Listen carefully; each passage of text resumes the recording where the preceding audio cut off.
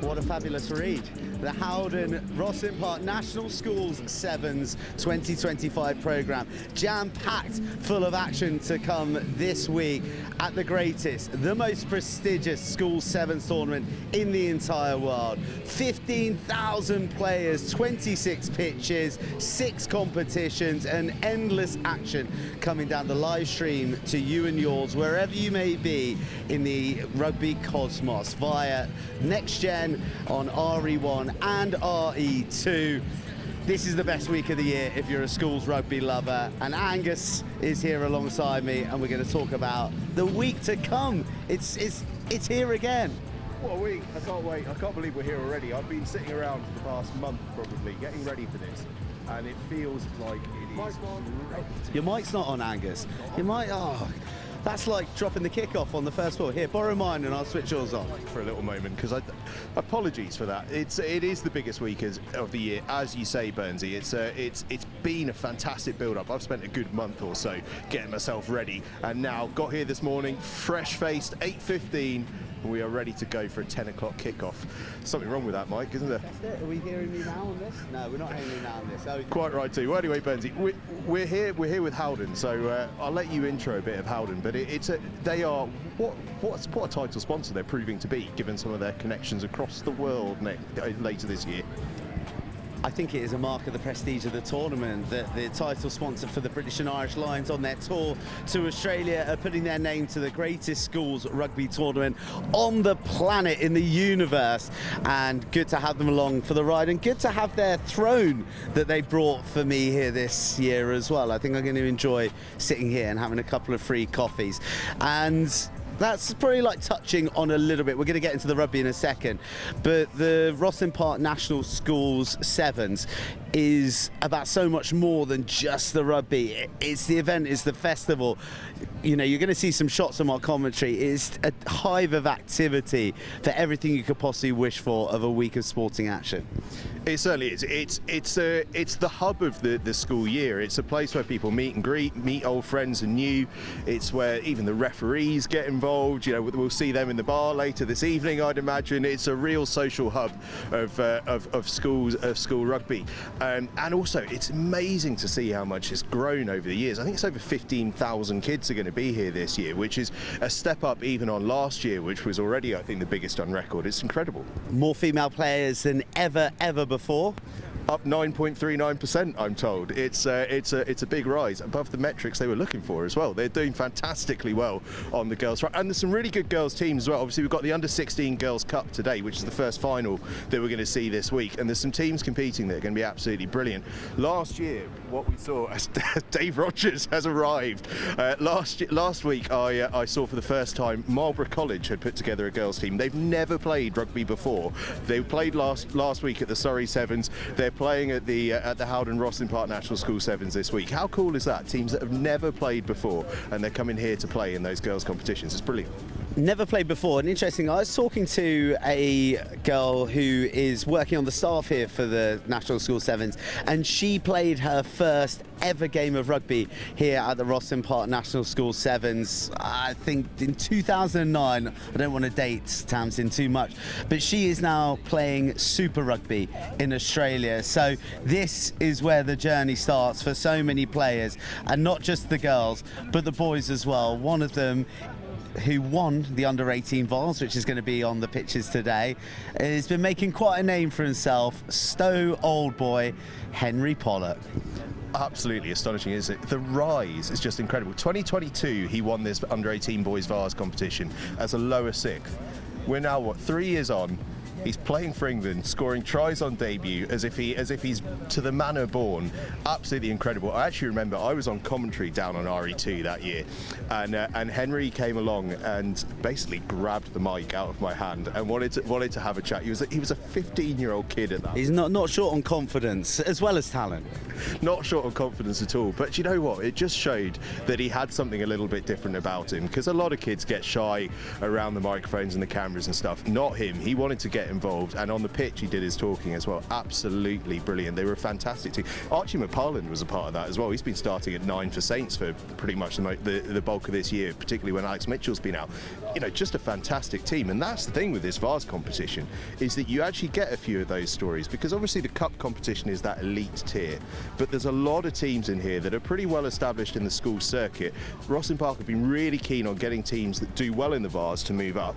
So you see a lot of those teams that have won it in the past moving up into the cup. But this Vase competition, it's where you get some of those unknown stories, some of those slightly smaller schools that haven't necessarily had their opportunity to get their name in the lights. They can come through and go really deep in the Vase, and some of those players within can become those stars of the future.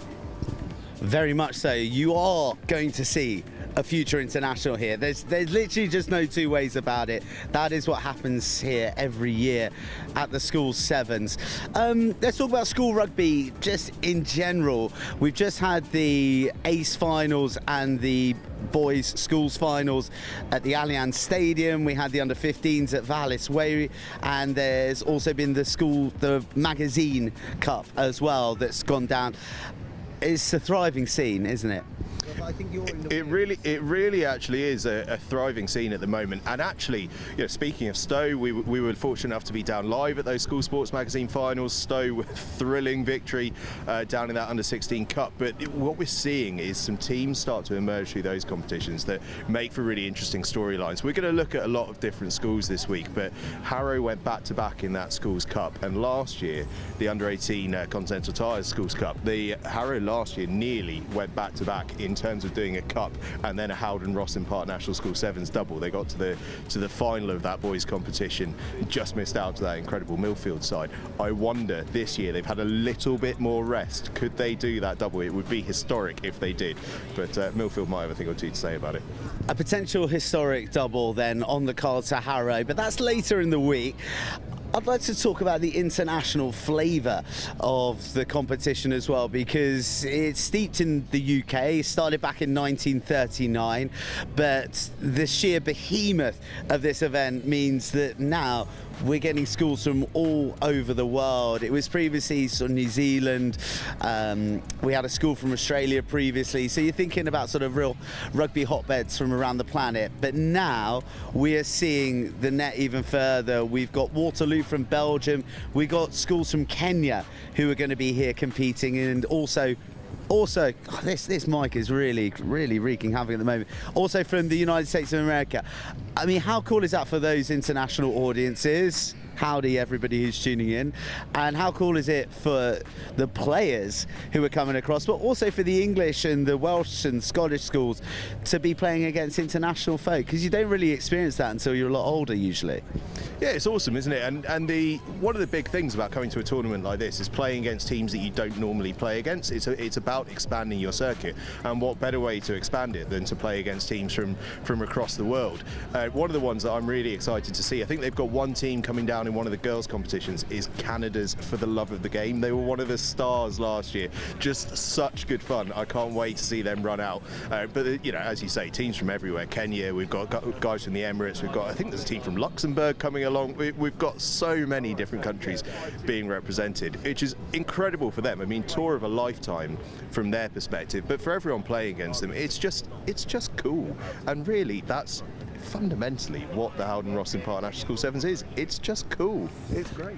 Let's talk about the coverage a little bit, because we're going to be bringing you live action on pitch RE1 and RE2, and this is an early warning to all the parents, all the kids, anyone connected to the schools who are going to be featuring on RE1 to get your team sheets and team information in, so that when we're commentating we can give you the biggest rap possible. Now, this is elite. This is something I've never seen before, and now Cheltenham College are officially my favourite team of the Rosslyn Park National School Sevens, laminated with pictures. We've never ever had that. I'm sure there's a bit of a GDPR thing going on here, so we'll tuck it away.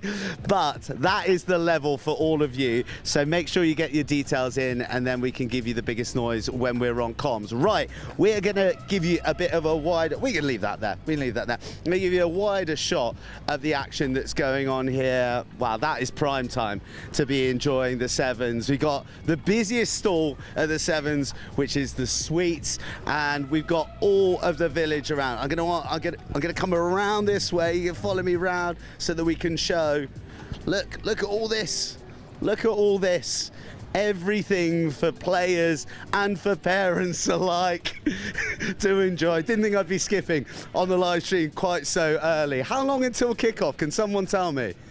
10 minutes. Okay, well, we are going to come here. Oh, whoops, on the pitch. And we've also lost one of our guests. And I've lost my earphone, but it's all good. Because this is a famous bit of ground. And the weather's been fantastic as well. I think in days gone by this has been a bit of a sludge. We'll check in on Friday because it's going to see a lot of pairs of boots, but the conditions are prime, and I think just giving that glimpse of that little 360 that I pirouetted, this is a flavour of how these bulging touchlines are going to be when the sun's out. There's all the exhibitors. Exhibitionists sounds like they shouldn't be allowed. Don't want any of them. Yeah, don't want any of them. And yeah, you know, it's back to that big event. Yeah, exactly. And you know, the exhibitors actually are such a big part of this, because if you just look at that backdrop that you've done your sort of skipping around on, it creates a sense of atmosphere, doesn't it? You get a real circle of sort of an intense wall around things, which is fantastic. And we know that as the day goes on, these touchlines are going to pack up. The esteemed Dave Rogers has arrived. I've done my best. Well, you've done your best to come dressed as a sheep farmer, actually. Well, you know, we've got 77 teams from Wales, so I thought I'd make them feel as welcome as I could. Oh, come back with the stat. What? That is a pro commentator. Were you doing the URC at the weekend or something? I was doing a little bit of URC. I was actually in Llandovery on Thursday, and just thinking about all the players that we've seen here in recent weeks who've gone on recent years as well. You're bound to have spoken about him already because he's all anybody can speak about. But that's Henry. Have you mentioned Henry Pollock? Oh, bore off, would you? Already. No. But what I was going to say was there was the photo of him that went up after his England debut. But Millfield's Stefan Emmanuel had an unbelievable under-20s for Wales. I can hear the pipers making their way to pitch RE1. It's a Celtic occasion. It is a Celtic occasion. Dave Rogers is going to be one of the commentators on RE1 alongside me, Joe Burns. Angus, you're on RE2 with Wilf Kemsley. What are you looking forward to most this week, D-Rog? The queue in the Howden coffee machine dying down when all those UR7s boys finally do some graft. But other than that, this week refreshes me. A lot of cynicism about rugby at every level. You come down here, you see under-11s all the way up to under-18s playing with their mates, boys and girls. Amazing week. Anything and everything I'm looking forward to this week. I'm hearing drums now as well. I don't know if we've got a live band set up this year. Yeah, right. Anyway. I believe Gordon School are going to get us going. Dave Rogers is racing off to the gantry now to... Oh, I think my... Oh, there we go. We'll swap. You can have this one. Shall I have that one? Yeah, well, I'll have that one now, just so you know. Passing the ball nicely, as we're hoping to see here.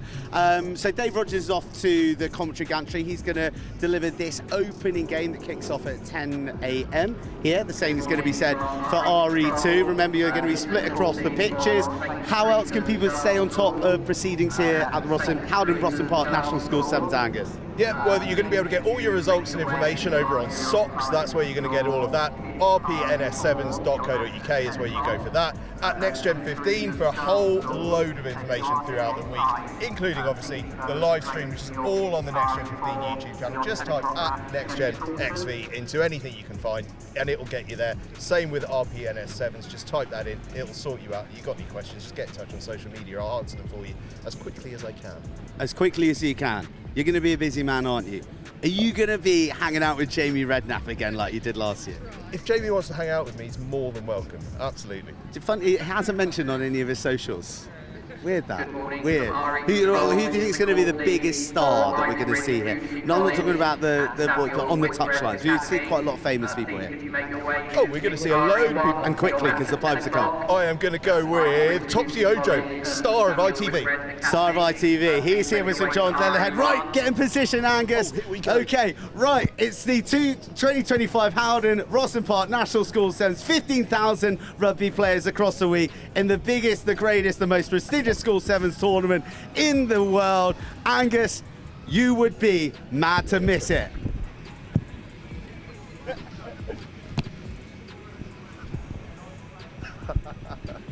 No!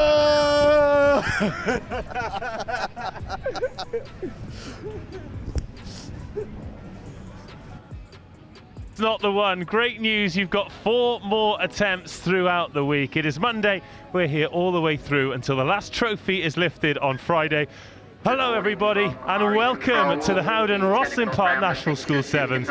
Day 1, we're here on pitch RE1. Dave Rogers here, Burnsy will join us at some point and we will have a revolving door of all kinds of characters to take you through what is genuinely one of the best rugby weeks anywhere on the planet. Oh, hello. There's a camera. Yes, there's a camera. Burnsy was right. I have come dressed as a sheep farmer. Alas, we've got to stay warm here. But the good news is it is dry. The pitch holds up incredibly well. But if the rain comes, it gets a little sloppy around the place. But right now, beautiful, lush green grass. The pitch is marked. God, this is exciting. This is exciting. We've got a little bit of everything for you here on pitch RE1, not just today but throughout the week as well. We get things underway with Ivybridge Community College coming off the back of an excellent Ace Schools tournament, and they will be playing Little Sports Kenya, making their debut on pitch RE1. As I said, we welcome teams from all over the world. Some of them can walk here, some of them absolutely can't. The sound of the snare drums and the bagpipes coming from my left as well. In fact, they're going to welcome the teams onto the pitch.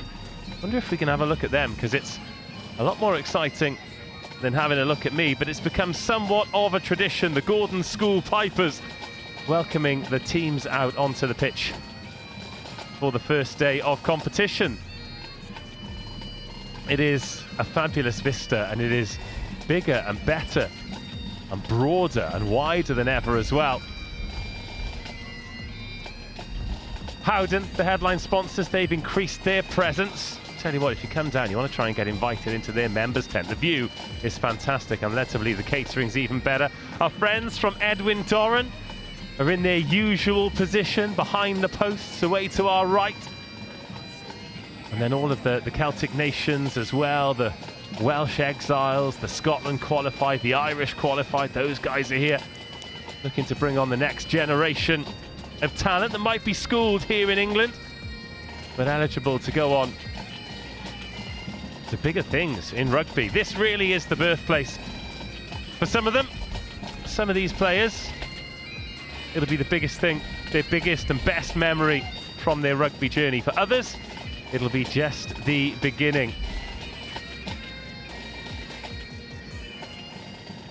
Pretty much every international, lots of international rugby players who you'll have watched for the home nations in the Six Nations that's just finished, and of course the Women's Six Nations that is just beginning, have trodden the turf here at the Rosslyn Park National School Sevens.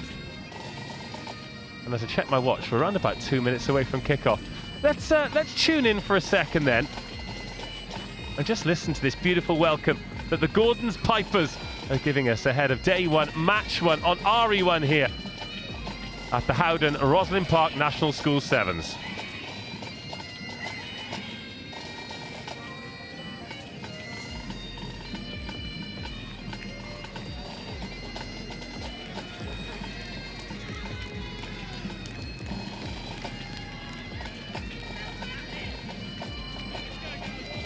Well, here come the teams.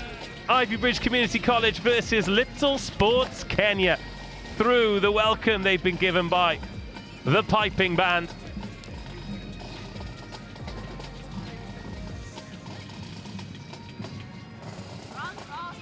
Ivybridge College in the blue, the Kenyans in the black and gold. Rock, paper, scissors to decide who's doing what. And Dickie, the gaffer here, in charge of the live stream, making sure the referee's mic's turned on. And my first reach down from the scaffold tower to make sure that I've got some team sheets. Haven't got any for this one, so we will get on with it. First game of the day. Welcome everybody. knock-on advantage. Knock-on advantage. Ivybridge College have got some space immediately. Now the pace to the corner. The first attack, the first offload, and the first try. What a start for Ivybridge College. Sweeping forward, capitalising on the knock-on. Ali, I'm mic'd up. Correct, referee, you are mic'd up. Welcome to the leg cake, son. Yeah, that's good. Get the ball, girls. Third kick off. Third kick off. Be ready.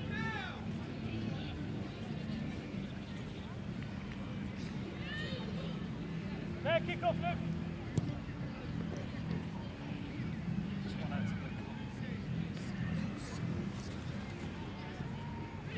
When you're ready, yeah? Nice low kick-off to start with then. Oh, and it's another knock-on. Knocked on. Tough start this Blue. for our Kenyan friends. And this a punishing game Knocked on by black, scrum down to blue. if you can't get your hands on the ball. Nice. No, they just need to just secure the ball, but they might find themselves two scores down first. Ivybridge Community College, regulars Set. in the latter stages of the Ace competition, but the 15-a-side season's finished now, and it is time to make an impression in the sevens. Oh, beautiful dummy, and in under the poles. Slightly more to where you've scored it. Slightly more, thank you. 2 attacks, 2 tries, 10-0. Oh, that one's hit the bar and stayed out. But a fabulous start here. Ivybridge, quite the journey up. I mean, it's not quite a flight from Africa, but a punishing bus journey, especially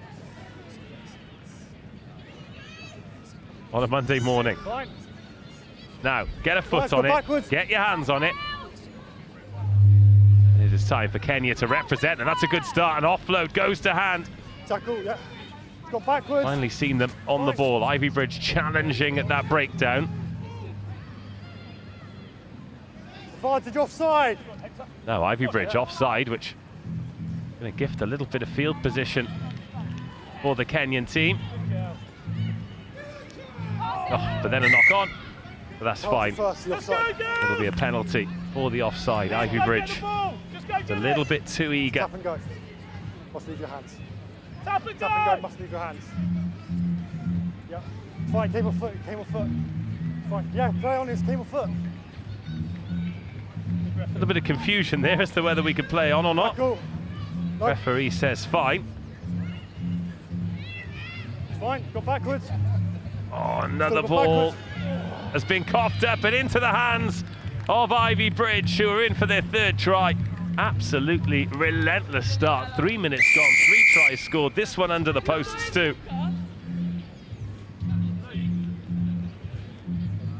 Well, maybe they'll have to work on their drop kicks, but certainly not their try scoring. And Little Sports of Kenya having a tough welcome to the tournament. Good morning from RE Control. Call please now for registrations from the following teams, kicking off at 10:20. Ivybridge School leading by 15 points to nil. Little Sports Kenya, that's the cleanest they've gathered a kick-off. A nice little swerve, brought down by the ankle tap at Ivybridge. Straight over the ball. Oh, nudging behind, no sweeper. Now a foot race, but just running out of ground before hitting the deck. It's tough out there, big pitch this, RE1. Really encourages players to express themselves, but you don't always need the width when you can ghost through the middle. Well, we're only 4 minutes in, but perhaps that is a contender for the individual try of the day. Ivybridge romping home. Nope.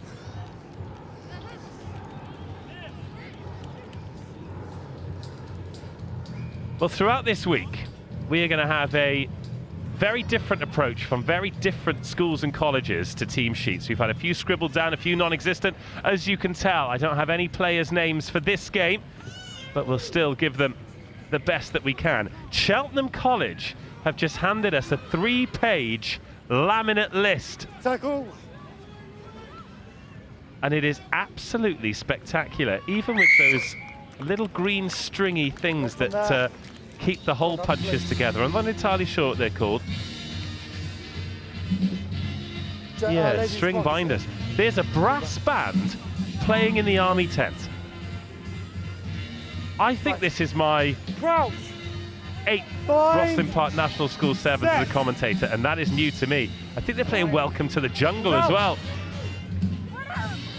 Well, it might not be the jungle, but it is a pretty tough adventure for the Kenyan team visiting, because Ivybridge Community College are rampant.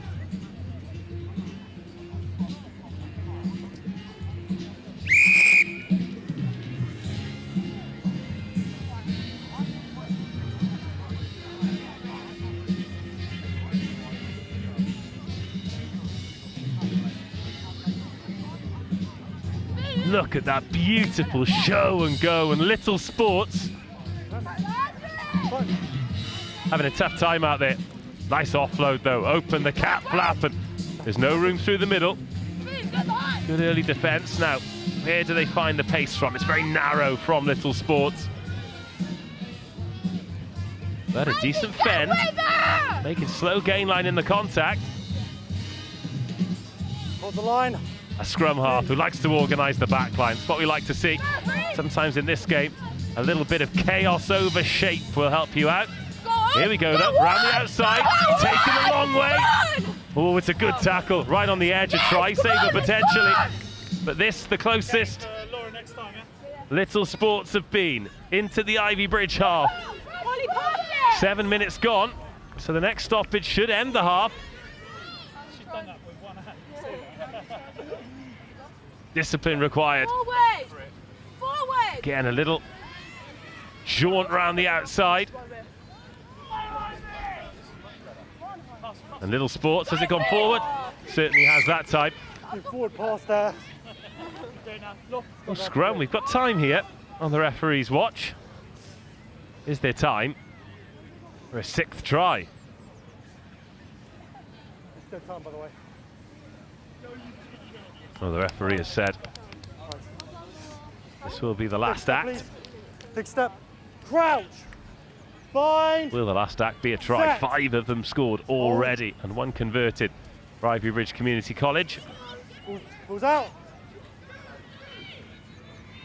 Oh, another good step, but better Tackle. defence through the middle this time from Little Stars, and the counter ruck as well.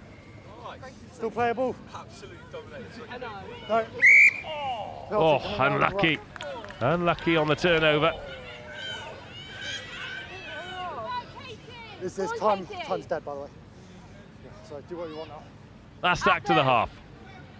Ivybridge College, no chance they're going to kick that ball out because they want to get over the whitewash again. Next stoppage will end the half, whether it is a score, which it will be. Oh, beautiful. Sensing gaps, sliding through and scoring 6 tries in the first half. Slide to the right.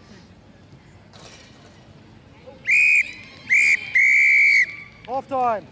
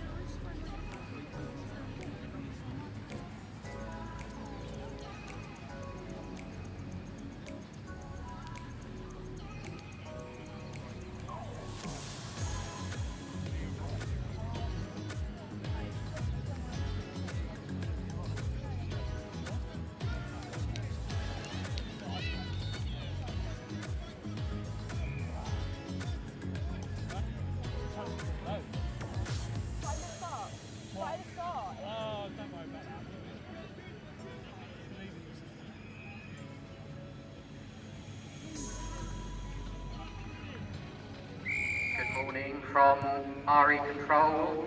The Second half underway, Little Stars getting the half started. But it is Ivybridge Community College who are straight on the front foot, searching for try number 7. Oh, the handling brilliant. And now there are numbers.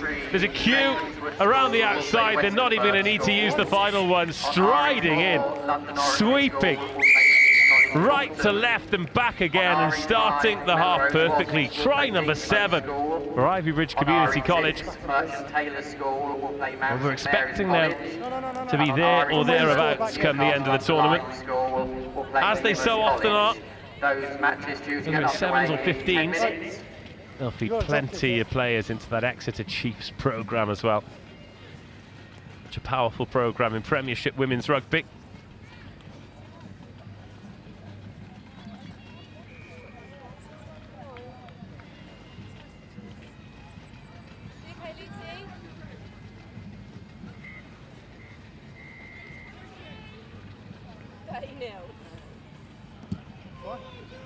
Another one drilled low, tipped over the bar. And this is the point where I'm going to be totally honest with you. I am neutral. I do not prefer any school, any college, any tournament over another. However, I don't like anyone getting nilled, so I am full on Little Stars mode now. I want them to get over the whitewash. However, that is a classy turnover. And again, if they hands it here, Ivybridge, they could be in, but it's gone forward. This will be a decent bit of field position here for the Little Stars girls.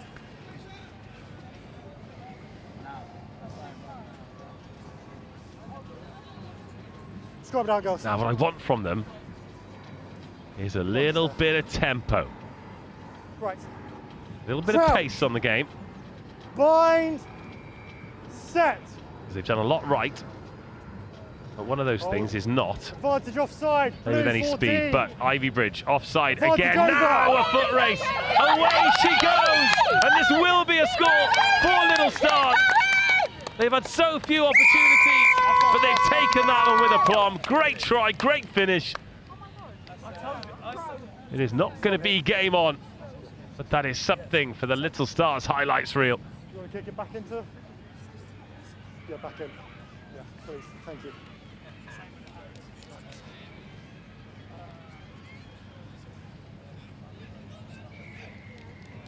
To add the extra 2. Yes, please. Another look at this. Lovely shimmy. Up the right-hand side. They numbered up, so it needed to be a good finish, needed to be strong and powerful in contact to get around the outside. That is exactly what it was. Well played, the Little Stars. Hello, YouTube live stream. How are you? We're really good, thank you, referee. How are you?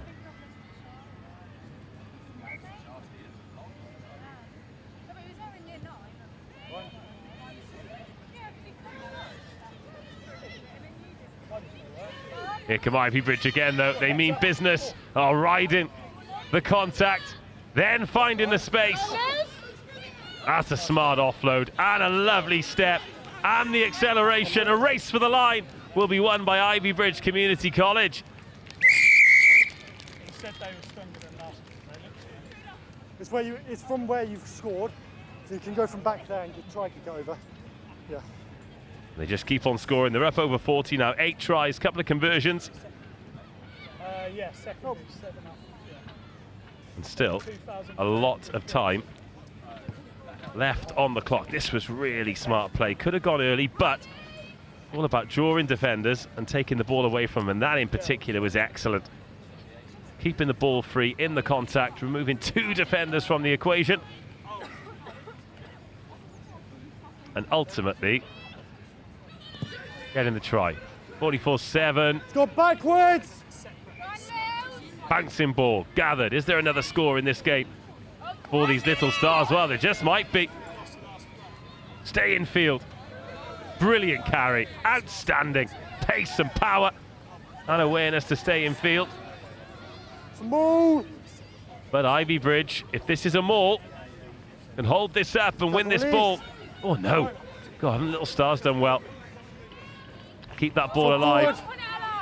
Still playing the advantage on the knock-on. Still playing the advantage. Swinging it round to the right. The Little Stars defenders flying out of the line. Now the advantage over. And the offload off the floor. Oh, good tackle. I just keep saying Harris. Now 4-on-2. Just needs hands from Ivybridge. Oh, they've gone with a missed pass and it's been knocked on. Knocked on the ground. Scrum down black. Gresh, we go for... Yeah, go for it. Hector's in scrum. Tom's going to be off. Laces. Guys, the marker's here. She's just doing her laces. Middle marker's there. 5.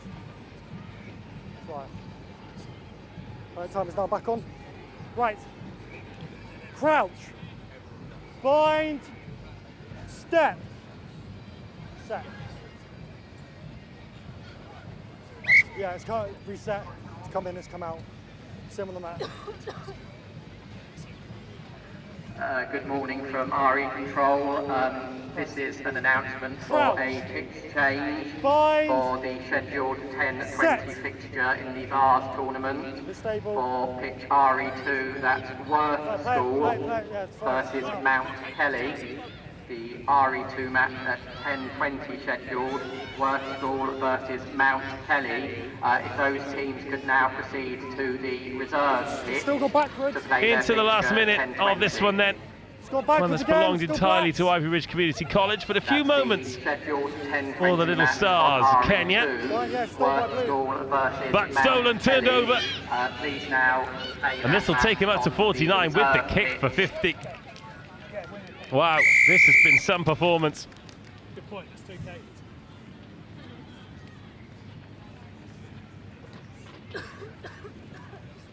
And the conversion's good. And we'll have time to restart. Ivybridge Community College 51. Little Stars Kenya 7. Final play of the game.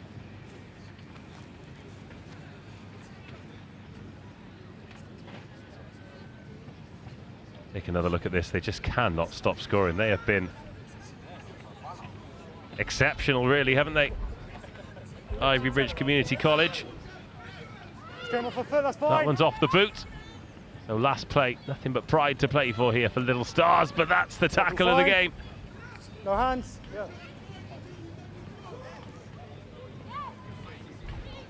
Good morning. Oh, lovely offload. Due to get underway at 10:20 on RE1, Cheltenham College and Clifton College. On RE2, oh, nearly. Moving to the reserve pitch, that's Worth School versus Mount Kelly. They've had a tough 14 minutes here RE3, Ravenswood of Little School Stars, but they just keep on playing. Oh, brilliant fend. And again. Somebody's got to go with it. RE5, Melrose Wasp And finds the offload. Oh, and then picked up and driven down. Oh, this last 20 seconds, perhaps the most entertaining 20 seconds of the game. Direct up the tram line, Ivybridge over the ball. Those matches due to get underway in a couple of minutes' time. And this will be the final act. Worth School and Mount Kelly. Your scheduled match on pitch RE2 will now be played on the reserve pitch. Thank you. Dead time, yeah? After she gets up or now? And that is full time. Ivybridge Community College take it 51-7.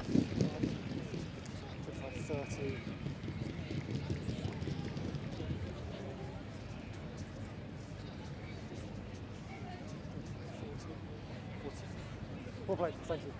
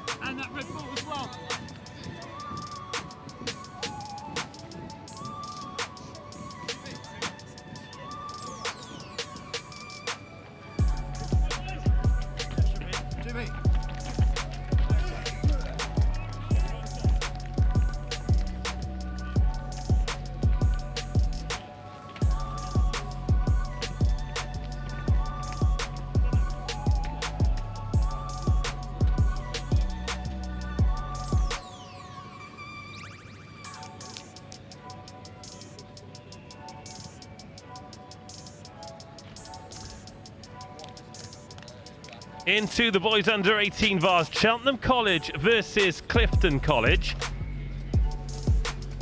And as I'll say throughout the day, I do not have favourites. However, Clifton College's team sheet they've given us is a thing of beauty. 3 pages, laminated, alphabetical order. Please and thank you. Clifton College, I mean, it's handwritten and the numbers are on it, which is more than we get from a lot of teams. But this is the start of one of the most competitive tournaments in the Howden National School Sevens here at Roslyn Park. It is the beginning of the boys under 18s Vase. It is Cheltenham College versus Clifton College. Clifton receiving in the white and sky blue. Cheltenham kicking off in the black and red hoops. Joe Burns making his way into position. Dressed like a mum whose son has just done under-7s football in a camo dry robe. Yeah, we got a pair of looks right here this week, but you got to be prepared for all weather conditions at the school sevens. Haven't you just? Clifton College then, first chance to attack. Just a reminder, if by some miracle you're joining us for the first time, there are 2 boys under 18s tournament, the Vase and the Cup. And the Vase, well, some of the powerhouse teams in it actually, quite astonishing. And these 2 will certainly have their eyes on the prize. If someone could go down and switch the mic on the referee, that'd be greatly appreciated. Suggestion of a forward pass there. Referee says no, and it's taken forward by Charlie Hatton. Wearing 15 today, plays his 15s as a wing and a centre. Then Cheltenham College, just early tests for this Clifton defence. Oh, beautiful ball to find Hatton. Hatton races away. Jaden Sullivan can't stop him, and Cheltenham College are in for try number 1. The post if we can with the kick. Yeah. Well, he's been the top try scorer this season, has Charlie Hatton. And it doesn't matter if it's 15s or if it's the shortened format of the game. He's finding the whitewash. Oh, he's missed the conversion from under the post, but the finish was good. The seed was better. Look at this, Burnsy. Here we go. Shifting left, switch of direction. Oh, delicious from Ed Reed Vaughan, the vice-captain. Not bad camera work on that as well. Kudos to the crew. We see you. First competitive restart of the day, bounces up Clifton. Inside their own 22. Trying to get out of Coffin corner. Oh, you can get rid of the first, but you can't get rid of the second. No advantage coming, knock on. Scrum down red. And that's a good set from the restart from Cheltenham. Yeah, good pressure, wasn't it? Really trapped them back in there. There was the big lift and drive as well that put things beyond any doubt. Crouch! Who was that? Who was that? I haven't got a number 1 on our team sheet.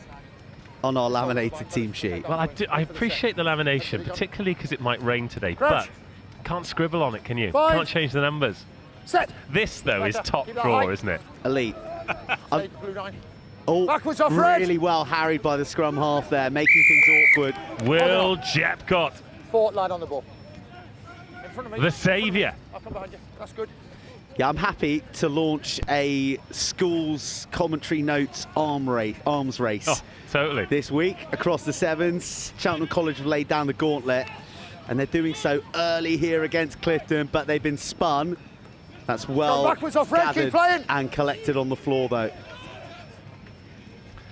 Turns out, all these numbers are wrong, Burnsy. Stand by. Cheltenham coming forward. Need to see a clear release if you want to go. I really do hope that it was Charlie Hatton that got that try, though, because whoever it was deserves their flowers. Cheltenham coming forward again. Lovely 2-on-1. Little bit of pace by that man again, Hatton. He's going to be in for number 2. There's a chase on, but it's a chase in vain. And once again, the right-hand side is the strong side for Cheltenham College, who go 2 scores up.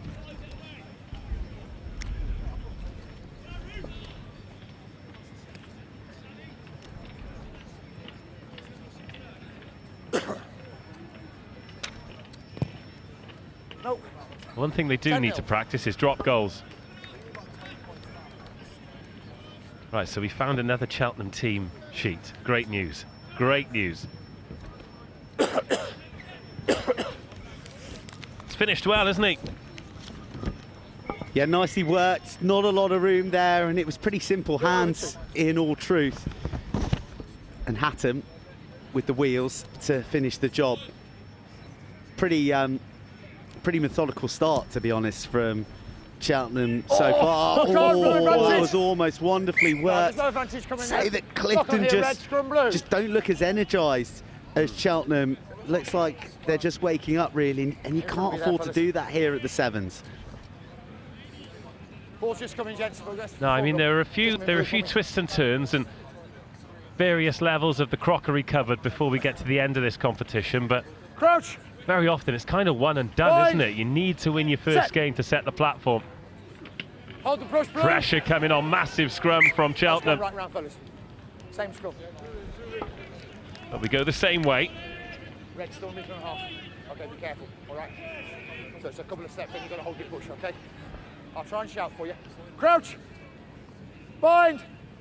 Set. Talking about every year, Joe, there seems to be progress. There was a brass band playing in the army tent just now. Oh. Of course there was. Yeah. Of course there was. Here we go. Nearly. 12. Offload. It was Harry Delaney, the skipper, looking to release that one. Absolutely drilled into Jaden Sullivan. Oh, he's dropped it on the toe. No sweeper in, and he could win a foot race here, Sullivan. Instead, he's going to be beaten to it by his teammate Max Jones. And still loose, still chaos, but swept up eventually by Ed Critchley. And there could be even more trouble here for Clifton. Cheltenham looking to weave a tapestry in their own 22. RE1, Sutton, Valence will play the Henley Coleg. Confidence on the ball, 1-7 with this Cheltenham team.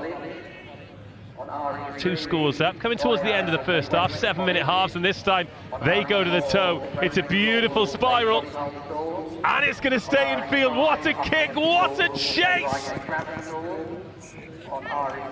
Oh, it's still in. It's a terrible offload, but the try scorer Hatton ends up gathering it himself. Oh, what a clear out. Outstanding strength.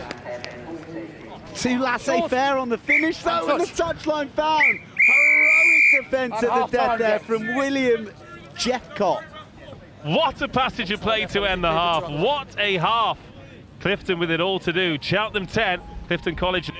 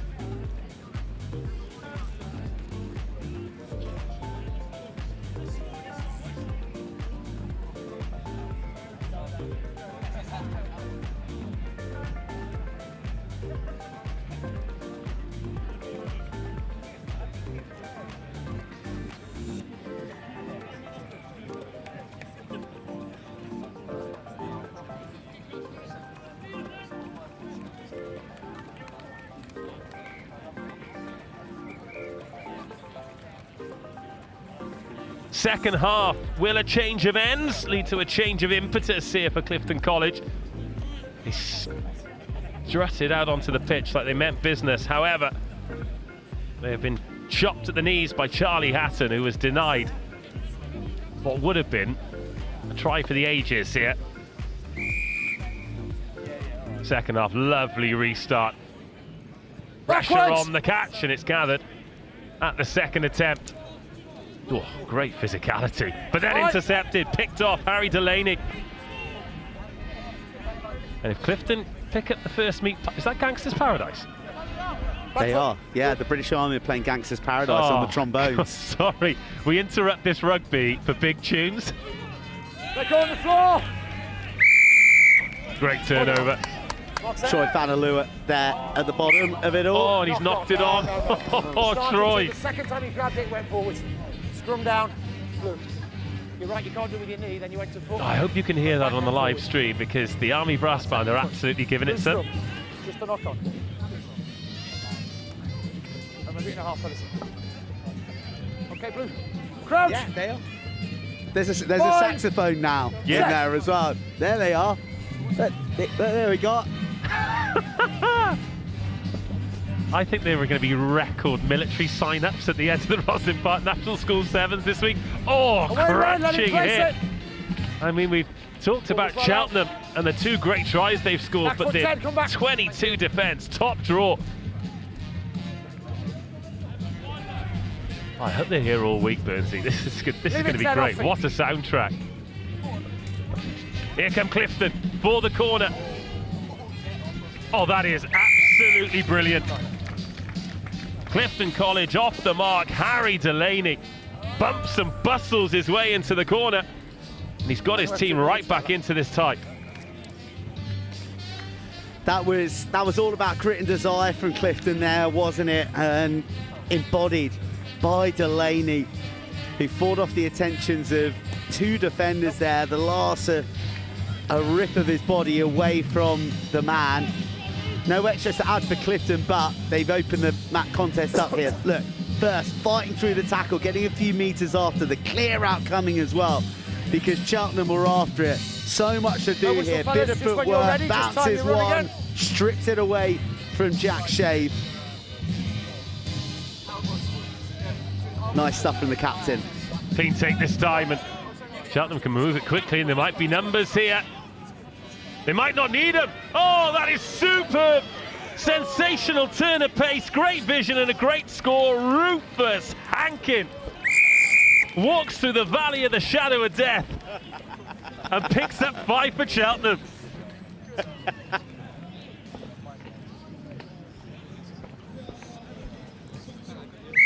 I don't think I can better that commentary line all week. Feel like I've that guy who Eminem beats in 8 Mile at the rap battle at the end. Here we go. Just ball in 2 hands, then the transfer late to the 1 hand while he drops the hammer. I thought he was going to get caught. It was a committed chase, was it, from back off red Clifton.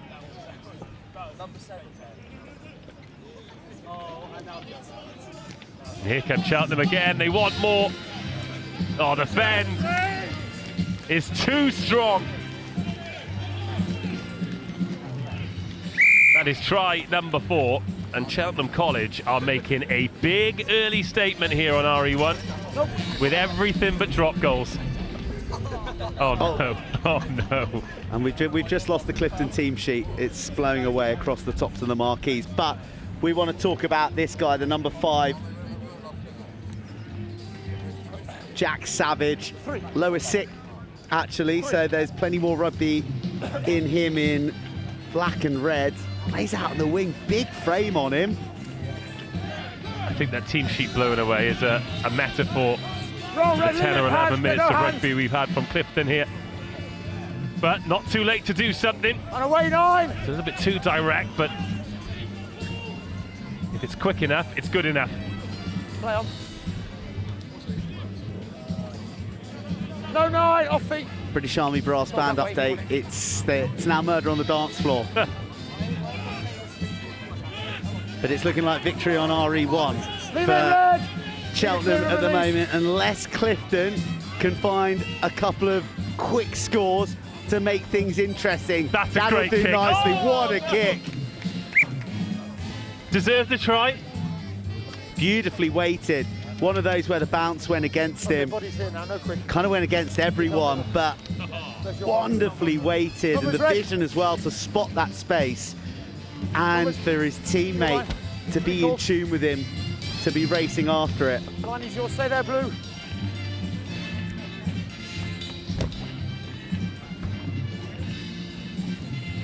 They sound fantastic. Timing's fine. Oh, it's a great tackle. And forced the knock on. Bit more like it from Clifton. They're running out of time here, though. Need 3 scores. They've got 90 seconds to get them. On RE2, St Peter's School versus Worthing College. On RE3, Crouch. Appreciate the new scoreboard here at the school sevens, because previously they went for logos, which was, or emblems, which wasn't always the easiest. Oh, Cheltenham are away again, but it's a great try-saving tackle. You say try-save, it might sound crazy with 80 metres to go, but no sweeper in. And Cheltenham, every time they're on the ball, smelling blood. 40 in a few minutes' time. Feed the speed, and he's away. Cheltenham in, just to bury it. Barney Cooper wants to stop playing games. 40 seconds, so we have a restart. Some decent tries from inside their own half, haven't they? Yeah, very nice, very composed, and you know, you'd struggle to pick a standout player for Cheltenham. Every single individual out there has had their hand in either scoring or creating, so a real all-court game being offered by Cheltenham early. And you mentioned as well, every time they get the ball, they're looking to make something happen. We'll be last play, fellas, on this, okay? There's real sort of impetus about every step that they take, and that's what has led to all these tries and a handsome victory in their opening match. Well, they've gone deep with that. They're going to make Clifton play. And they might play too. Great offload. And they give us a try to remember just before the end of the game, Clifton. Oh, this is lovely handling. Here come Clifton. The left corner beckons. Beautifully executed. Great try to finish, but no more than a consolation for Clifton College. They've now got their work cut out to progress from the group. But if they can put 14 minutes together, like that score there, edge to edge, lovely stuff. Last bit of action, and got to say, well, as you said, Dave, there's some nice play in the hands and the feet of the Clifton boys. Beautiful delayed ball, just drifting into that space to attract both defenders. But a lacklustre start and a very, very good performance from Cheltenham. A handsome win. The full-time score finishes Cheltenham 29, Clifton College 10. Thanks, Captain.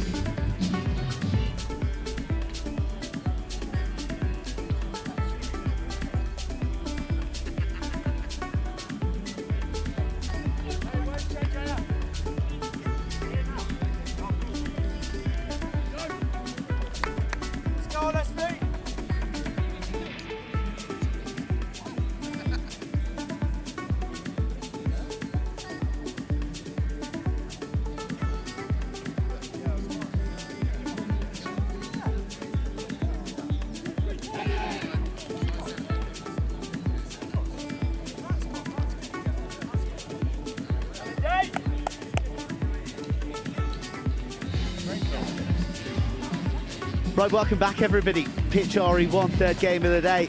The 2025 edition of the Howden Rosslyn Park National Schools Sevens. And I can say, despite the leaden clouds, which I didn't think that we were going to get this week, I was promised sun, the site is looking resplendent for a week of thrilling school boy and girl sevens. Sutton Valence are up against Henley College. Sutton Valence in the white. Henley in blue. And the under-18 Vase upon us here. That is a steepling kickoff and wonderfully watched and gathered. There was a lot of pressure and no shortage of frost and ice on that ball when it came down. Little sell of the dummy, nice hands, but slipped through the grip of the man on the edge. And Sutton Valence, bit of early pressure. They're going to have a scrum in the 22 to launch from. Flowers, Miley Cyrus. Big tune. Great track. Yeah. Great track. What a revenge track. Crouch.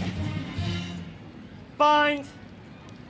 Set. Yeah, get yourself down to the British Army tent for the brass band. Here come Sutton Valence. Brooke Harwood pulling the strings at first receiver. That's a nice little slink of the hips, but the final ball wasn't quite there from Josh Hacker, who plays his rugby for Tunbridge Juddians. I've played at Tunbridge Juddians. A pitch is miles away, absolutely miles away. And there's like, you know, there's like a stream and a thicket next to it. And, you know, if you're the one fishing it out, you come away with all scratches and cuts 10 and stuff. meters, go, go. Oh my goodness me, the tunes keep... This is outstanding. Outstanding hands too as well here from Henley, who are looking to make a dent down the right edge. Brilliant tackle coming in. Oh, it's so well read, but great feet and awareness of the hip was coming in from Ben Gerber. Well, neither side cherishing possession at the moment. Barely 3 phases being strung together. That's a nice wraparound. And there's a bit of intent here. Oh, forget about the back door. That one's out the skylight.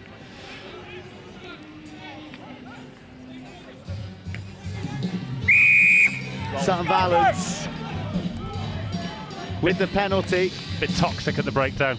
Toxic at the breakdown from Henley. Oh, it's the second time we've seen that. And I can tell you that the coaches of Sutton Valence, their heads have just snapped back like it's whiplash. That's you know, that sort of disappointing sort of knee-jerk reaction that you get as a fan, as a player, as a coach when an error like that comes up. Who is the Marlborough College coach? Because his moustache is magnificent. Oh, here come Henley. Henley off.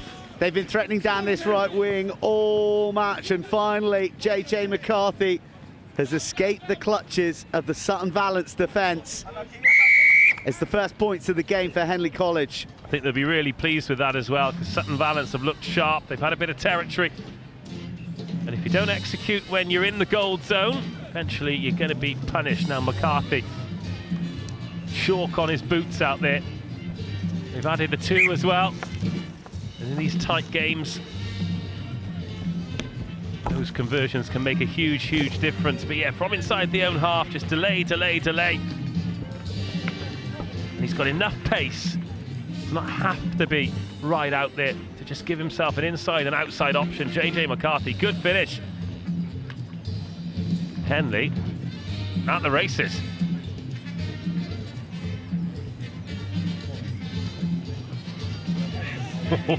Catch that. Oh, that was an absolutely awful ball to have to claim. Jensen Hurst spills it forward, and Henley, they straighten, real jets in the boots of Jordan Lowndes. Little dribble through, ricochets off the shins. This might work for Sutton Valence, it really will. For Brooke, homeward bound, but getting lassoed on the outskirts of the 22. Back into the fog of war. How about that for a collision? Toby Lucy. Away! Lot of numbers here, a lot of room. Sutton Valence have to strike. Oh, he's going to have to score if he's travelling back infield. Oh, it's the most delicious offload. Sacrificed his ribs to make it happen. And they get the score underneath the uprights, and this will be an easy conversion. Love the fact that Brooke Homewood finishes it as well, because we're only going to see the last couple of phases here, which is fair enough. But it was his pickup off the toes that made that try. Loose ball, bobbling around, reach down. burning hamstrings, but what a touch, a luxury touch from Josh Macker. I think Sutton Valence will probably feel as though that is the 7 points that they deserve after a sharp start. It's as you were, 5 minutes gone. Nice game this, liking the feel to it, a lot of adventure, players looking for chinks in the defensive armour at all times. That is a beautiful ball. Now for the speed, it's the chase after the bounce is kind, but just the presence of Homewood there at the end, unsettling Tom Aitken-Woods, who is a Henley lad through and through, plays his club rugby for Henley also. Do you know, sometimes we can go whole days without seeing a kick here at the HOWDEN ROSSLYN Park National School Sevens. We've seen a couple of absolute beauties already. We're only in game 3. Speaking of beauties, I've seen a gentleman tucking into the earliest burrito that I've ever seen at the HOWDEN ROSSLYN Park National School Sevens. I will be going for my customary 5 in 5 days. 5 in 5. 5 in 5 days. The Burnsy 5? Yeah, just 2. I know that everyone would have been tuning in for that. Although there's mac and cheese this year. I'm not scared of a mac and cheese, I'll tell you that. We take deliveries up here for anyone tuning in. If you fancy sustaining the commentary team throughout the week, go RE1 though, not RE2. Yeah, don't bother with those guys. Wilf and Sam and Angus, they're fine. They're on diets, if anything. Oh, strength in the contact zone. Beautiful break from Sutton Valence, hammering through, then the offload. Josh Macker in and underneath the uprights, but that was all about his teammate Jack Page. Well, he was the provider last time, the recipient this time. And these Sutton Valence boys love a little burst in the contact zone. 2 Juddians showing they got a bit of executioner in them right there. And the conversion sails over. It's all well and good having the bump, but you need an option afterwards. There you go, through one, gets rid of the second, and then just as he's caught. Big call on the left shoulder. Fabulous communication. And a wonderful score to close an absorbing first half of rugby. It's one that Sutton Valence are leading 14 points to 7.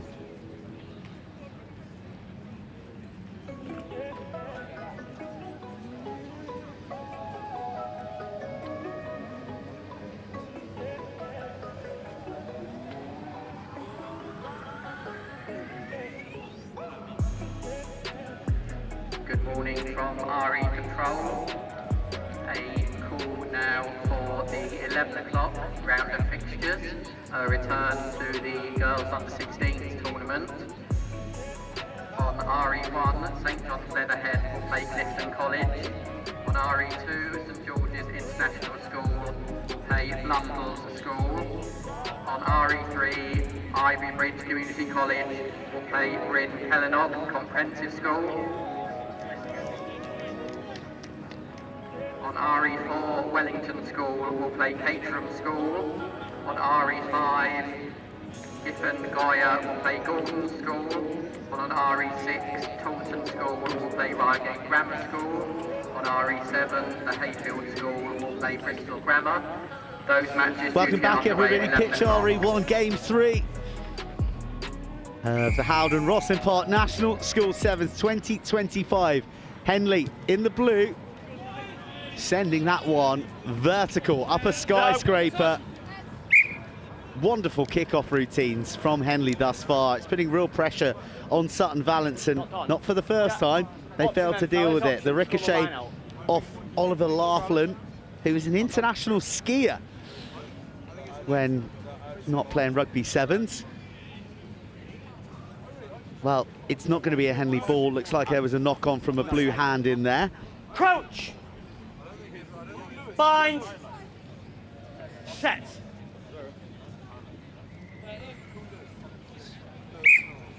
Ball squirms out. We'll get a reset, even though Harry Stockhoy was sharp to it.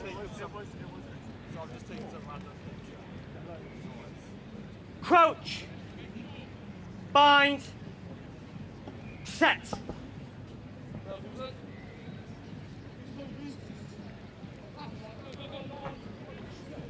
Sutton Valence with a strike play off the scrum, moving a little laterally. Flooding the 5 metre channel. Shuddering tackle comes in there, but there wasn't an arm involved, so the penalty's awarded immediately. There's little scope for advantage when it's dangerous play like that. Oh, foxing feet! Leaving Henley chasing shadows. The pass doesn't match the footwork, but Sutton Valence are still good to go out left, and another sloppy pass sees them find the touchline. Just take the edge.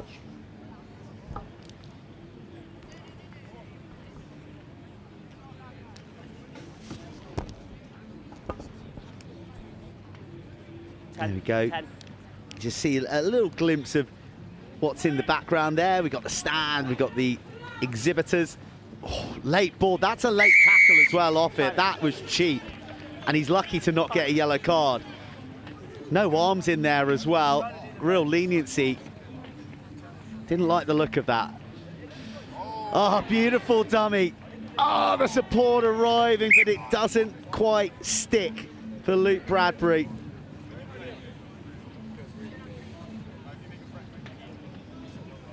Two Bradburys in the Henley College side. Unrelated, though, pains to say. So, two different Bradbury families tuning in to watch their boys in action. Fellas, I'm not going to Top of the morning to the Bradburys. Crouch. Bind. Set. Stable scrum again. The attention that the nines are showing each other is making really tough work of shipping the ball out. On that occasion, it was Jack Bradbury. Yeah. He plays for Henley and Rams. And he's on the comeback trail from a long-term injury, so it's good to see that his hunger for swatting an opposite man hasn't diminished in his time in the physio room. Getting hassled and harried. It's a lovely battle between him and Henry Ellis at the moment. Henley do resource the ball though.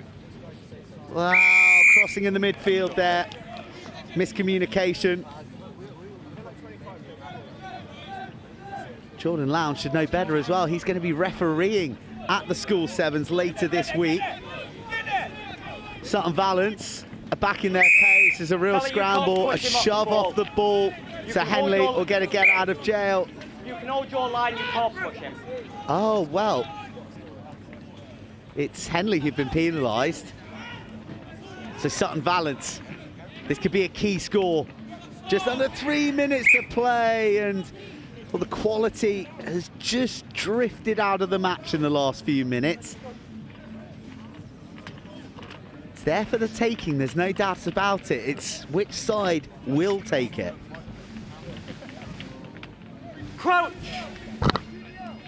Bind. Set.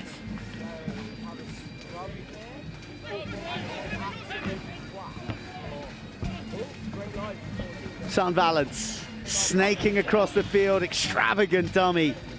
Not bought by JJ McCarthy. Oh, but he's left the short side unattended. And Henry Ellis steals down the blind side. Head on a swivel, mind sharp as a tack. And that's a crucial score that stretches them to a 2-score lead. Just a couple minutes remaining. And a wobbly old conversion manages to navigate its way through the uprights. Let's take a look at this. The marching band in the background of Gordon's School. They've added typically good atmosphere to the early proceedings, and Ellis, he's heading on a cricket tour to South Africa later this year. Well, first of all, he's headed to the try line at the Howden Rosslyn Park National School Sevens.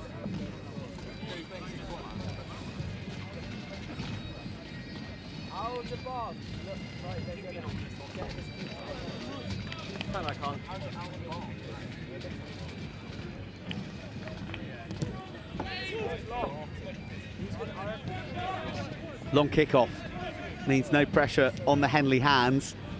And Sutton Valence say, go on, lads, you play your way out. We'll back our D. Oh, and it's swarming D at that. The long tentacles of Jack Hills. Hold, wait. There really is nowhere to go. Every time Henley look up, they see a white jersey. And again, it's Hills who's involved in the tussle. Clock's working in Sutton Valence's favour at the moment. Henley looking for the switch. It's releasing. Oh, lovely footwork from McCarthy again. They want to get him on the ball as much as they can. Real live wire. Here we go. Taking it to the line, swatting away defenders. Oh, you'll love to see that sort of strength. Toby DeLucy finally gets tackled by his opposite number, and the penalty goes against because he's adjudged to have been held on the floor. That was tough. He was full of adrenaline. Bouncing back up to go again. This could be approaching the final play. Width offered. Points difference does come into it in the group reckonings when it comes to the school sevens. Oh, there's some tired bodies and fatigued minds that aren't aware of the impending danger from the blind spots. Oh, both sides looking bedraggled right now. Who can hold their nerve? Who can show their desire?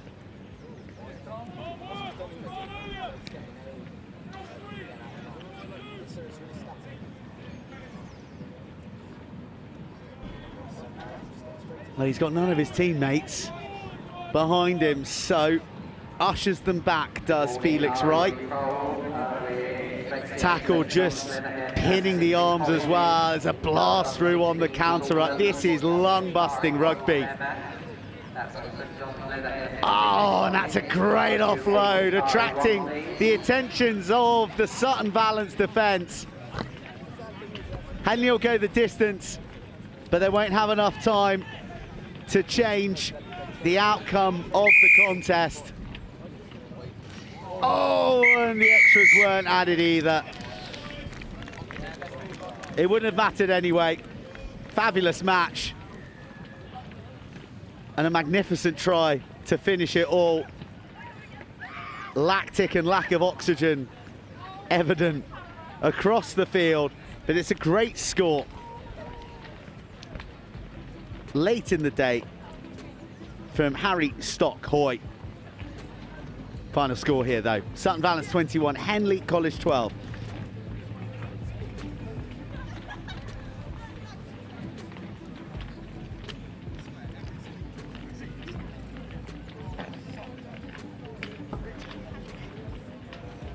Can they hear me on talkback?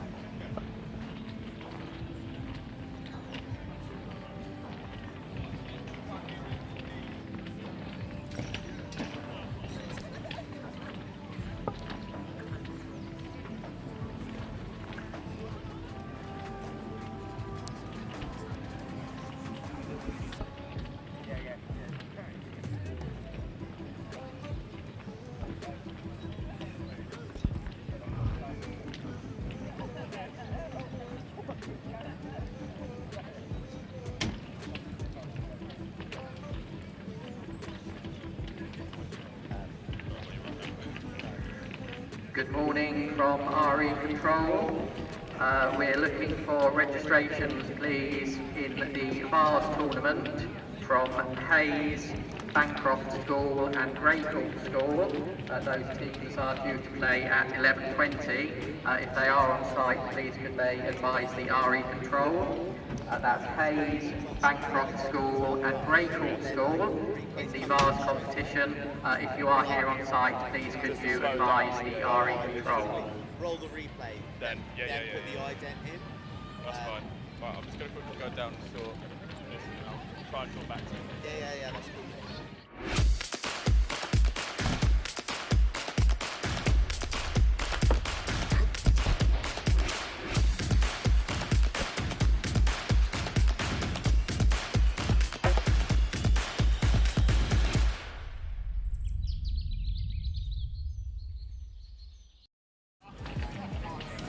What's that?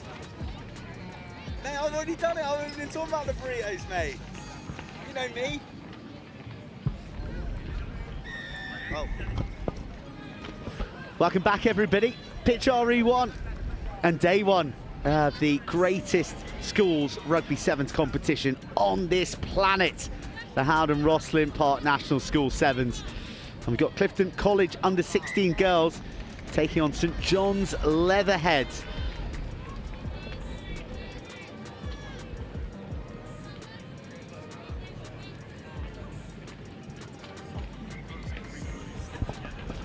You can, just to let you know, if you don't fancy listening to us or tuning into the stream, or I don't know, you're in a meeting and you need to pretend like you're working, but really you want to keep on top of the action, you go to rpns7.co.uk. You'll be able to find the draw, you'll be able to find all the competition information there as well. And then your other port of call is, of course, Next Gen 15, the home of schools rugby, not just in England, but around the planet. What a service those guys give on a daily basis. As we're here in the under-16s girls competition. Just a lack of fluency in these early stages.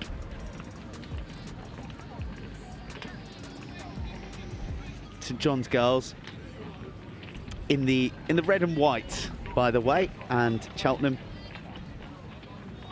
College in the dark and light blue. So Cheltenham in possession, selling a dummy, finding a soft shoulder, and look at that Fen coming out just to brush away. The offload to Annabelle Phillip, who then finds the speedster outside her, Lucy Pritchett's pinning her ears back and outstripping the entire St John's defence. Wow, gas to burn from Lucy Pritchett.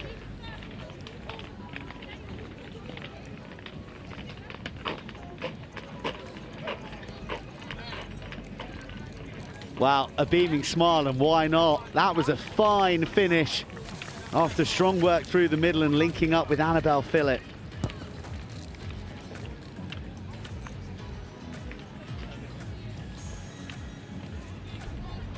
Clifton weaving through. That was such a good burst through the middle. And then look at the cover, streaming across everywhere she looked. It was red and white hoops. But she saw them sail by. She found the extra gear just when she needed it most.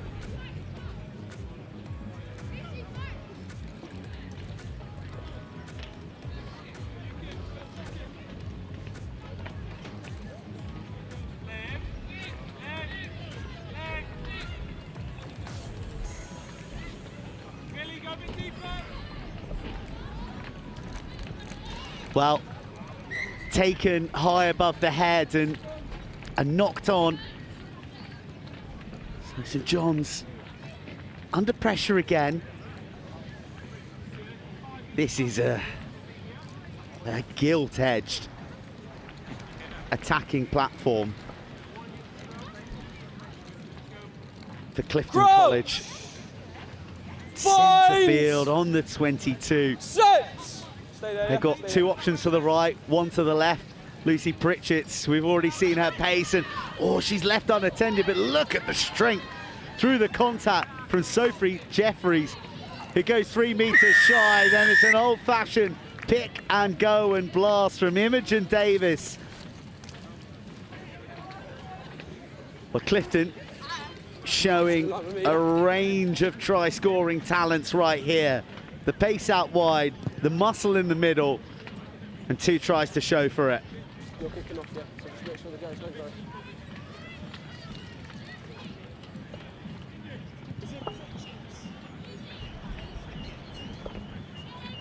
Brickets. Guys, a little deeper. Someone's hand right. What's that drop kick? Yeah, has to hit the floor. Lucy Pritchett, for clarity. I've just admonished the Clifton coaching staff for their poor handwriting. She's played the ball. But they can coach a sevens outfit, that's for sure, and that's what they're here for. Still backwards, play on. Not calligraphy lessons. Nice offload out of the tackle. First real showing of St John's in attack. Go backwards. Shoveled to space to support. Still there for St John's. Now opening up the stride. Beautiful pass. That's what was needed. Go backwards. Clifton cinched in. It's loose. It's jumbling and tumbling. Oh, wow. Well, now it's time for St John's Gas Girl to hit the jets. And there's the response from the women in red.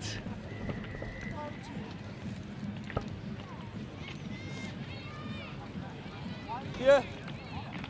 Drop kick it. Drop kick. On me, 2. Drop kick, yeah?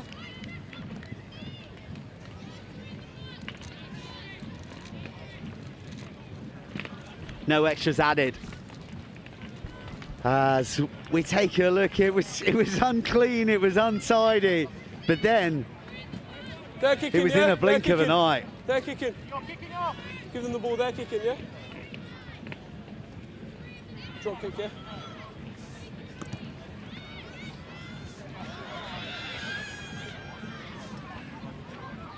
Clifton need a response. Oh, it's a brilliant low tackle round the ankles that just unbalances the Clifton runner. And now there's a bit of pep in the step. Knock on advantage over! St John's girls. Oh, fending away the attentions of the tackles. It's brilliant cover arriving from Davies. He was scoring tries a moment ago, but maybe saving one there. It's a penalty Have to get back behind the player. to St John's. Back 10. Penalty advantage. Opening up in the middle. Oh! Advantage over. The parting of the blue sea by the red jerseys. Whoever's going to take it, can you take it from And over the there, game spun on its head with back-to-back tries. Drop kick. On this post, on this post. Hit the ground, yeah. It has to hit the ground, yes. Half time. Well, there you go. Clifton College starting a lick, but going to sleep defensively, and St John's not hesitating in punishing them to the tune of 2 tries. That last one, right on the buzzer. Half time here. Clifton 10, St John's School, Leatherhead 10. On the drop kick, okay, that last kick.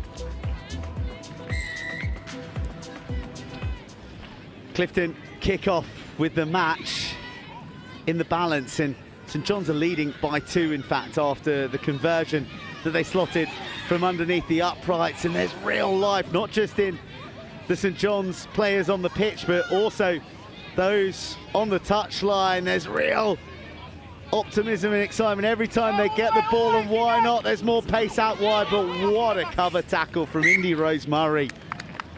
Lock on by red, scrum. Got down low. Scrum.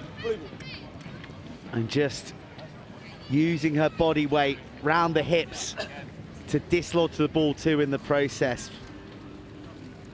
That's just what Clifton needed. They've been Just make sure you hook it straight back, okay?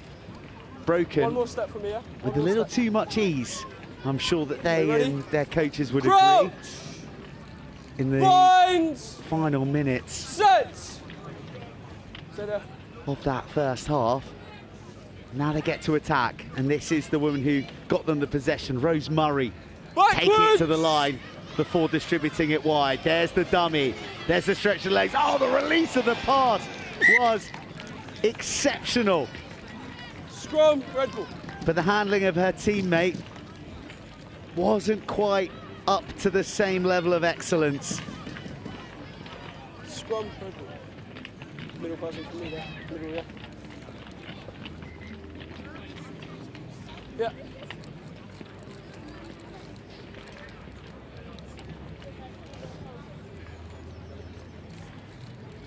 St John's School. Crouch! Leatherhead. Bind! With the rugby brain of the great Topsy Ojo on the touch lines as well, who's involved in the school. And he'll be pleased with the pressure that has been applied by St John's there.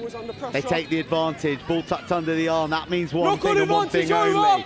Backing your pace, backing your athleticism. Oh, backing the biff from Imogen Davies. A jolting tackle, and here she is back on the ball, brushing away defenders. Will Davies do it all herself? From tackle to burst to try line. What an individual effort from Imogen Davies. She delivered the big tackle. She got her hands on the ball and she finished the job from range. And that is a key score for Clifton, who have been on the ropes a little bit since St John's got their scores.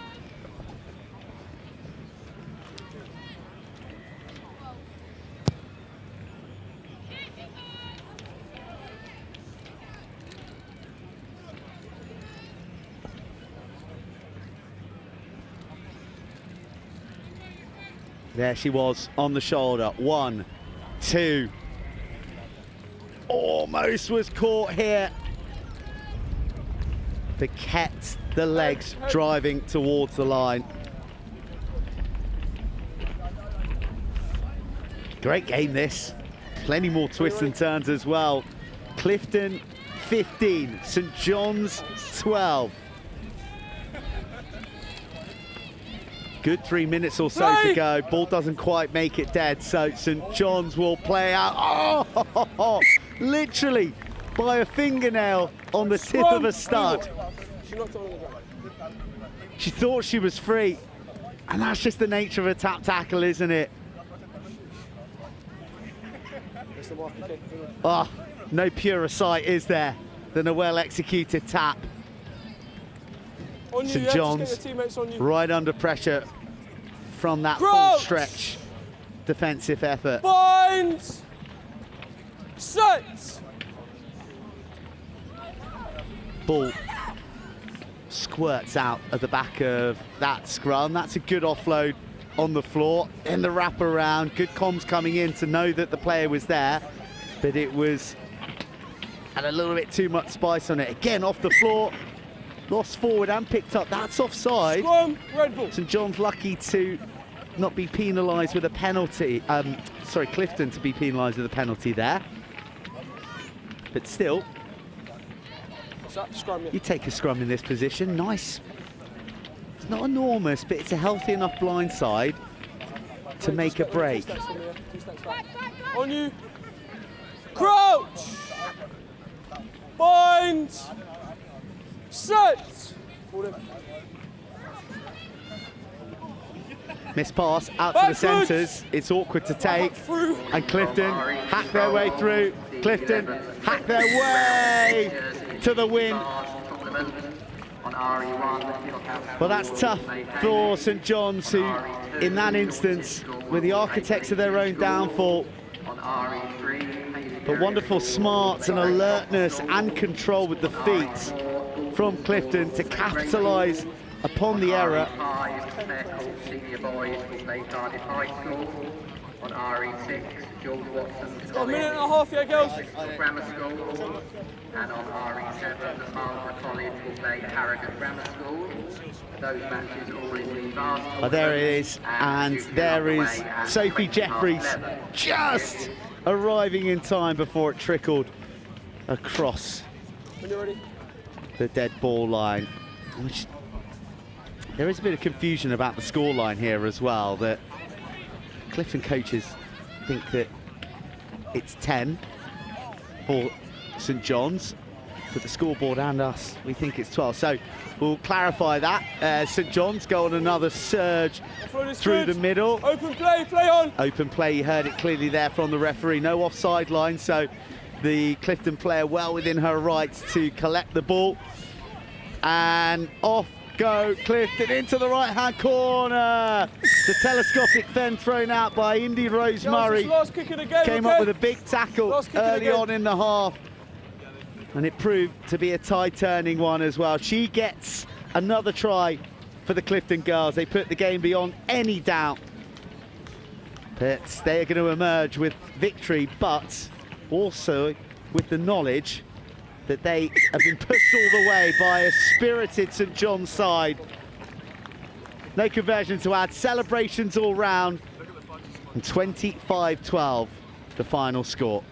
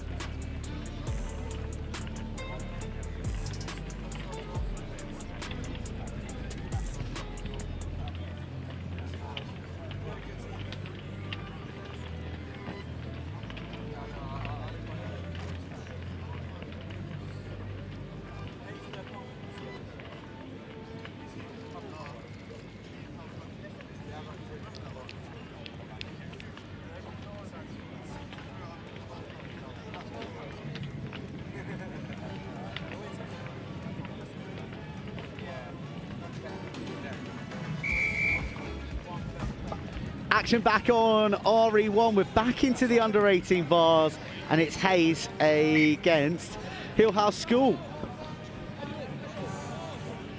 Scrum, guys. Blue scrum. Already had some super competitive games in this under-18s Vase competition. Chance to put on a show on pitch RE1. Bind. Set. Hayes in the blue quarters, Hillhouse in the hoops. And wow, Hayes dancing a merry dance through Will Laws.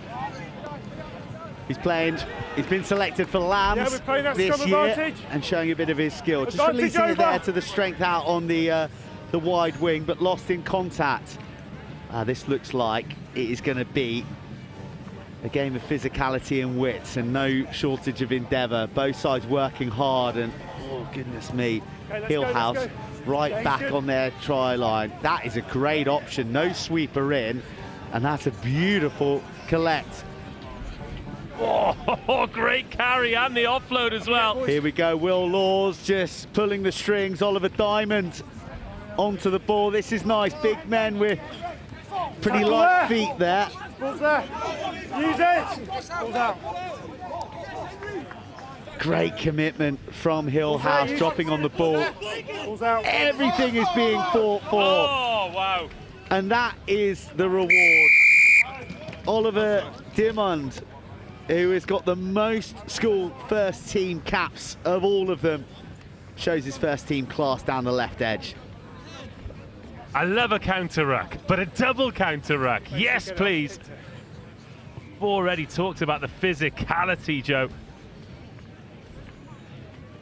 Takes a full toolkit to win here at Roslyn Park. Takes a good right peg as well. That one just missing on the short side. But everything super competitive. It was a great early clearance, but you've got to back it up. So the ball was out there, brilliant turnover, get over it, but then the strength to clear out. And it's just an open gate to walk through. And you'd be rude not to accept the invitation. Bit of action there in the background on pitch RE2.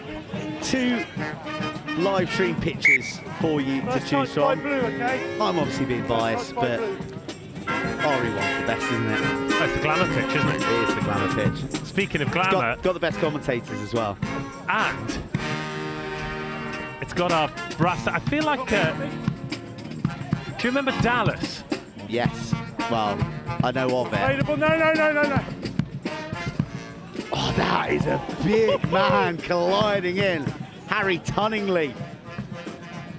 Little deception, plenty of sinew, and he's back on the ball, slips from his grip, but it's gone backwards. Oh, I love the bounce off the right boot. Inside, outside, looking to pretzel the boys from Hayes, and now thrashing through. Jonah Tukshemski, that was. Plays rugby league for Wakefield Trinity. Hayes back on the ball. It's a great game, this, really committed, very physical. But Hayes now with a bit of composure and space to work with out wide. Oh, love that. Little drop of the jaw, doing him with the eyes. There's a confidence to which Hayes are playing their rugby right now, and their try scorer. That's the British Army Brass Band. There's some boys, giving me a bit of Dua Lipa. I love a bit of Dua. Nudge into space. Oh, I like this a lot. Where's the bounce going? Into the breadbasket. That has to have gone forward, but it's a shame. It's one of those where you were willing it to go backwards, because that would have been the try of the day, no doubt about it. No, he's out. Looking for the pace of Samuel Shonkiwa. Go quick as you can, please, to excuse the pronunciation on the second name, but the handwriting of the Hayes boys under 18s coach is absolutely dreadful. Too busy training the boys, isn't he? That's why they're National Bowl champions, D-Rog. No time for hieroglyphics when there's code to be played. Brilliant contest this. This is the kind of nuggety exchange that we're more used to come the end of the tournament. I mean, that is... Penalty, guys. Delivery knocked out, penalty. Definitely penalty. I thought he was going to give a scrum. I think he's lucky to not get a yellow card there. Haven't seen a card on this field so far. There have been some card-worthy moments. Let the boys play. 5 minutes gone. Still just that one unconverted score for Hayes that separates the teams. 2 minutes for a yellow card for those of you who are new to... maybe the best format of the game. Certainly that's my opinion. Oh, beautiful rip off the right hand, spun into the path of the big man who goes galloping down the end, swatting away Hayes defenders. That's some finish. And some keepy uppies behind the poles as well. I mean, he hasn't scored the try there. He's about to convert it, really. Like the look of the man in number 9, Jack Allen, and Theo Curtis for Hill House as well. That is some finish. Harry Tunningley.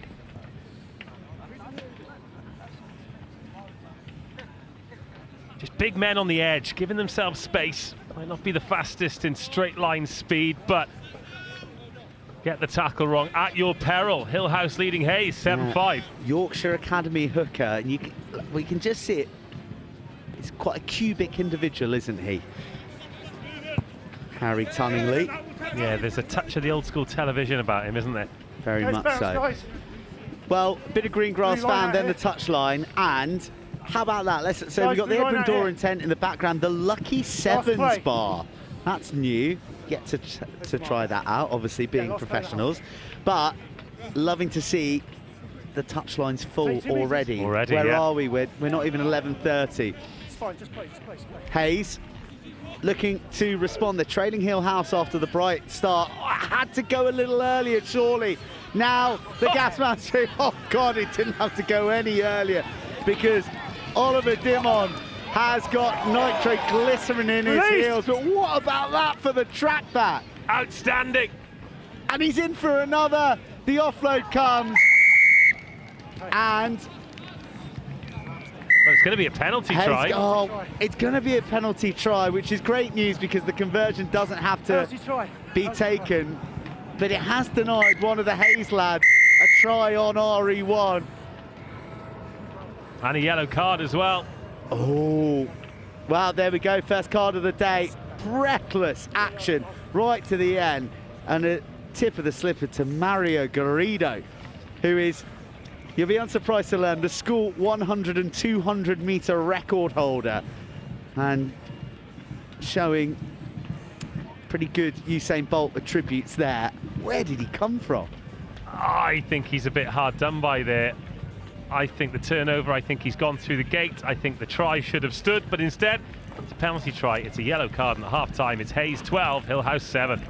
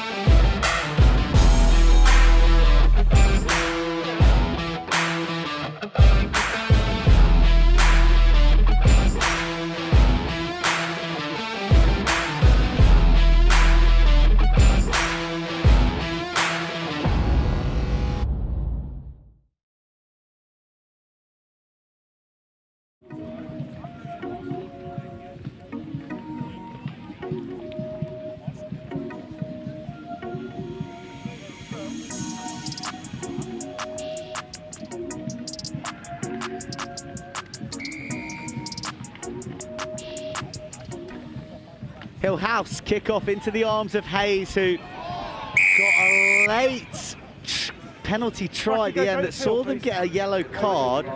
Or did they? Because they've got 7 on the field. Luxembourg in the Rugby Europe Trophy as that conversion misses. Take another look at this. Just a race, flat out foot race to the corner in the end. But yeah, it was ambitious from the St. George's boys, but as soon as they coughed it up, lovely bit of footwork and vision from Archie Simmons. He's recovered from whatever it was that kept him stricken earlier in the half. But yeah, the Rugby Europe Trophy, Joe, it's a tournament that you and I know well from our jaunts to Switzerland, which makes it sound a lot more glamorous than it actually is. But Switzerland now earning the right to play in that Rugby Europe Championship. They do a good charcuterie board at the Swiss Rugby Federation when you go and commentate in neon. I can tell you that. This is lovely offloaded. Beautiful offloading. Here we go. St. George's straightening and exploding through that little gap. Now it's on. Now, can they make them? Oh, the handling just escapes them as it was opening up. Matthew Sheepers delivering the ball to Michael Ward-Jones. It doesn't quite stick, but there are certainly green shoots of Rugby Sevens optimism for the travelling team from Luxembourg. But they do trail here at the break, 10-0 to Portsmouth Grammar School.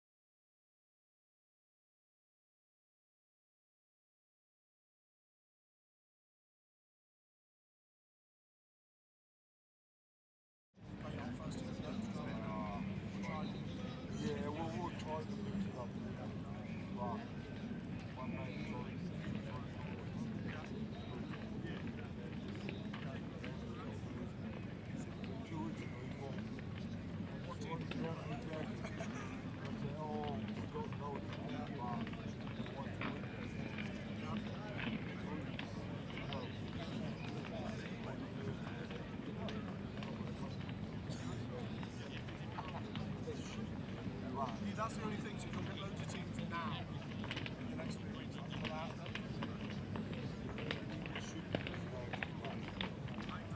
Just to play it.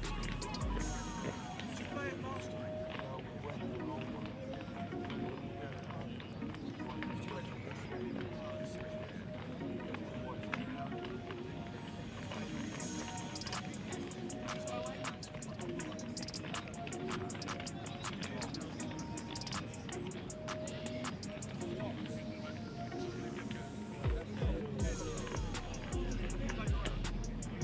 Back to the action here on RE1 at the Howden Roslyn Park National School Sevens. Portsmouth Grammar School can't quite get that to land 10.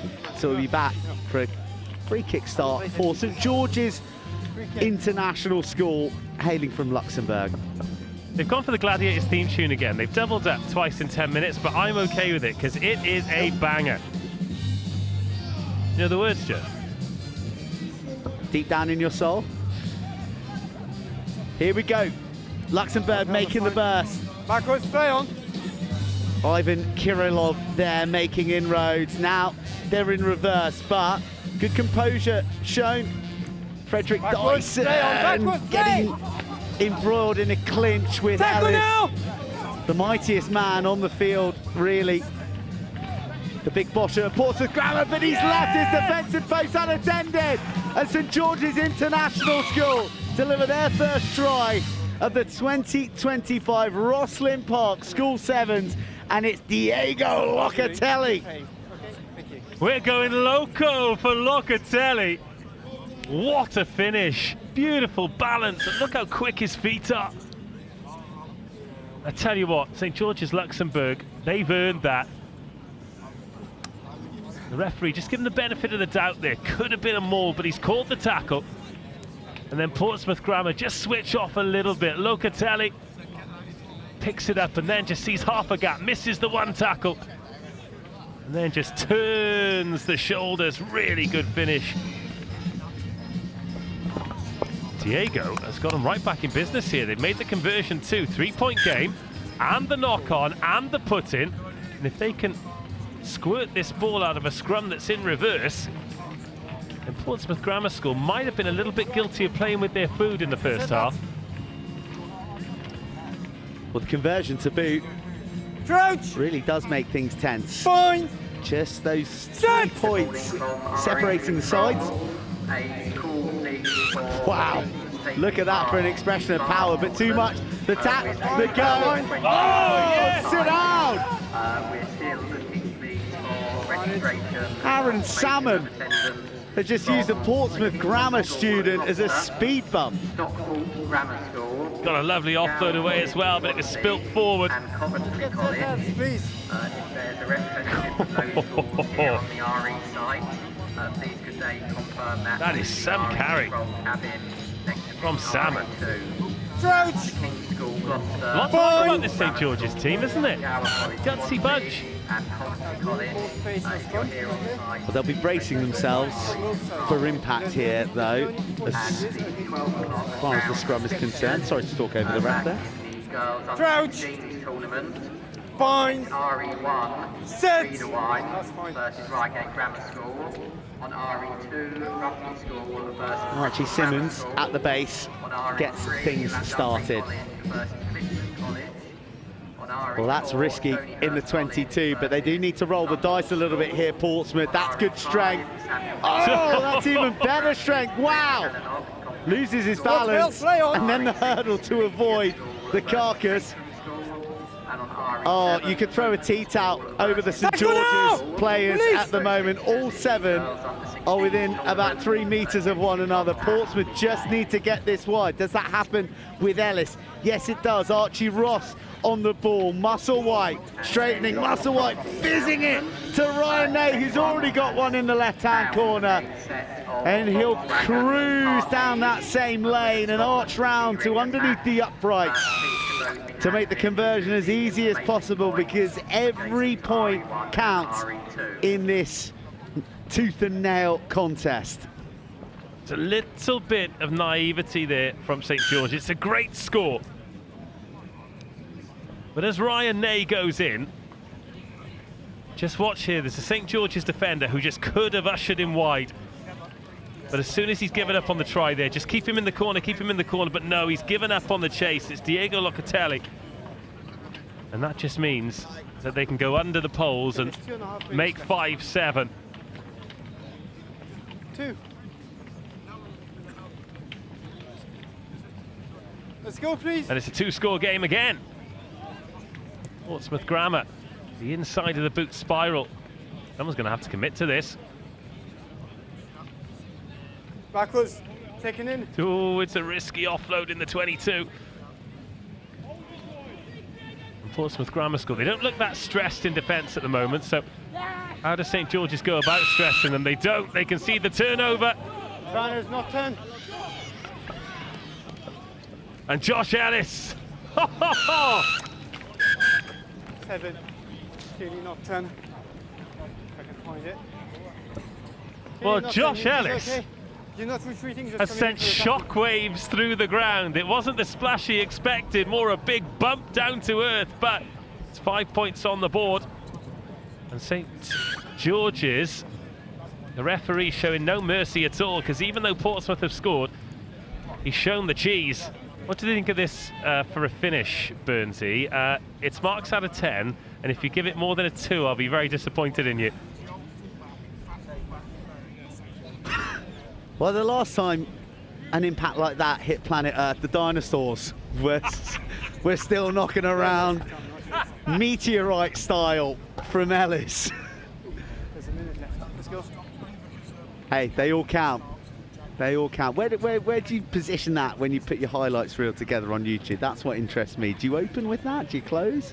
Backwards! I think you close with it. You know, like at the end of a Marvel movie where there's the little teaser at the end as to what happens next.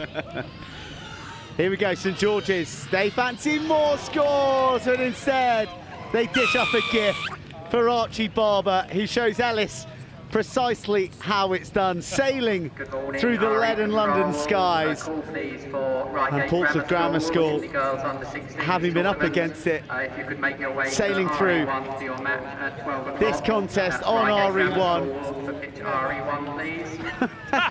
Well, Archie Simmons, you can tip your hat for his efforts to try and sway the referee, who quite emphatically says, no way, never.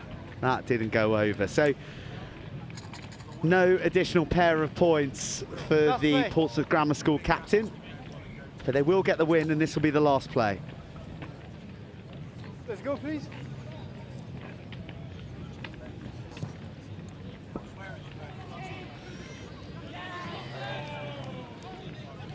That was a kickoff that no one wanted to take. Beautifully weighted, great chase.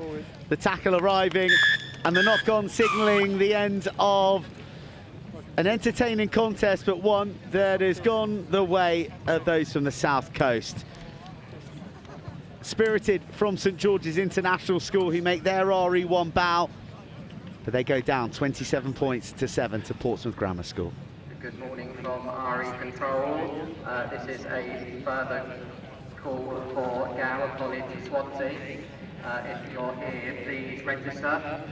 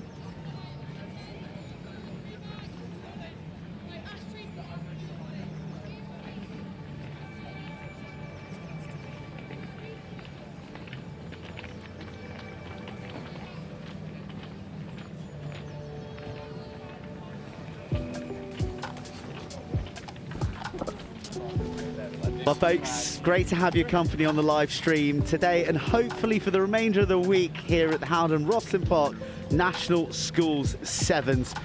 We're here day one, RE1, the trophy pitch.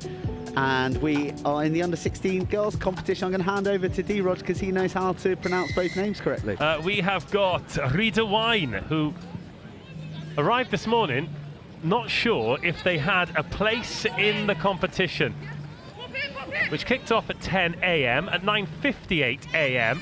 they found out they were going to be playing. Well worth the journey. Oh, a great tackle as well. And Rita Wine playing Reigate Grammar, little bit more local. Reigate. No team sheet for Reigate Grammar, I'm afraid. So yes, Rita Wine in the blue and Reigate in the grey and black sort of camo vibes. Yeah. Again, similar to some of the dry robes we've seen a lot of the mums in. Yeah, very dry roby. Here come Reigate. Nice jag back inside against the grain and the strength to finish the incursion. Nicely done by Reigate. First blood to the Surrey girls. Yeah, they'll be happy with that. First penalty, first jaunt into the Rita Wine 22. First 5 points on the board. Looks like a good balance in the team as well. They've got some ballast up front and some pace and some carriers that can make their way through some pretty small eyes in the needle, as we saw with the finish there. Lovely bit of footwork through traffic. She's beaten 3 defenders there. Great score.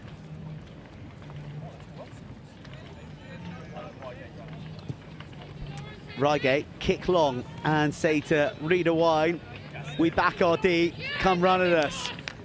Rita Wine, do they back their pace out wide? Lovely feet to evade the challenge initially, but the hunt back was so committed. A spin out of the contact, don't go high on her. Oh, the delayed ball and the incision at an undefendable angle. Wow, that try had it all from Reigate. Give us a team sheet because these players need shouting at. That was awesome.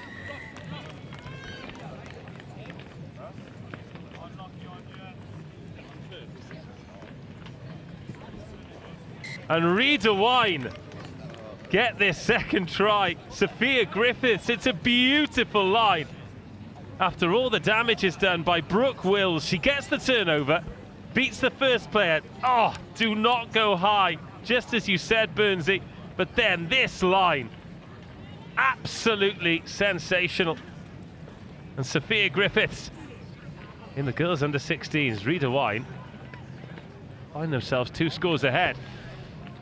Apologies on that for you all. So Reigate in the blue, Rita Wine in the camo. They are in plain sight as Rugby Sevens talents. Offload, lovely from Reigate. Wore a bit of a bang on the ground in getting that ball away, but she's freed up the space to a weaving run from Reigate's most elusive runner. Is she gonna make it? Yes, she does. Oh, she had to. Wonderful commitment in tracking back defensively, but what a finish. So good. What I love about this as well is a rare talent where you maze your way through. She didn't even have to step there. Just amazing balance, amazing core strength, and just the ability to know where the space was. Oh, I can't wait to see the replay of this. Look at this, half a gap, maybe, kind of. So the defender gets past the first defender, but then just changes direction with the hips, doesn't need to step, doesn't lose any of that top end pace, and when the chase came back, just that strength and the leg drive to finish it off. Gorgeous score.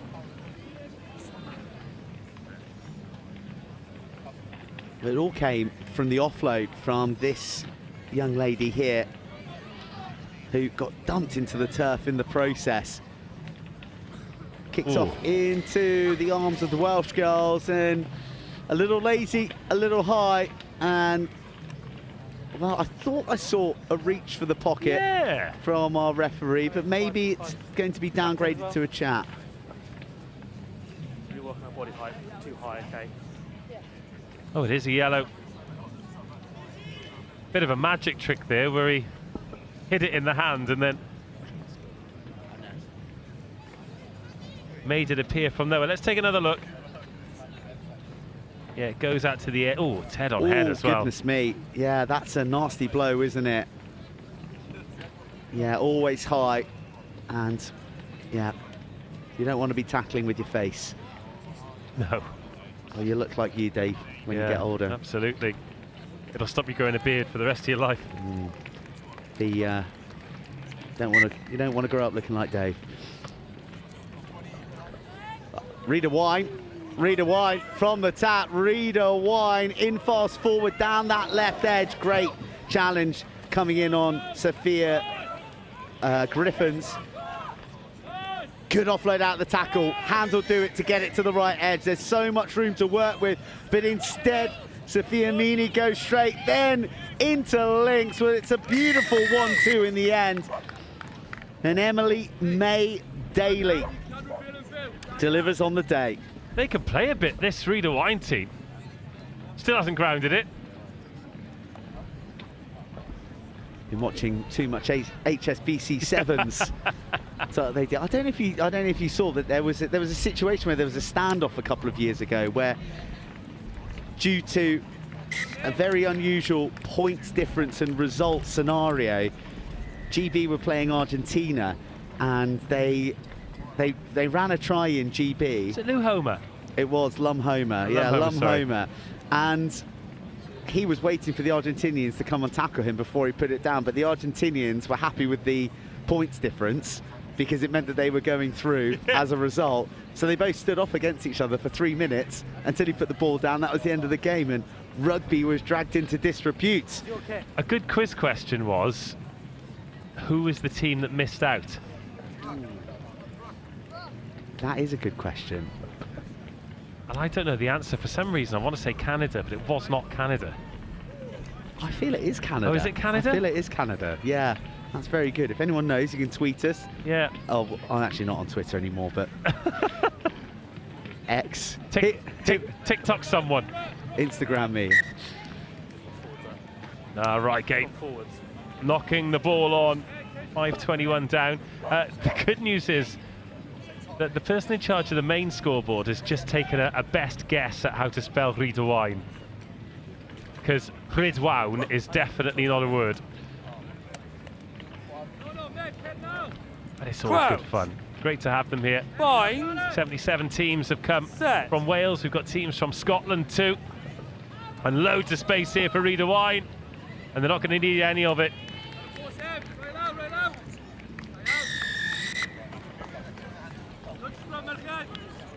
Emily May Daly gets a double daily dose underneath the uprights for the second. And, well, Rita Wine, who were admitted at 9:58 this morning, were clearly in the minibus getting revved up right to 9:57 because they've come out flying. And it's a fine first half performance. And this, the last act of a dominant opening 7 minutes. And Rita Wine lead Reigate Grammar School 28 points to 5 at the break. Pencoed Comprehensive School versus Magdalen School. On RE5, Ivybridge College versus Wellington College. On RE6, Vase School versus Gywr College Swansea. And on RE7, Finborough School versus Coventry College. And those matches do get underway at 12:20 in the Vase tournament.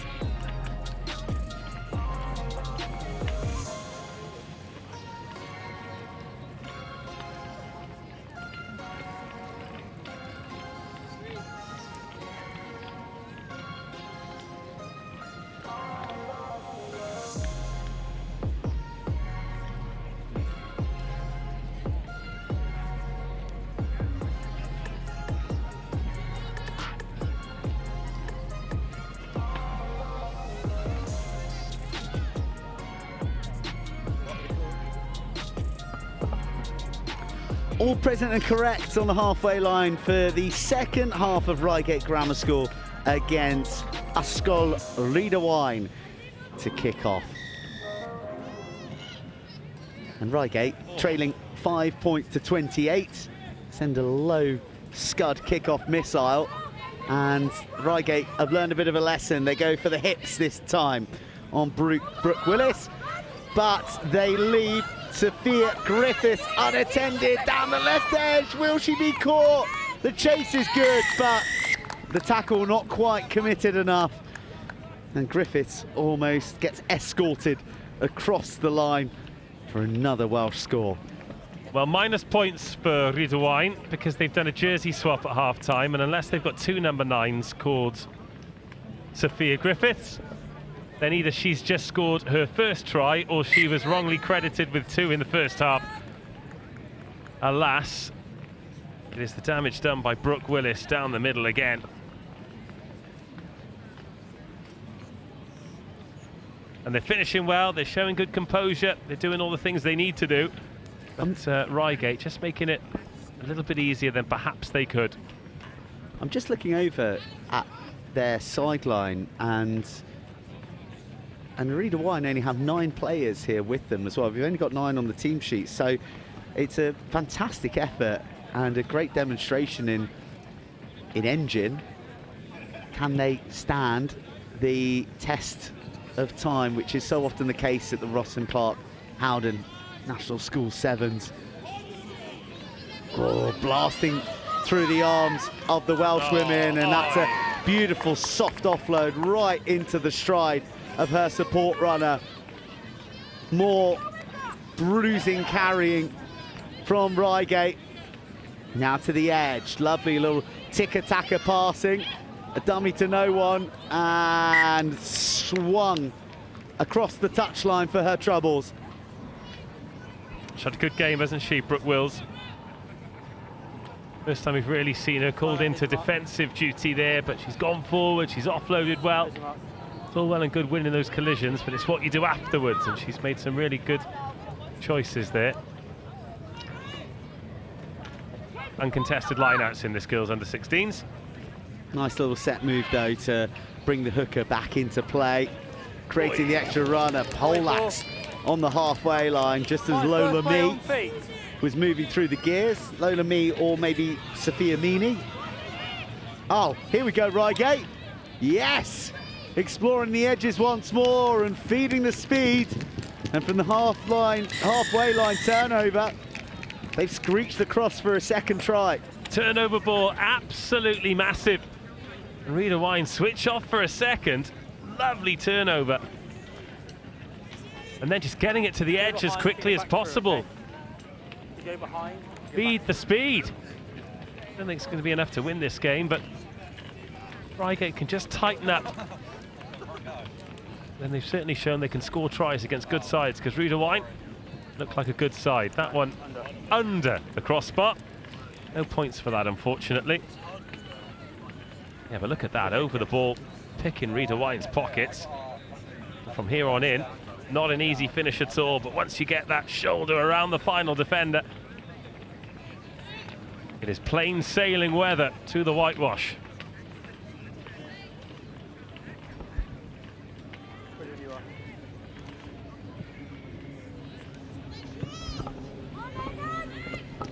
Oh, just cantering through. Was there an attempted trip? There was, and a wry smile from she who was penalised. They are definitely not back 10, and there may be a little bit more justice dished out. Again, there was a reach to the pocket, wasn't there? There was a reach.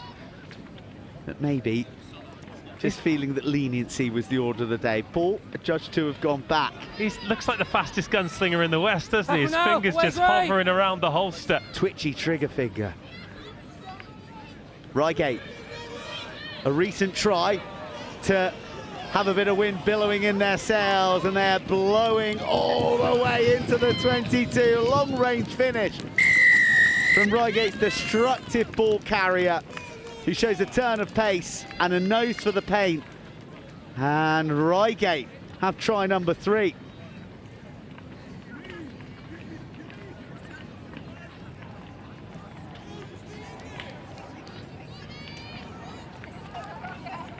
They're here. She's made a massive impact in the second half since coming on, nursing a bit of a knee injury on the left-hand side, and might have stopped her top-end pace towards the end, but the damage was done as soon as the tackle was burst. Yeah, this took a lot of finishing. 55 metres out. They're just wafting past the first defender, and then the pace, ball in two hands. Knew she had the option outside it. Didn't need her. Good try.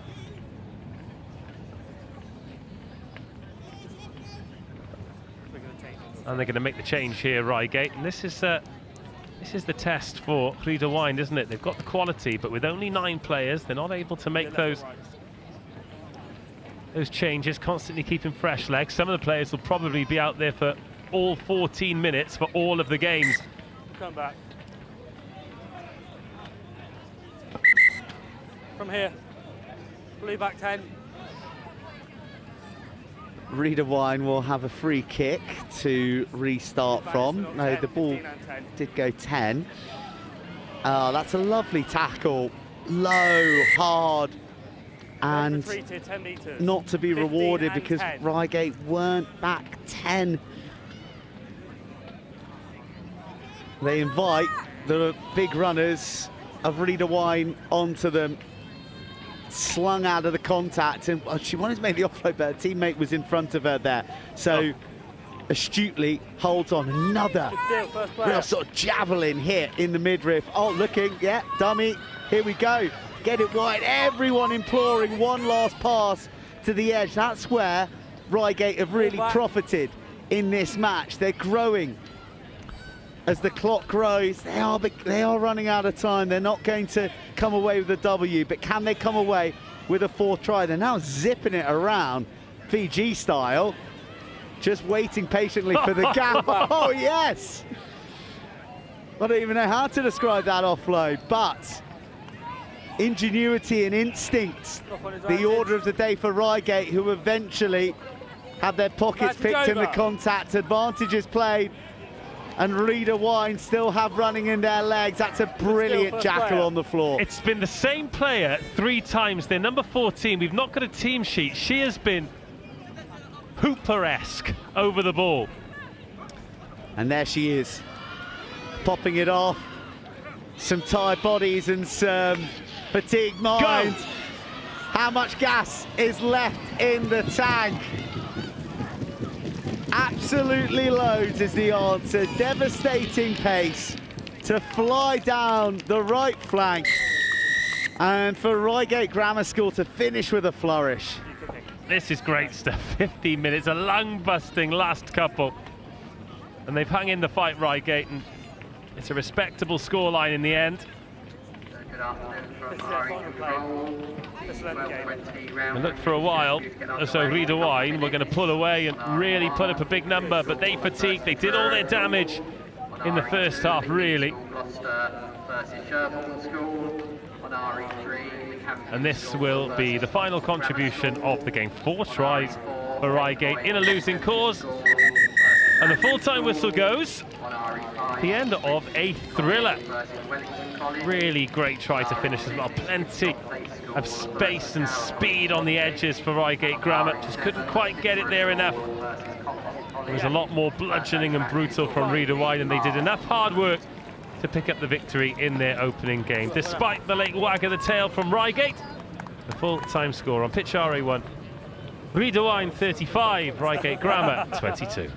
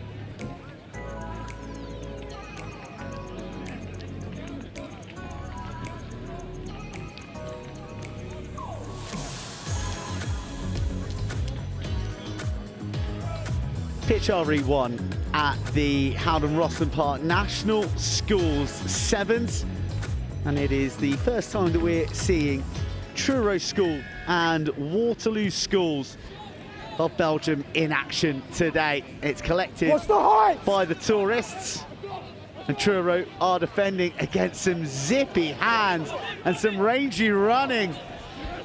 Wow, what a start from the boys from Belgium. They have torn Truro to shreds.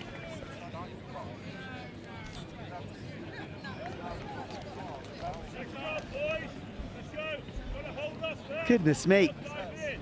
That is the fastest and slickest start that we've seen on RE1 all day. Straight from the kickoff, keeping the hips square, catch, pass. Ah, it's just beautiful stuff. Then the trailing support run. So much to love about that try.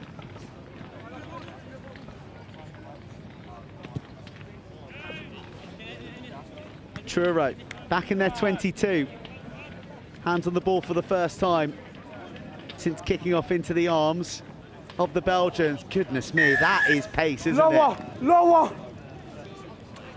Bit of a seatbelt slipping up. Referee emphatic in his instructions. And Truro finding the going tough. Waterloo playing with a sweeper, quite a deep one in fact. So 6 up in the line. So there are gaps to try and glide through. Zach Rayner is attracting the interest of 2, 3 Waterloo players, and well, the steal opportunity was there and it was legal, but it was knocked on by the try scorer.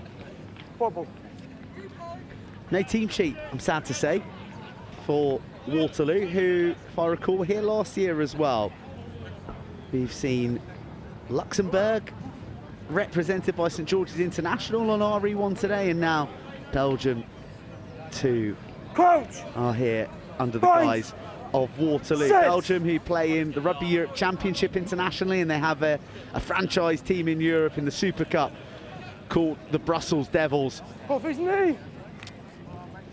Blue ball. And Belgium off his knee.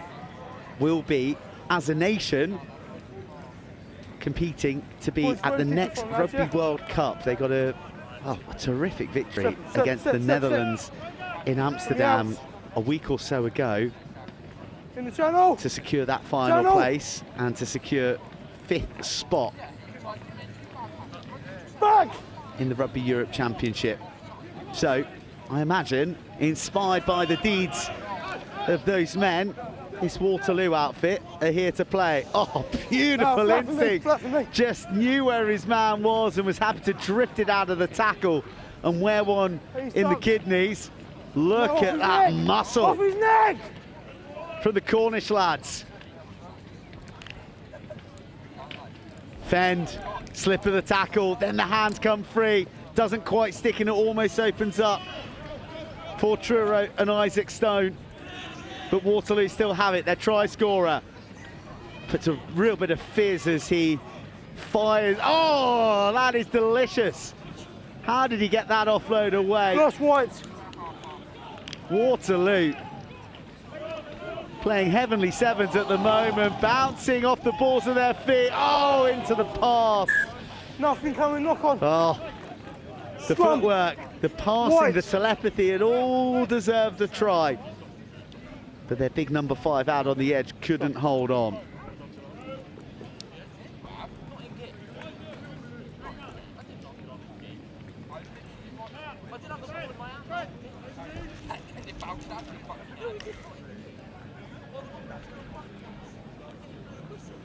Crouch, bind, set. Bind in blue. Zach Rayner travels from the base. Little wraparound play.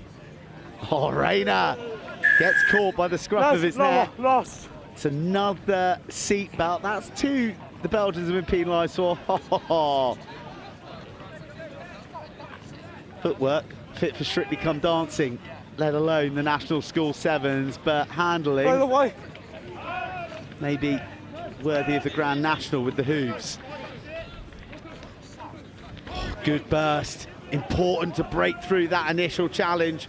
Rocco Livingston, Whittam making the dent, but the knock-on coming, and Louis Taylor disappointed on the deck.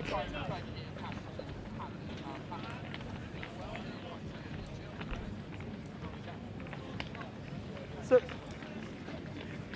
crouch, bind, sit, down, bind, 5, bind, height. Go. 90 seconds remaining in the first half. Bind, Truro sit, trailing Waterloo. Rayner they are 10, spots that there isn't a sweeper at home, but Toblerone's it off the boots. Real purpose in the way that Waterloo are taking the ball to the line, challenging the shoulders of Truro, who are a match defensively at the moment. One slips by, then the offload comes, then the fen. Such strength from the try scorer, who gallops, who drives, who evades the last-ditch attempt from Matt Wilson. And from 22 to 22, the Belgian boys have backed themselves a second. From you, yeah. Behind, behind, behind, behind.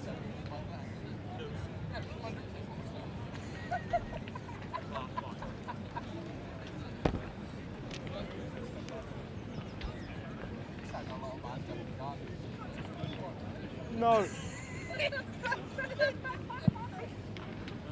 20 seconds. 20 seconds, lads.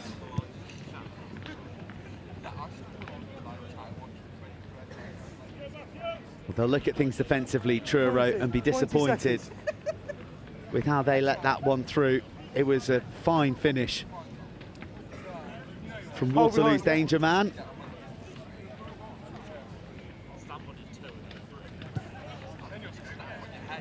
And this will be the final play.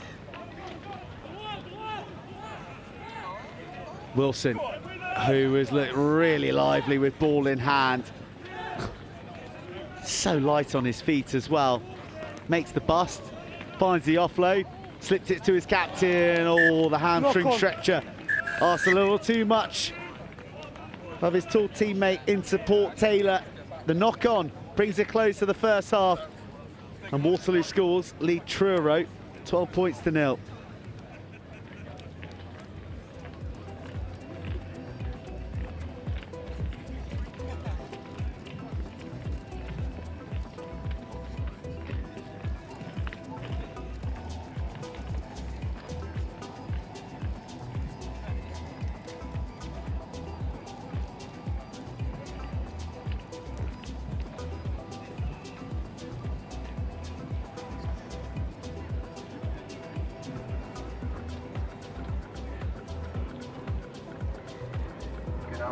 From RE Control, the 12:40 round of fixtures in the Vase tournament.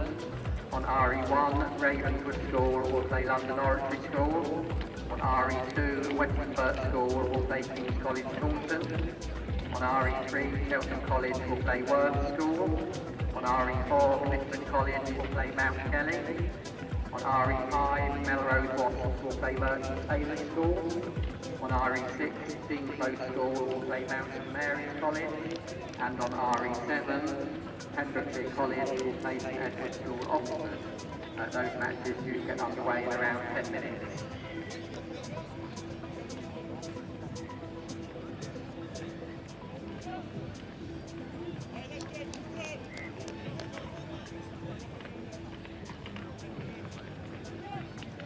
Well, I have an apology to make. I've been misinformed about Waterloo schools, and I believe these guys hail from Iowa, so not Brussels.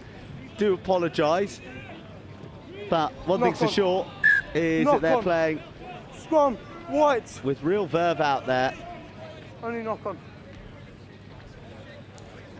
And they are in full command at the moment with this 12-point cushion.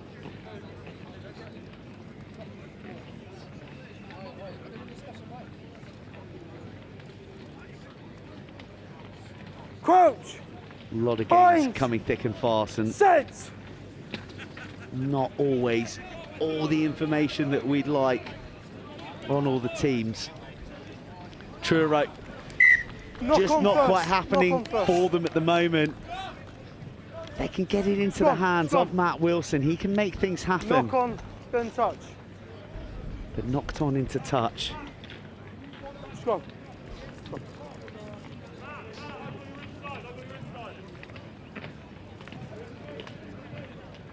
Good afternoon from RE Control. This is a call please for the owner of a blue PSA, M865. Crouch. Bind. Set. White. Well, real mess of a scrum there that swings around. And Waterloo scores are off, and that's going to be a yellow card. White. 21. No doubt about that for Wilf Oliver. He just couldn't resist the temptation of making the tackle, despite being not 10 metres, barely 10 inches away from Waterloo, who again just have so much zip in their heels and their passing. There's such intent to every step that they make. Oh, that short ball should have gone. It was a great line arriving from the number 8. But they'll rebuild. And remember, they are playing against 6, so they should be able to find a few spaces. There's no sweeper up, naturally, for Truro. Slips through the hands initially. That's a bit of a hospital ball that their 8 does well to deal with, and then offload off the floor. Is there space opening up in the middle? Desperate pass, desperate defence from Truro. It's absolutely fabulous work from the numerically disadvantaged men from Cornwall. But maybe the pressure's going to tell here. Out to the edge. Big man there. Release. He tries to exhibit some footwork. Big looping dummy, pass back inside, knocked on. And that is heroic stuff from Truro with only 6 on the field. Strong. Toe off. And it's a bit of a milestone for Truro as well. It's their first time at Rosslyn Park since COVID. So they've had a long wait to play at the biggest and most revered schools competition in the world. So here they are now, and not just here, but on RE1, on the live stream. Coverage being brought to you all week across RE1 and RE2. Bind. Up. Bind.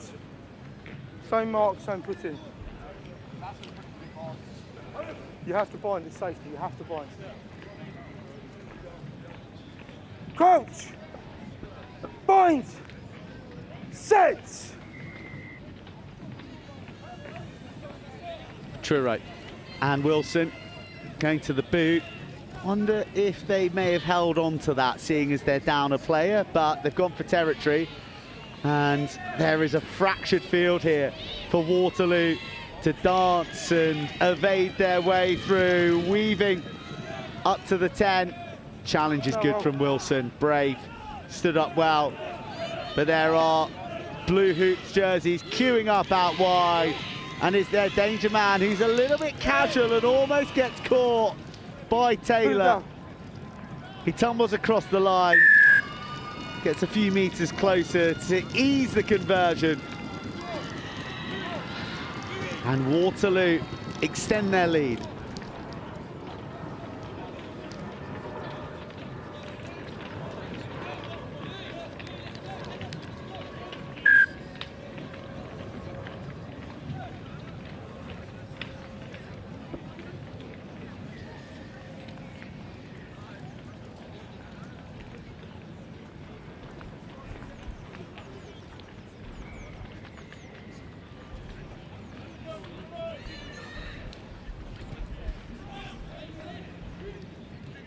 Back from Blue. Wonderful aerial skills on show from Waterloo, who lead 19 points to 0 with 2 and a bit minutes on the clock.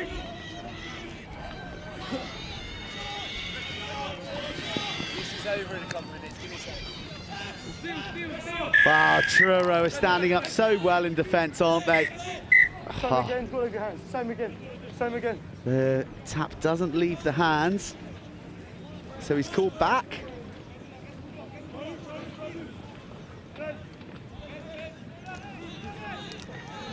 Truro trapped in their 22. Wilson, who's shown great balance, but maybe not on the same wavelength as his teammate there. They do get the ball back. It's bruising contact skills as well from Waterloo. Then they're not physically massive, but they really pack a punch in defence, and they have been hungry from the word go, riding through the challenges. Now it's time for footwork from boys in blue. It's off his foot and in front. Well, there's an accidental offside there. Relentless, this action. Oh, bursting through the tackles, finally soft shoulders being offered by the Waterloo boys, and the captain, Ben Dawson, is going to career away to underneath the uprights. He's taking his time to put it down. They need time and they need points. Dawson scores, Dawson just about converts, but that'll be the last action of the half. The victory goes to Waterloo.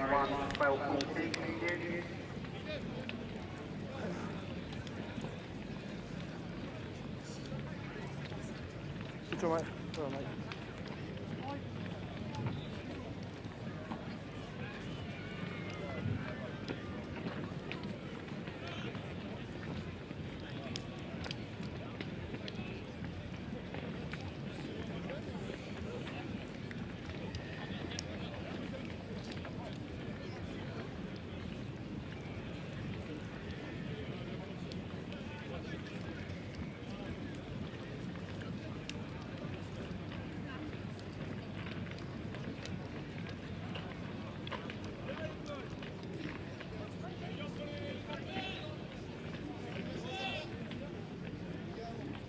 Good afternoon. A call please for Westcliff School and King's College Taunton. Make their way to RE2 for your 12:40 kickoff.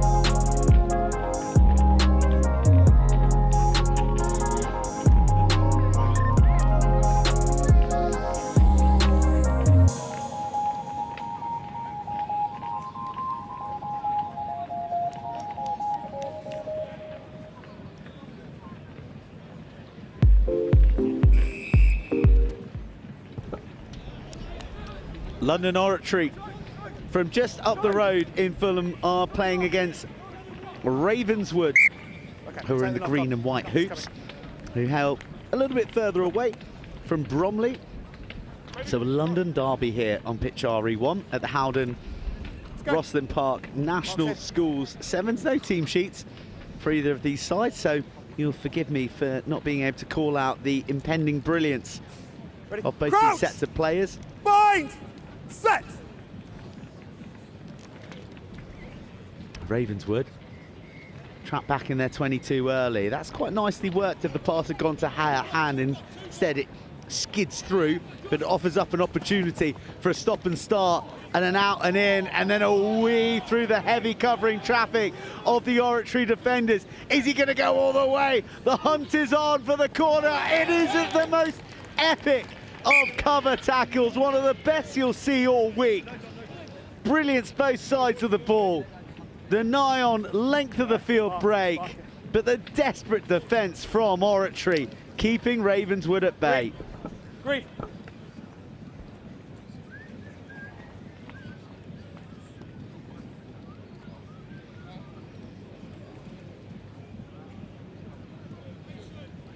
Good.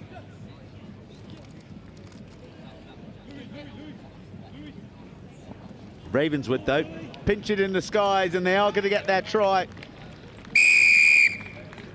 Well, after all that dedication to get back and make the tackle, the set piece lets Oratory down, and Ravenswood profit. Line with me.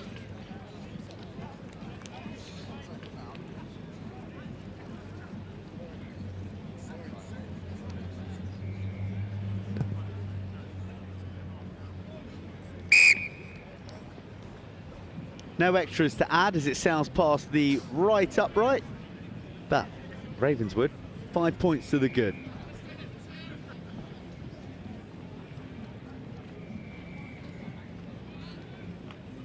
Play. High hanging kick, just inviting aerial pressure, but it's wonderfully claimed by Oratory.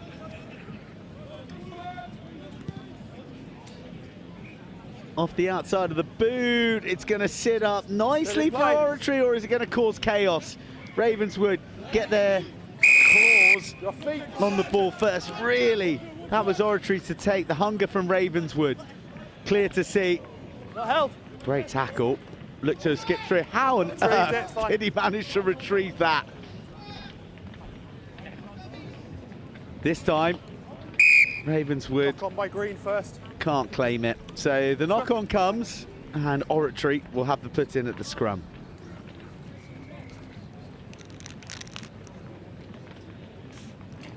Mark's here. Crouch! Bind! Set!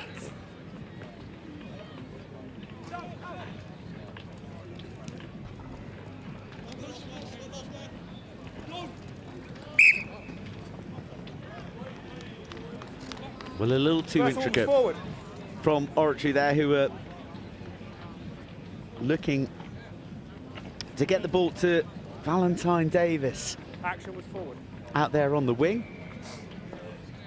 I've just been WhatsApped a team sheet, so Oratory, I've got you covered. Crouch! Ravenswood, who lead, remain anonymous, but they remain on top. Front row's engaged, ball squirts out, and it's nice and fluid for Ravenswood. The rush comes up from Davies, who then makes a tackle, but Ravenswood are maintaining that elusive streak within them. Davies in for another tackle. Robert Power, also wearing 15, arrives to assist. Yeah, good. And Ravenswood look to sling it wide. They straighten through the middle. Oratory have got to be wise to this. The JD Rammer launches his frame at the ankles. Hold it. And the penalty comes to Oratory. They survive the onslaught, and now they've got so many numbers if they can pick the right passes. They buy a bit of time for Ravenswood. Despite that, Freddie Dunning almost forges ahead.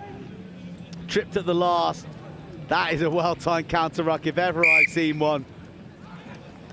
Well, you can't fall asleep for a second. The physicality at the breakdown these days is relentless. Scrum. Oratory knock on Ravenswood with another put in possession. Let's go.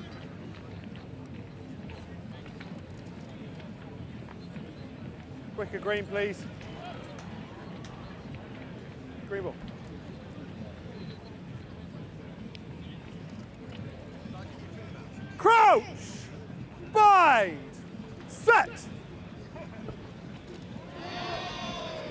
Power from the southwest, well, the West London boys and the South London boys bringing the mic.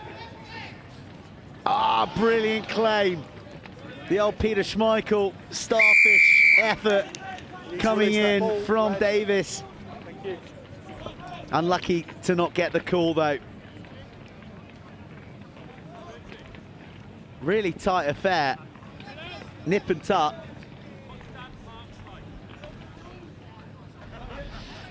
Ball's out. Ball is out for Ravenswood, who straighten and aggressively go for the holes, but for a handful of jersey from Power. Offload out the back. Ravenswood keeping it alive. This would be a nice time to strike. Less than 30 seconds on the clock in this first half. The squeezed offload gets half volleyed ahead. Red ball. But only the touchline can be found. Davis is going to go it alone early, but he's caught in real trouble. How did he get the offload away? Crazy end to the first half, but we're here for it. We're here for it and more. Sinan Gallagher advances ahead. Oratory. What a result this would be. Oh, sit down. He speed bumps his defender on the edge. A blue head-guarded hammer of a run. And Lorenzo Benini says arrivederci to the Ravenswood defence and cruises home for an equalising score and a conversion to come to hand them the lead at half-time. Davis just about wriggles that over the crossbar, and Oratory have the lead with a converted score at the death.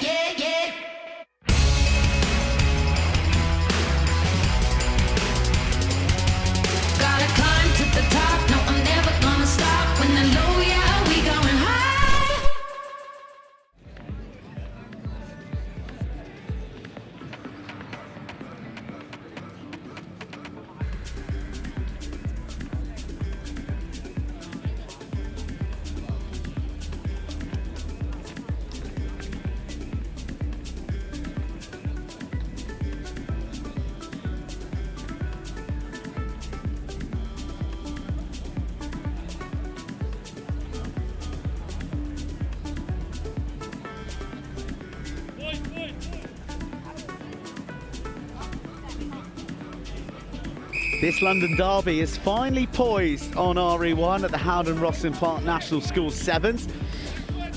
Oratory, who scored late in that first half, knock on from the kickoff, and Ravenswood are building. Ravenswood are cruising in the 15-metre channels, the fastest of starts from the South Londoners, and they recapture the lead.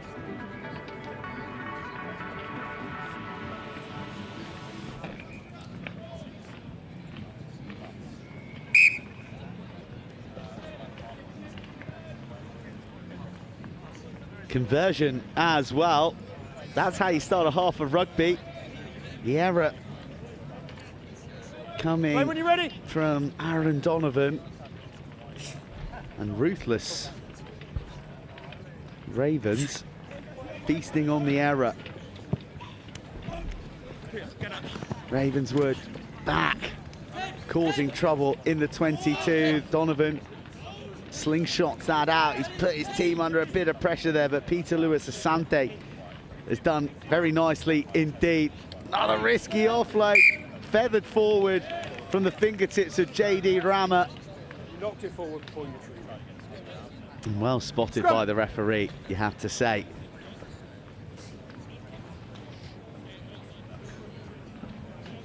Here, come out to the slice. Come on, Tim. Let's go. Crouch! Bind. Set. Balls out. Balls out. Muscular scrummaging from Oratory, the knock-on from Ravenswood. And Oratory will have the put in now. That is a real weapon of theirs to deploy. Versus Rebel Rugby Academy. On RE2, Plymouth College versus Seven Oaks School.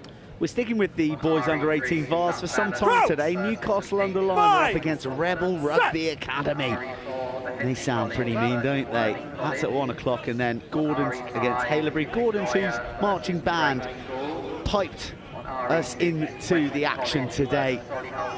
Fabulous little touch. They're going to be actually on the field. Gordon's, who won the Ace this year quite brilliantly against Hartbury. So a team to watch, no doubt. London Oratory are a team who are trailing at the moment, but they're showing glimpses of their quality, and a bit of that quality is there in the hands of JD Rama. He draws a high tackle. Peter Lewis Asante skips through challenges. Nice offload, fast hands here if they can get it wide. Oratory, oh, really thrashing through the challenges for the extra meters. Raymond Lee. But Ravenswood have such sticky claws in that breakdown. Shipped wide to Cormac Keohan. Keohan engages the defence of Ravenswood. Took 2 men. He's stripped the jersey off his counterpart. And now it's offload city from Oratory. One more. Lee gets bitten in on and offers it up. Wow, this is thrilling rugby. It's a knockdown from Ravenswood. It'll be a penalty and a yellow card. Ravenswood defending with 6. Ravenswood in disarray, and the Oratory still yet to score. Raymond Lee, hands, the dummy, the bust, and Oratory finally across for a score that's going to level up the ledger.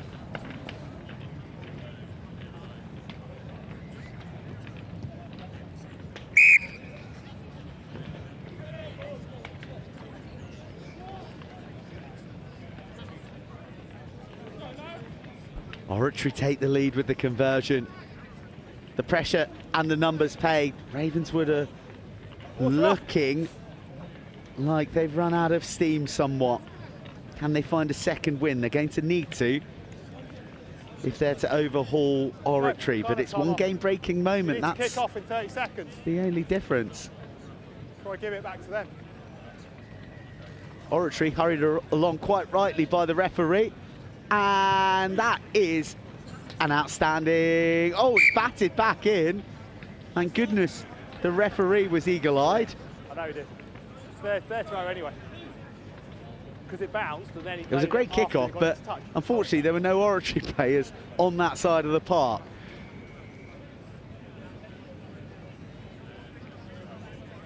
Go back, London. Well, that hasn't travelled 5. If there were ARs, it'd be a different story off that line-out, but Ravenswood will play nevertheless. Engaging the shoulders of Oratory and Bonini, the busy number 8, who got that try right at the death. Red ball. And Oratory's hunger has just unsettled Ravenswood over these last few minutes. Oratory, I think, had the option there, but instead they're going for the line out. Just a little communication with Jonathan Aziz Soto stationed behind the line out. There's a big stretch being offered up. They go 5. Got 5. But the ball doesn't. Yellow one.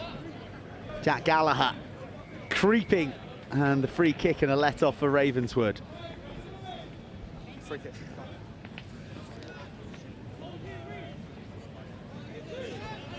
Ravenswood shaping up. That arm came in the tackle. In fact, it was the shoulder in the tackle. 7, the call. Ravenwood bursting through the challenges. Oh, just wrong-footed there. The tackle needs to come in from Bonini, who looks to swing, but that is an excellent finish. Strength, poise, and a real understanding of where he was on the field, and slammed down for Ravenswood to retake the lead. 30 seconds, you heard it there. We should have time for one last play. On your line. No, you've got time for kick-off. London Oratory School 14, Ravenswood 17. Cracker of a contest.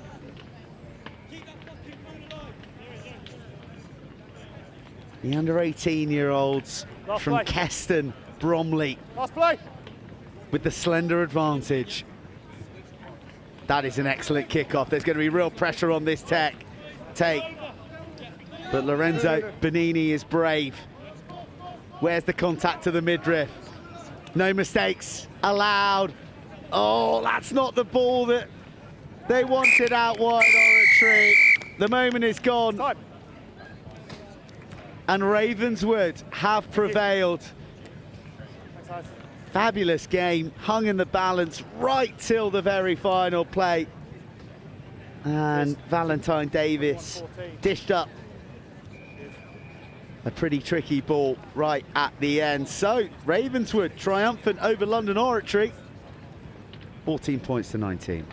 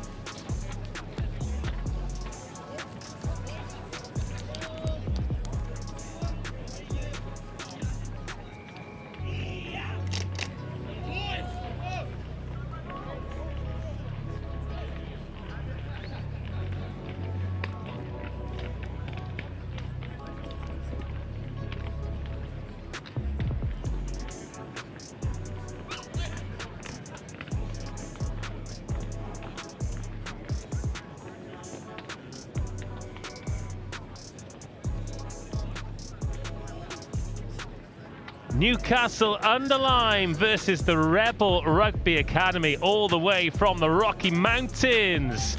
Hello everyone, hopefully you've been with us all morning, but if not, welcome. Great to have you for this one, particularly those who are joining us from stateside. How good to have you on board. Sharp start here and a big gap, a big fend and a big score. Oh wow, Newcastle-under-Lyme sending a message all the way across the Atlantic.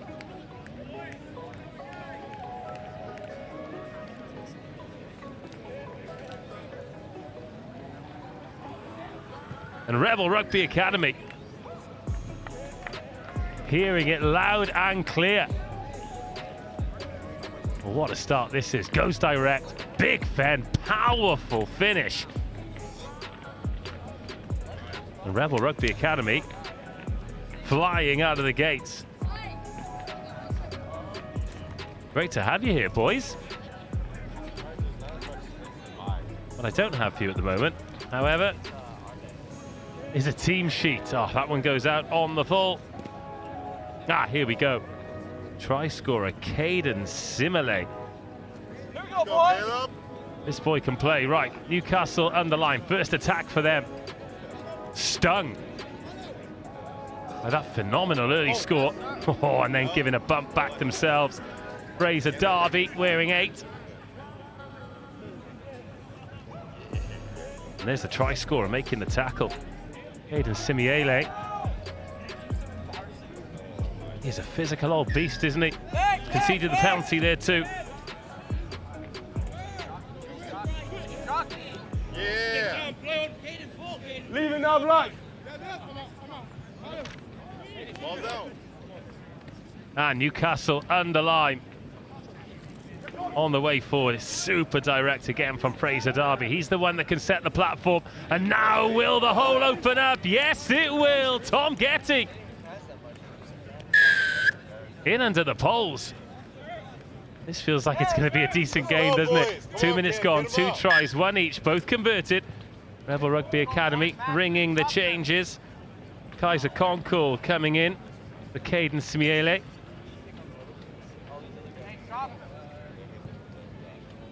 Coming up to lunchtime here on day 1, 1 p.m. already. 3 hours of rock star rugby.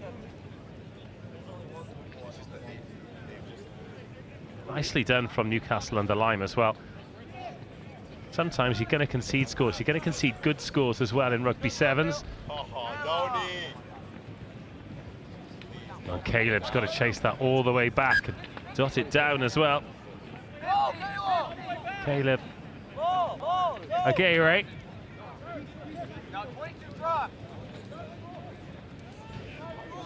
It's off the kick-off, actually. Jen's free kick. Hold it, Con. 15-15. Hold it. My mistake. I thought 22 will go for free kick. Gone off the kick-off. Off the kick-off. It's back again. Free possession here then for Rebel Rugby Academy. They can unleash their particular brand of attack in rugby. Oof, wow. Don't leave it. Ooh. Michael Reze leaving his mark. Scrum. No, it's a scrum. On Gavin Broy. Broy doing well not to react to that. Big credit to the Rebels, man. Holding space in the bind. Crouch! Bind! Set! In and out and at the short side, big tackle. Aidan O'Connor. No room at the inn for Harry Bailey. Gents, white mark. White mark. A good game this, 4 minutes gone, 7-7. Lads, back you go, please. Keep it going, behind the line. Line up ball, Caden Boye. Oh, taken well, and he's had a little go himself, Aidan O'Connor. Oh, and then just off his feet, which is a shame because he'd done all the hard work there, Fraser Derby. Now attempting to ghost through.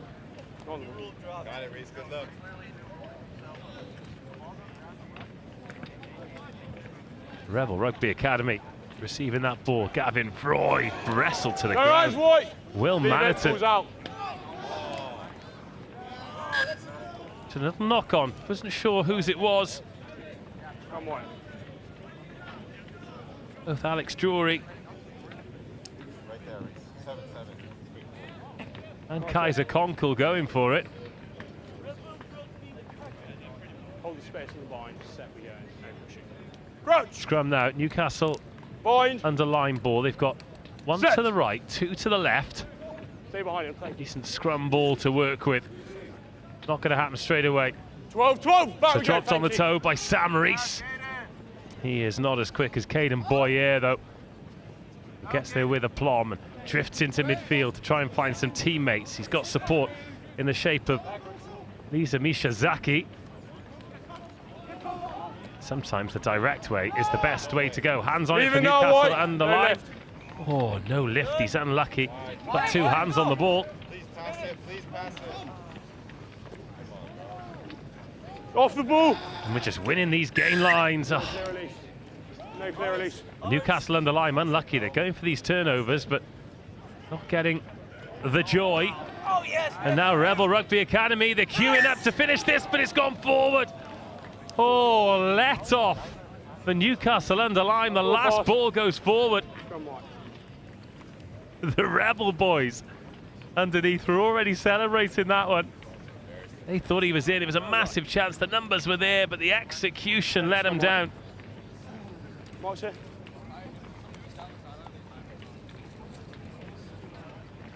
This will be final play. Last play of the half. Crouch. Bind. Another put in for Newcastle-under-Lyme. Last play doesn't necessarily mean anything because you want to be behind the ball.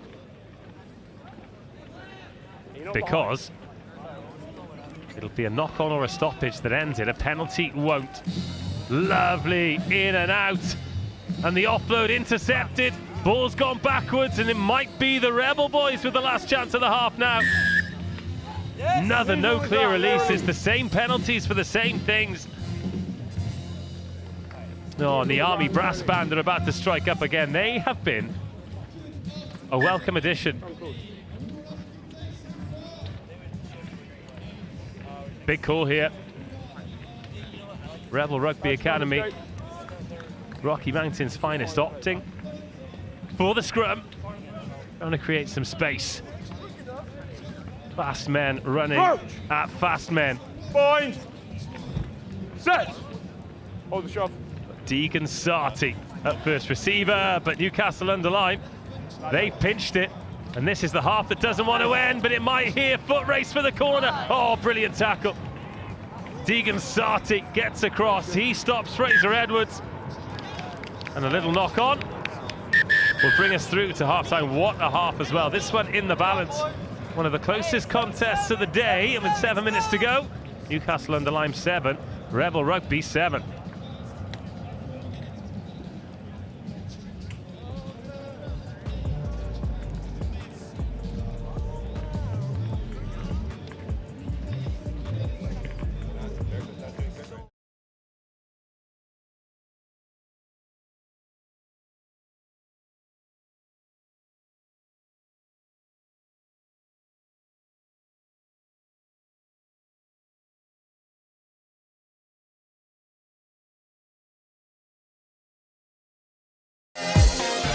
In the world of competitive sports, every advantage counts.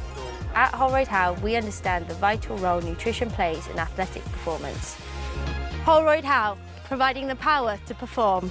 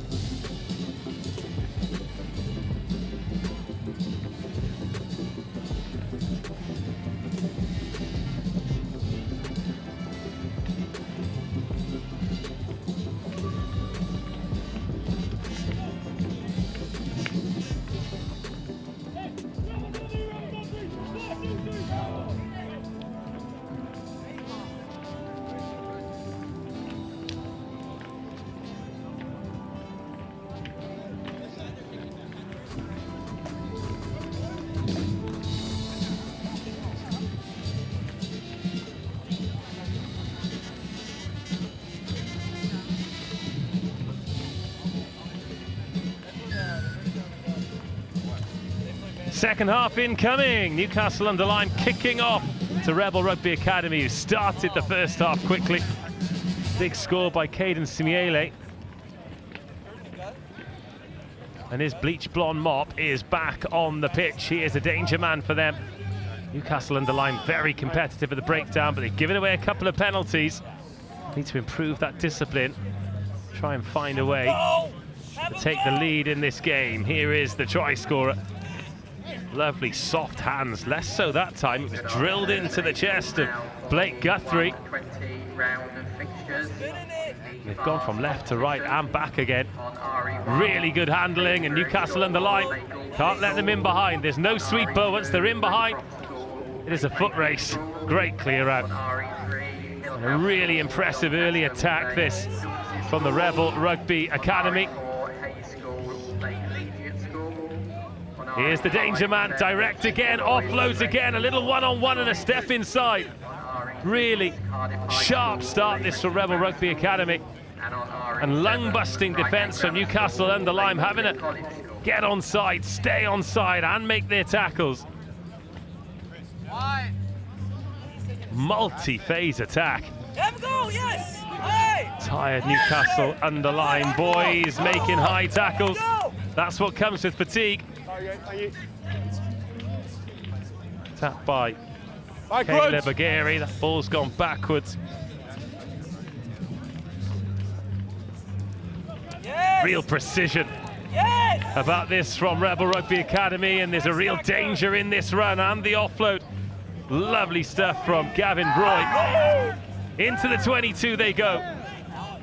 And if this comes off for Rebel Rugby Academy, it is one of the most patient and persistent tries we've seen all day. Oh, but the tackling is not done. Newcastle-under-Lyme. Tom Getty empties his man. But now is it time for width? Newcastle-under-Lyme are exhausted.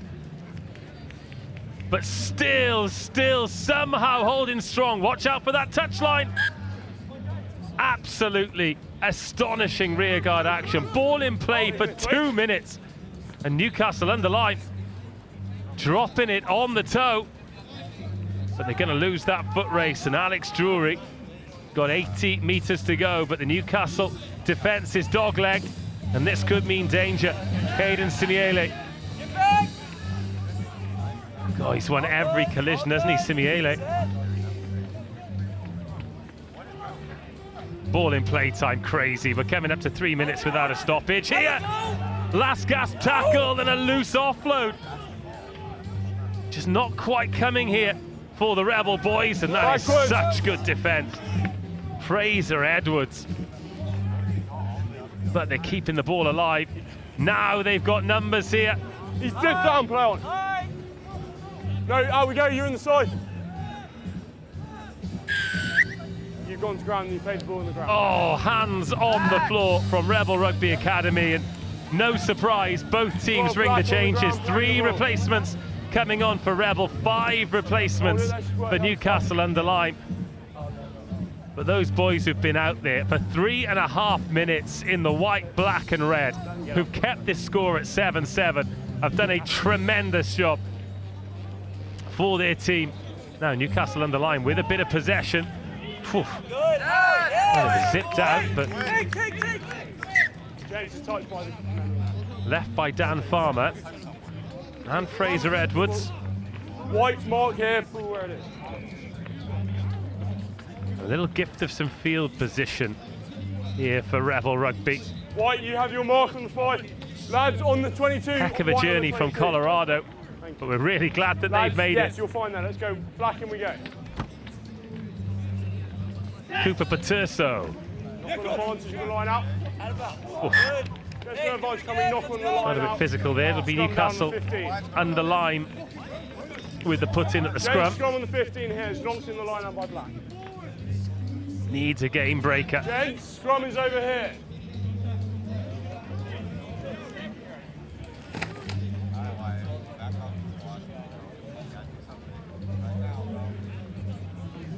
Hold the space in the vine. Wait till it cools down. Crouch! Angus McFadden wearing 11, the scrum half for Newcastle. Cooper Paterso is opposite number. Everyone stacked to the right-hand side for Newcastle, who try and get away. Ball over the top, but then intercepted. Got in the passing lane. And here come the Rebels. A step and a score. There is the game breaker.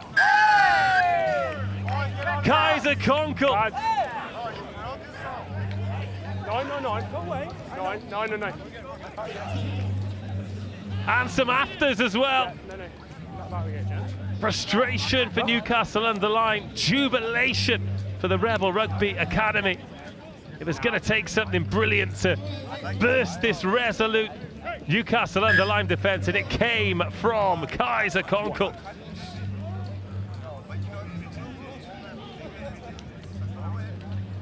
Oh, he did so well. There was no space around the outside on the left or the right, so spotted. The shoulders turned of Ollie Stone. There's no one inside Stone. So tough for him to make that play. And Konkel takes advantage, 14-7. And once again, Newcastle-under-Lyme find themselves having to come from behind. That's not gone 10. So, one each in terms of gifts of possession on the halfway line. Less than a minute for Newcastle-under-Lyme to find 2 scores to win, a converted score to draw. We don't say it very often, but a draw would probably be a fair result in this game. Push. Thought about the jaunt up the short side instead. Newcastle-under-Lyme keep it open, and a bit of space on the edge here, but the pass just behind to stifle the progress. But a good fend, and a good carry, and a good burst! A race for the try line! Great finish! Fraser Edwards gives Newcastle-under-Lyme life. Oh, what a score! 15. And what a time to do 15. it. Lawrence O'Donnell to level. Might seem a straightforward conversion, and he's made it look easy. And right on the full-time whistle. Honours are even. Newcastle-under-Lyme 14, Rebel Rugby Academy 14. That is some game. Some game, and what a try. So much work to do here.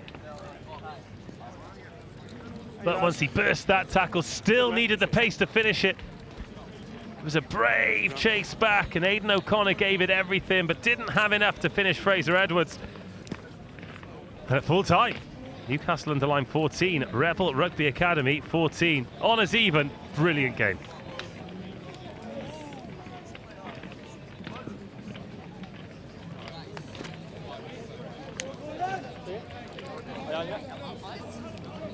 I'll get out of the way of your huddle.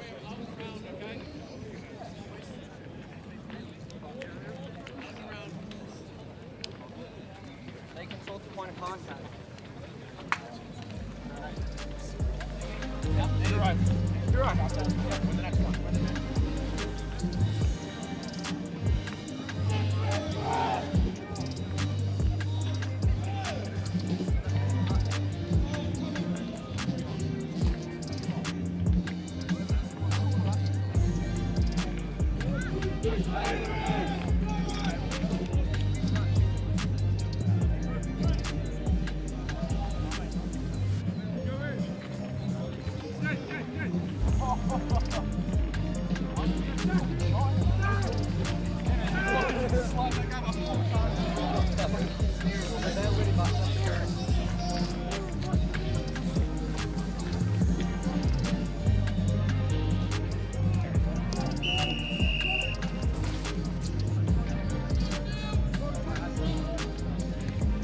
Back underway on pitch RE1. Gordon's versus Haileybury. Playing with an advantage early on as well.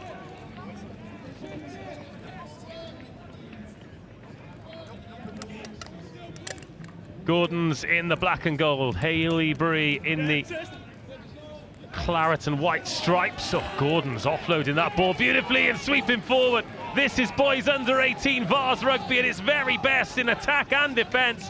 What a chase back, what an offload, and what a snaffle finish by Jake Whittaker. The length of the field covered. Oh, wow, wow, wow, wow, wow. Gordon's off the mark in style. Pop the corks, it's champagne rugby.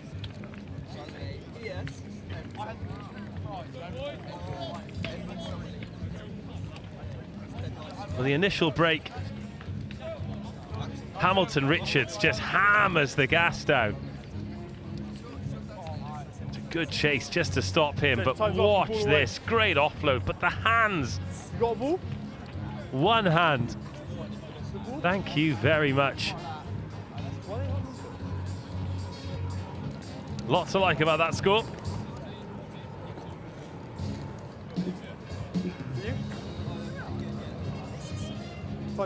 Unless, of course, you're Haileybury, 5-0.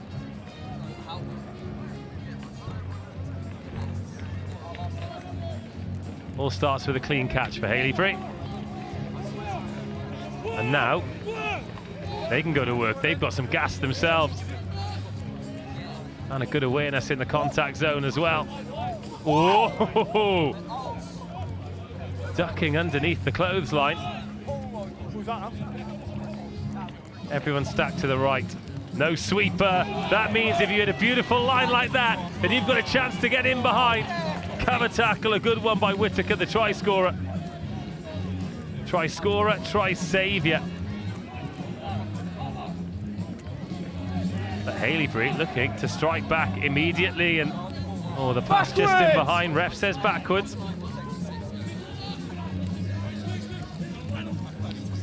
Brilliant fend. Needs an offload. Oh, the cap flap was opened, but the pet didn't come through.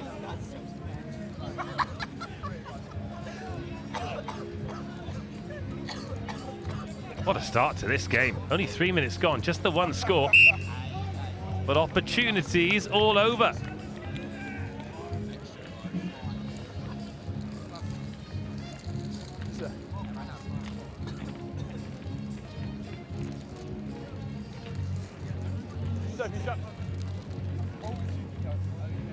Well, you've got to play from everywhere.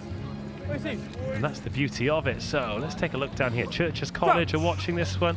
Scoblin Teg as well. Seeing the UR7's Academy making their way around as Haileybury snipe up the short side and help themselves to all 5.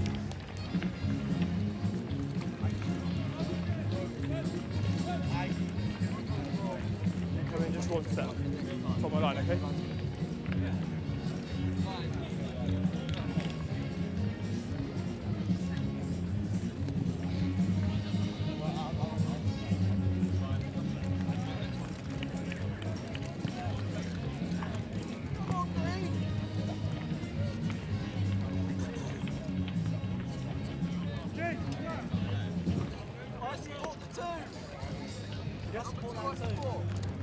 All right, 5-5.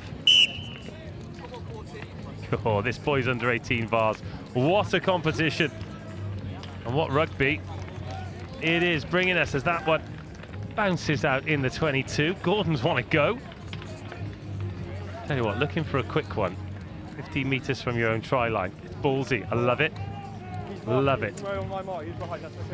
Haileybury, coached by Michael Owen. Welsh Grand Slam winner. Here come Gordon's. Oh, watch out. Miriam Hamilton Richards. It's good tackling from Haileybury. Backwards! Has to be as well. Gordon's look dangerous, but not able to escape their own half at the moment. But you feel as though as soon as they cross that halfway line, it'll probably be a one-way ticket to halfway. Little nudge into space, another fly hack might do it. Oh, that is fantastic. Great awareness of where the space and the support is. Now it is a flat-out foot race that is going to be won by the captain, Mitch Newell, who's going to fill his lungs before filling his boots to 5 points. Just had the feeling that as soon as they got up to halfway, there was only going to be one result. And that result this time is 7 points. Mitch Newell. But the link-up play here, absolutely lovely. Just needed a bit of composure, didn't it? Easy to just throw a boot at that and kick it out, but that offload there, Newell sensible enough to get himself on the inside. Beautiful blue skies and short shadows. The lunchtime glow of day one of the Howden National School Sevens here at Rosslyn Park, and a nice contestable kick-off that's taken and dropped, and oh, Haileybury just about surviving there. Good choice. Well, this game of you go, I go, thoroughly enjoyable. Do not miss a tackle there. Haileybury checking back inside. That's their star man. Wearing number 2. Dylan Lyme, his name is. And by the looks of things, or the sounds of things, it is a name to remember. Matthew Wright. The next to go. 7 minutes gone on our clock. Yeah, very Right, good. Gordon's pick up a penalty. Can they get something else just Back. for... Oh, You're in front of my mark, you take the kick, come back. Your mark's here. chance then for Haileybury to just reset the defensive line. And it feels as though they're going to need to survive this next phase of play, which they have done, and they might have a chance themselves. Chaps, didn't show any clear release. No clear release. They want to go. They want to put pace on it. Haileybury to the middle. Well-timed pass. And a burst of pace. Needs some support. Or does he? Oh, no, he does not. Just before half-time. Dotted down by Dylan Lyme. And with the conversion to come, this game on a knife edge. What an important 30 seconds that was. Defend the penalty, win the penalty, score the try. 12-12. The half-time whistle goes.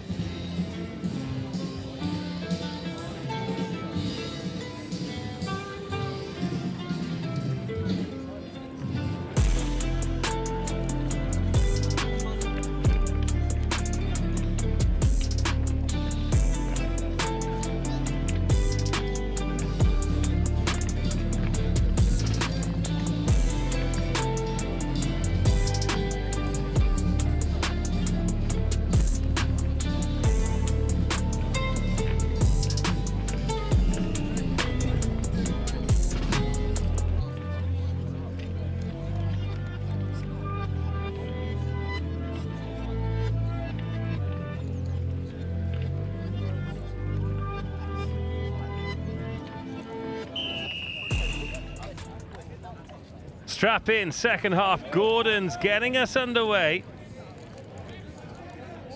They've taken the lead twice, but twice they've been pegged back by a bit of Haileybury brilliance. And this man has been at the centre of it. They're just managing him out on the edge, though. So he doesn't burn all of his matches early. Floated over the top. Matthew Wright shows and goes, turns and burns, and he's brought down. The support's there, the dummy's thrown. That's got to be a high tackle. And if it's a high tackle, is it a penalty try? Chats coming back to advantage. Oh, well, well, well. No penalty try given, but space here for Haileybury. And the man of the moment, Dylan Lyme. I'm not entirely sure how he's transpired to knock that on. But he has, and it's a let-off for Gordon School, a big let-off for Gordon School.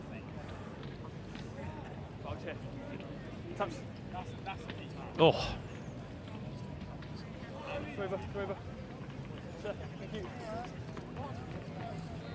And this time it's Gordons who survive. Crouch! Fine! 12-12, what a game. Glorious sunshine, a lot of pressure coming on at the scrum. Turned over, dotted down. And Haileybury lead for the first time. Your player lost his feet first, I've played the advantage, that's their ball. You can talk to me afterwards. It was the work of the front three that did it.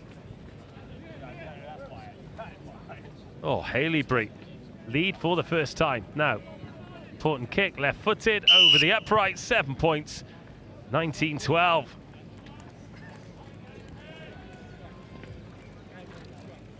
So they were complaining about the number 2 in the scrum there, Dylan Lyme. Not entirely sure what for though. The scrum is time is on, ready whenever you are. organised chaos in the world of rugby sevens, isn't it? Oh, but out on the full, and Gordon's with the opportunity to come straight back. That's just what you want, isn't it? Bit of free possession. Just a bit of sweet relief, especially with those competitive kickoffs.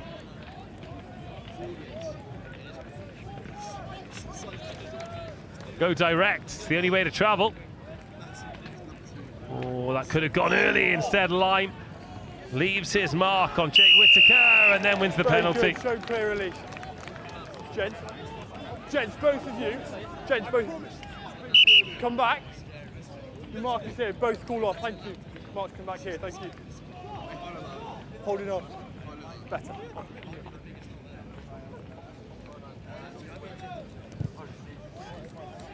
Spiral kick. Gordon's chasing all the way back. No sweeper in. Xavier Taylor. Lyme a bit upright. The offload good. And the clear out good as well. Oh, that ball's gone forward. Couple too many errors happening. Please could you make your way to the RE control cabin, just next to pitch RE2. Thank you. Gents, come over, thank you. Mark's here. And another scrum here. And a call now for the 140 round of fixtures. For Haileybury School. Both teams, crouch! Last try coming. Set! From a scrum as well. And the race is one more. Is there a little hip in there? It's a tackle, knock on.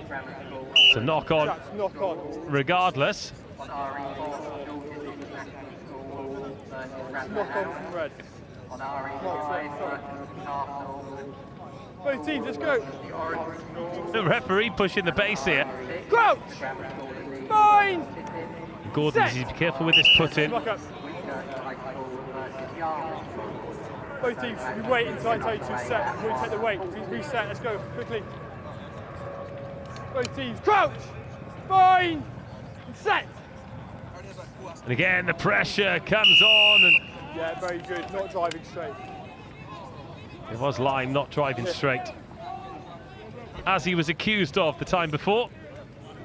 Oh, Gordon's a little bit sloppy with this ball. For the moment, red. Good choice. In the first half, they looked like they were offering risk every time they were on the ball. That's just disappeared for now, but it's only ever one missed tackle away. Tackle, release red.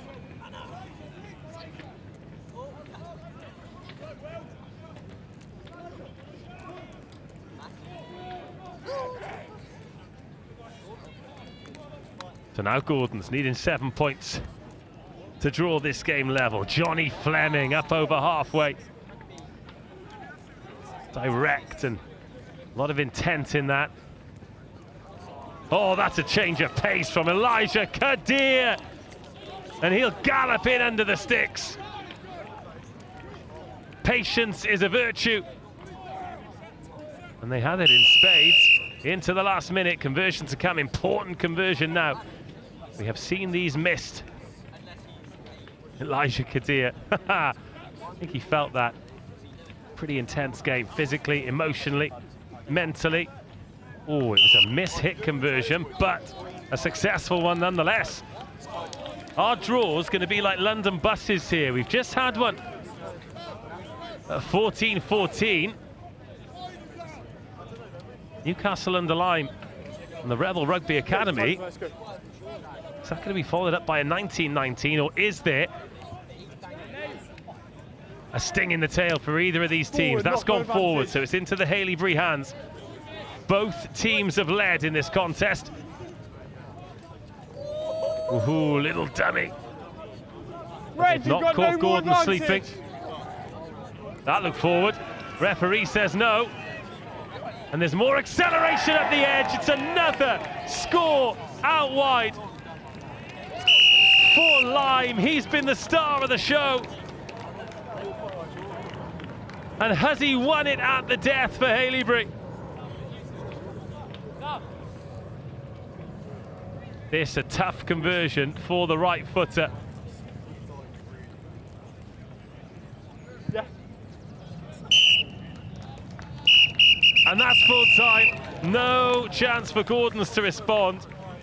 And Lyme, well, he might not be the quickest on the edge, but he is powerful, he is clinical.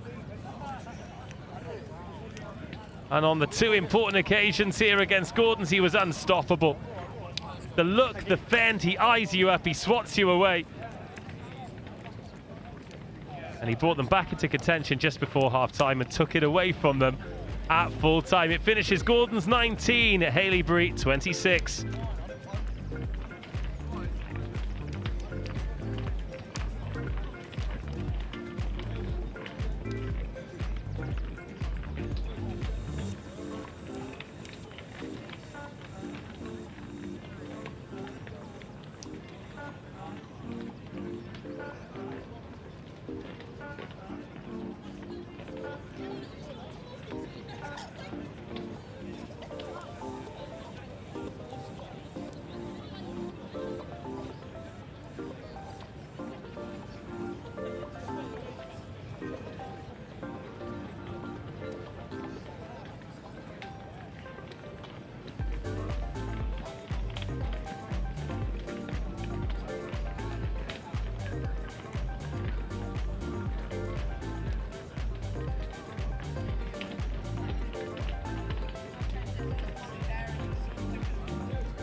Good afternoon, this is a call please for Harrogate Grammar School and Ivybridge Academy.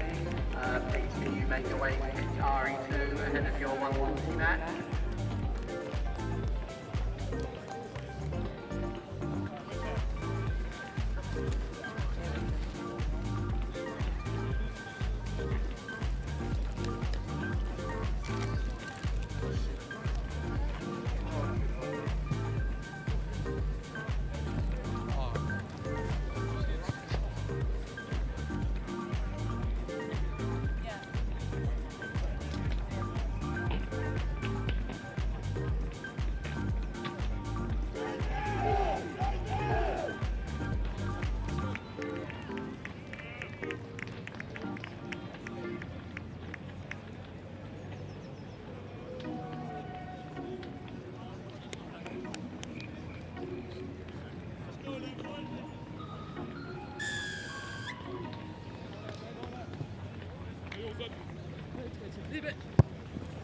Hills Road against Marlborough. Oh, the referee's going to blow a whistle for that. Might even reach for the pocket. In fact, I don't think he's going to need to here, because they're off quickly, and Marlborough already with the bells ringing defensively. Hills Road in the 22. A miss-hit cross-field kick that the dead ball line is going to beat everybody. Burnsy's back. Chicken burrito. You know it. How was it? Glorious as ever. Yeah, fantastic. Longest queue at the HOWDEN ROSSLYN Park National School Sevens. Worth waiting for. Which tells you everything you need to know about the quality of that Mexican fare. I tell you what, you're not going to, because you don't like change. But at some point, I'm going to go for the mac and cheese, and I think it might be a revelation. That is a waste of a lunch voucher, my friend. Waste lunch voucher. And the sun has come out among all that, and we've also unearthed a Hills Road Sixth Form College team sheet as well, but it's Marlborough on the ball. That was a dummy that was just desperate to be sold, and Marlborough now in possession, now looking to strike, just fending off the attentions of the defenders. Brilliant offload, inventive, and it's just a handful of jersey, but the fingertips aren't strong enough. That's a wonderful covering tackle from Adam Stambridge. And now Marlborough's turn to come forwards. Can they get up over halfway here? Nice pickup down by the shins, and a shimmy from Joan Weber. Snake hips running, but look at the jackling instincts of Connor Crayman. Wins the penalty, and off go Hills Road. We got 2 minutes ball in play here. This is where the lungs are screaming. Back. No hands. There is no tackle. Hills Road building from outside their 22. They look up and it's a blue and white hooped wall. No way through. All the way. Not supporting his body weight, and there was a bit of an issue with the roll as well. Hills Road, plenty of possession, metered, pretty tough to come by. Yeah, Oscar Martin is involved in everything, isn't he? Oh, what a turnover, one-handed, and he's got the offload away too. James Trigg. Hold on. Number 8 for Marlborough College. Hold on.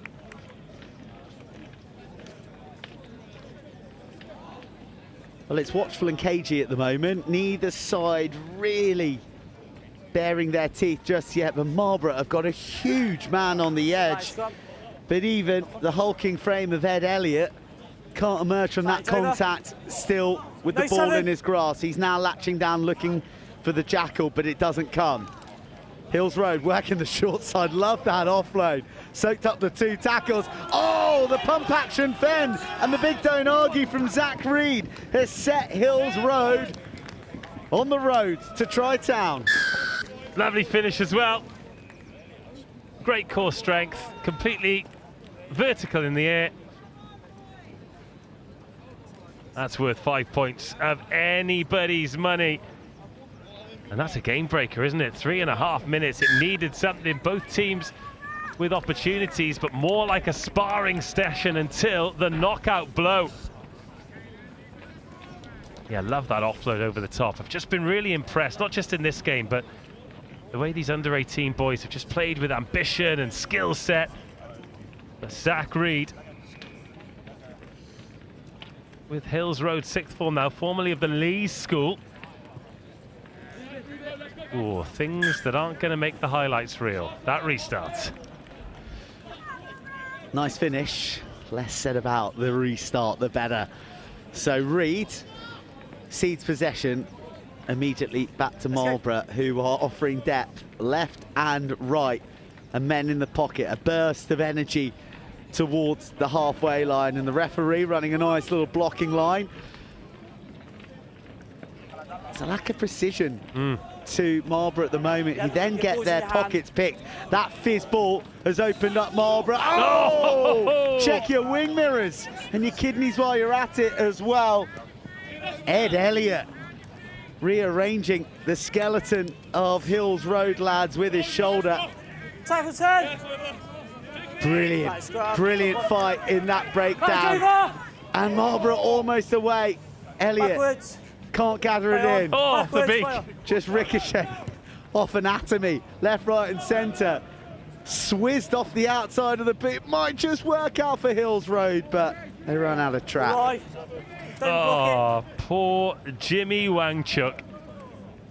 Jimmy Wangchuk has had his Wangchuk there, isn't he? Oh, yes. Oh, kidney shot as well. They're the ones with the delayed pain. That was a fabulous hit, and it was a brilliant defensive read from Ed Elliott, That's defense. who identified that it needed to be landed, and fair play to Oscar Martin, who's up on his feet, and he's now making himself a presence in the midfield. Oh, after all the hard work defensively, one high tackle attempt on the captain, Ollie Banford, gets dismissed. And Banford dismisses himself all the way to underneath the uprights. There's the response, and the conversion will level things up. Well, you've just got to stay in the game, haven't you? It's been so competitive. The breakdown has been a mess. Both teams have kind of put the handcuffs on their opponents, but opportunities will come, and that was the first real one for Marlborough, but it took some finishing from Ollie Bamford around the outside. And then once you get that first fend away, just got to back yourself, and that is exactly what you need from your skipper in a tight game. So at half-time, honours even, 7 points apiece.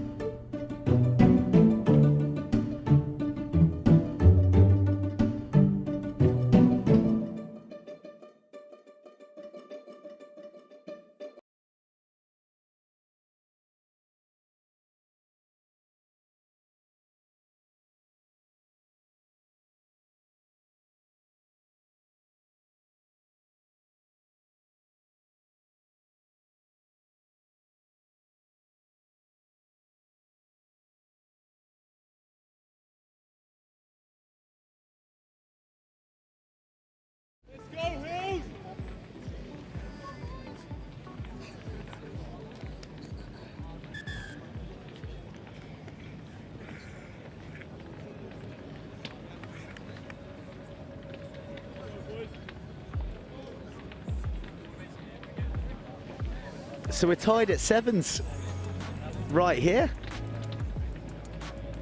Hills Road Sixth Form College getting the early go-ahead, but the response late from Marlborough, and it is chaos from the kickoff, and Marlborough pounce. No left. Good pressure on the 9, makes things uncomfortable, but Marlborough are still doing their best to forge ahead. Not across the 22 just yet. Again, loose picture at the breakdown.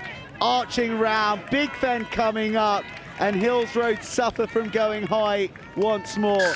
James Trigg hands Marlborough the lead in the opening seconds of the second half.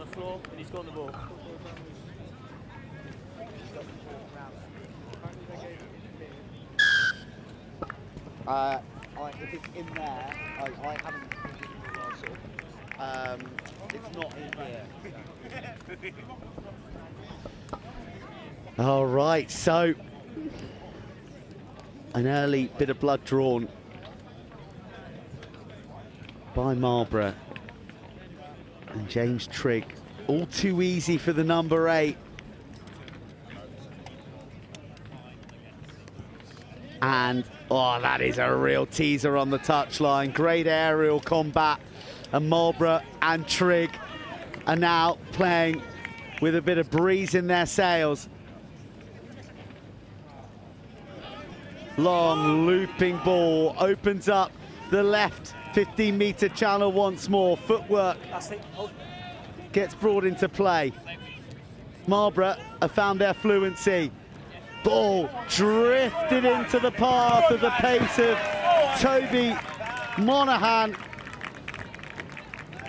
And Monaghan, the man, rounds off a sweeping move left to right and climaxing underneath the uprights. Oh, you're waiting for the ball, my bad, my bad.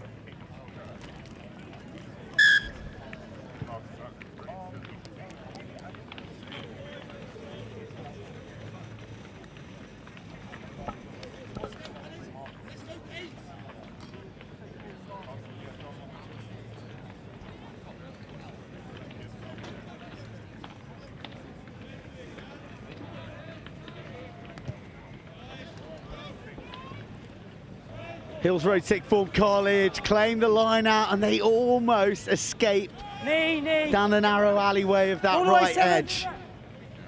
Again, they continue to probe down the short side, stripped in the contact, and some scrum advantage for Marlborough that gets blown up early. Scrum, scrum, scrum. And the 2 sets of forwards will pack down. Amazing how a game of 7s can turn so quickly. Hills Road leading for nigh on the entire first half, and now 10 minutes gone, 21-7 down. And in the mind of Marlborough will be the view that if they can score the next try, then that's the ball game.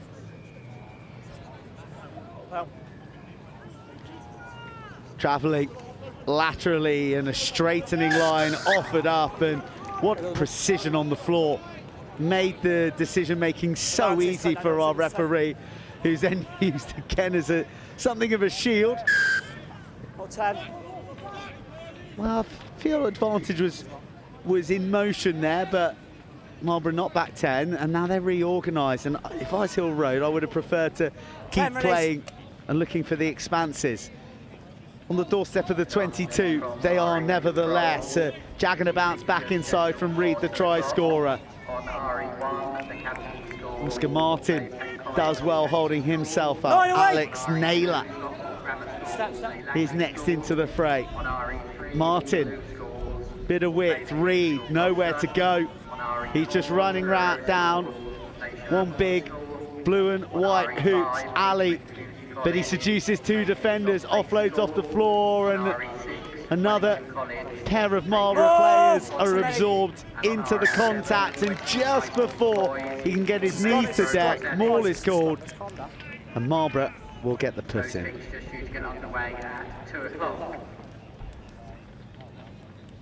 Yeah, the Hills Road boys, for all their endeavour, find themselves 2 scores down here, and they are running out of time. Not going to happen in 2 minutes, though. Into the hooker and the hooker outside, yeah? Happy with that? Props fine into the hooker and the hooker outside, yeah? Here's our mark. The referee doing his best, but Coach! it is very much the wild, wild west at scrum time in sevens rugby. A lot of pushing, pulling, and nefarious activities in there. It's right here for Marlborough. Yes. That is a glorious bit of ghosting. Rory Sage won't score the try, but he was very much the architect. Oliver Bamford, the beneficiary. Well, Ollie Bamford has been so important for this team. You think about it, they ran to the pump. It was him that released the pressure valve just before half-time to get them back into the game.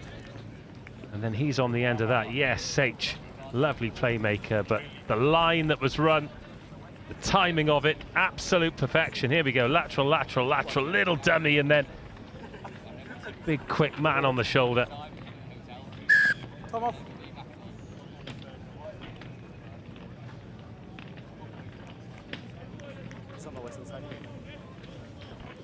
Like the Marlborough jersey, old school feel in it. Yeah. Classy. Wow, that is a kick-off that Elon Musk would be happy to put an X on. That went sky high. Off you go. Way off you go. Slowing down the game. Marlborough get given their marching orders for slowing down the game. It's a game that they've got won, but Hills Road Sixth Form College have got a chance to try and strike in consolation fashion. Well, tackle assist there, wasn't he, Bamford? He tried to disguise the fact that he was involved. Gets penalised, no sweeper at home. This is cute. Can Guy Fitzgerald collect? Let go. He's there on the scene. But Marlborough have the ball back in their hands. They also have the whole 15-metre channel to work with one-on-one. Whoa! Wasn't even swept aside, was ushered there, and there wasn't even a fingertip laid. The pickup won't be quite good enough, and that'll bring to a close. A decent old hit out, but it's one that Marlborough College have triumphed in over Hills Road Sixth Form College, 28 points to 7.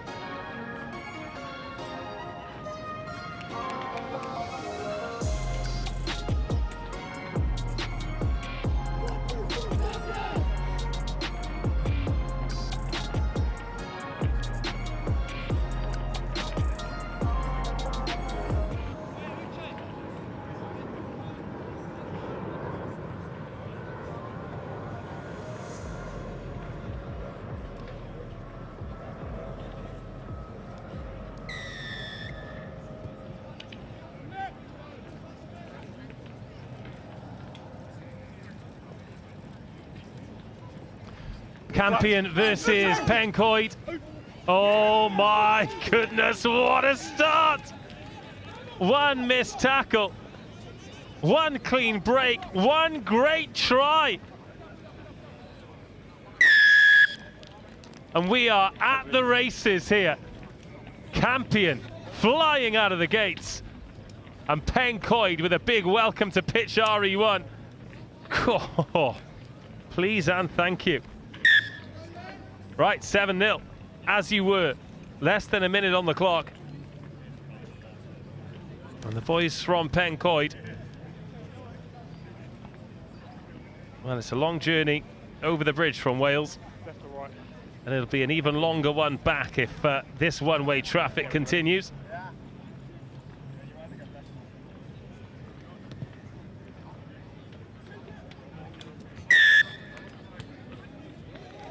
Not 10, free kick. Although Campion don't follow it up. And Pencoed with the first touch of the ball, 7-0 down. They're giving away a fair bit of size, our Pencoed, to these Campion lads. So it's been turned over again, but no clear release. A penalty, Pencoed. 6, please. They're coming forward now for the first time. Ah, that's good power in close quarters. Needs to be an offload. There is, and now perhaps a shade of space at the left-hand side for Pencoed to come straight back, but that is a brilliant cover tackle. No, more than 2. And Campion keep the sheets clean. No, more than 2 players already set.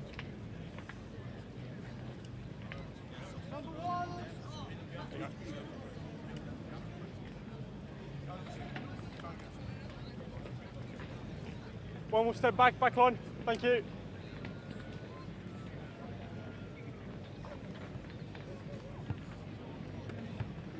Right, Campion School, second attacking touch.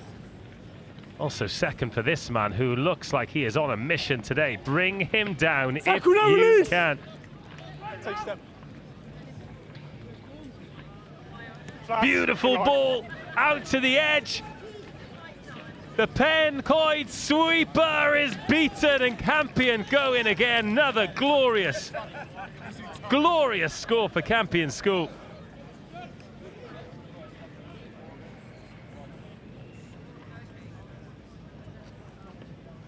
And it's down. Oh, wow. These boys from Hornchurch can play some ball. And that is 14-0 in the blink of an eye.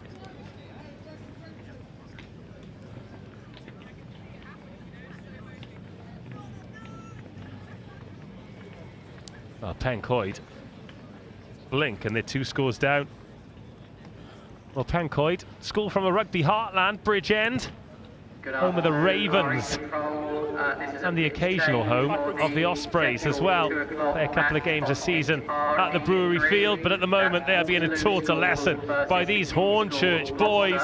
Is it going to be 3 touches, 3 scores out of the back door now? Oh, there was space if they whipped it out to the left, but they've gone right, confident in every carry. Stronger, faster, but a great turnover. Oh, referee! Let him play. Campion using the width, gorgeous ball. Oh, the passing is top notch, and they're in for try number 3. And this is quite a one-sided affair. And this is no slight at all on Pencoed. It is just Campion are vicious and malicious.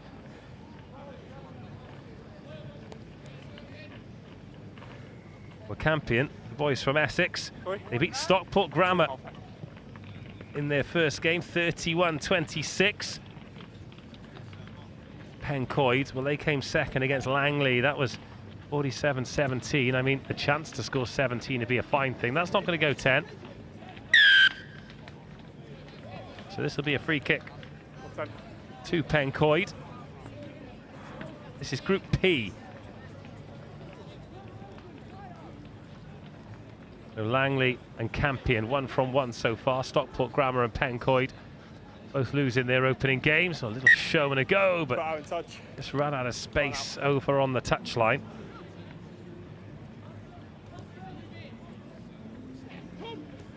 say it. Oh, they're going to try and go the length again here, aren't they, Campion? And I don't think they're going to be stopped either. Well, you don't need to pin your ears back now. Put the parachute on. It is over. This score, this half, this game is over, and Campion, it is turning into a glorified training exercise, but goodness me, are these boys training hard. It's 4 tries, it's 4 conversions, it is 28-0.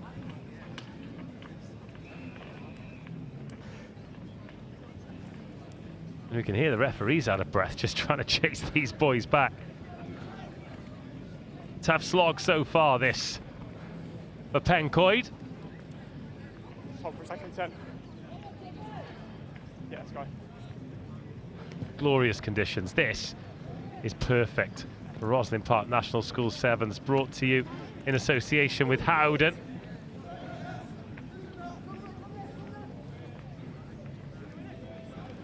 Oh, good tackle, but the offload back. Good too. Referee rightly says the ball's gone back, and little dummy thrown and then running into trouble. Hold it on. Number 1. Numbers here for Campion. They're not going to need them. The dummy, the show, the go.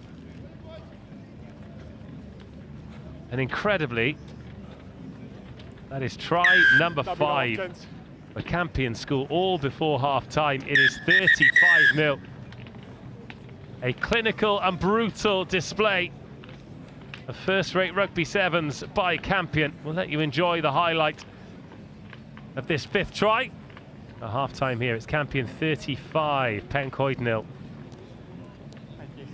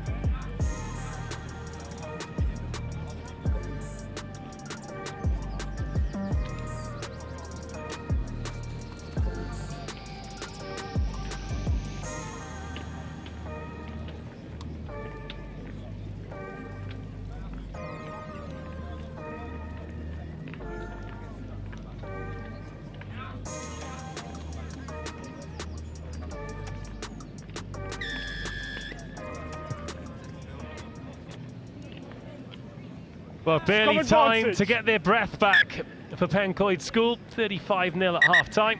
No, scrum. And they've coughed up the kickoff as well, and Campion will continue this campaign that is almost turning into bullying, to be honest. We're already more than a dozen games in on this opening day. What was a gloomy and chilly first few games here is now turning into an absolutely glorious sun-soaked festival of schoolboy rugby sevens. Right, Pencoed, this is the time where I get partisan, and I'm happy to do that. Campion, they're home and hosed. They're done and dusted. They've won this game, so I'm going all in on Pencoed to get themselves a meat pie. Eggs are for Easter. 24, roll quicker. And Pencoed, they've looked tidy, especially this man. Not got team sheets for either of these, unfortunately. I'm not able to shout them out by name. Oh, a little fumble there and a regather And this about as close as Pencoed have got. They're done with the offload there, it comes, but maybe a split second too late. Decent ball over the top and a good fend and a missed tackle, and Pencoed not quite in behind yet. Don't want to get isolated here. Plenty of Campion numbers in defence. Move! Oh, the maul is One called. stop. Down by Brown.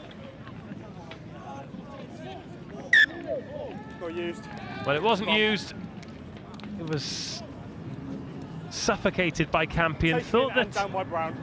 they may have got a little bit unlucky there. Down there, gents. The Pencoed boys thought there might have been a knee down first, but the referee much closer than us.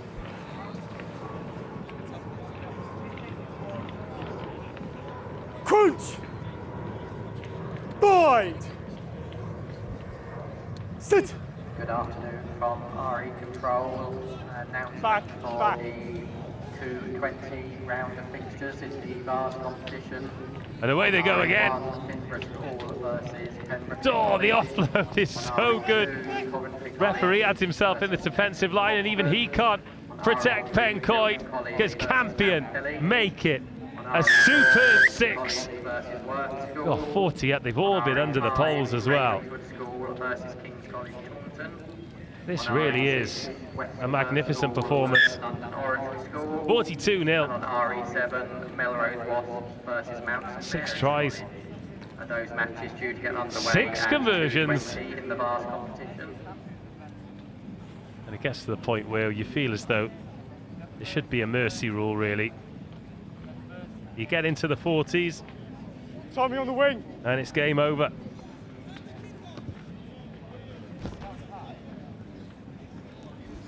Taken in. Backwards. Well, that ball's wobbled loose. Pencoed under pressure in their own 22. 12, can't go back in.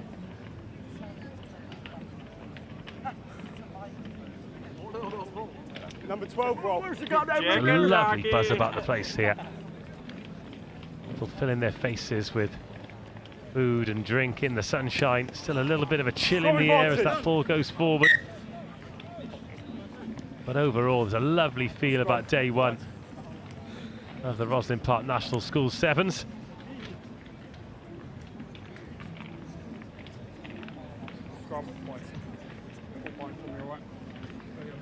Still a few under-18s Vase games to go today. Great tournament. I'm sure you'll agree. Some brilliant players. Crunch! Bind! Sit! And that one scooped up. Pencoed a little bit short of numbers here.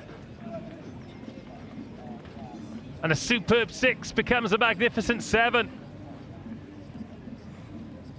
Well, this has been the most clinical performance we've seen so far on pitch RE1. These Essex boys basking in the sunshine. Well, can they hit 50? You can't help but think yes. They've got 3.5 minutes to do it. And forget gold. Everything they touch has turned to tries. 2 minutes, or if it gets to 50 points.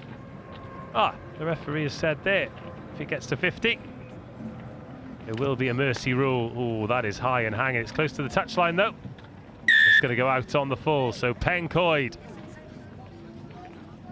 will touch the leather for once.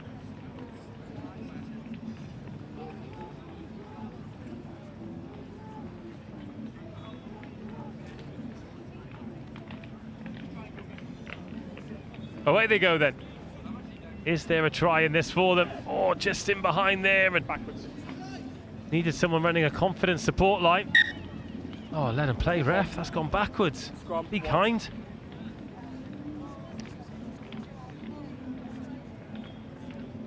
Tough to referee these one-sided games. Because you've still got to referee them fairly and down the line. Not just because of the fairness for the players, but also the safety of the players.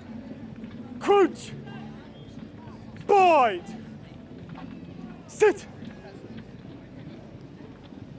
That one's shot out the back. Is there a little gap on the blind side here? Good roll, thank you, 9. Well, somehow they've got a 4-on-2 here. And I think this will be the 50. Oh, all on his own. Pace to burn. And Campion School try number 8, takes them to 54 points.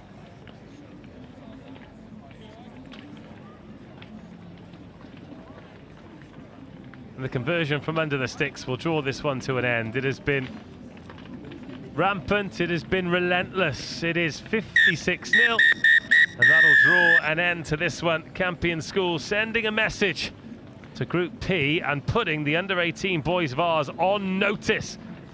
They are here, and they mean business.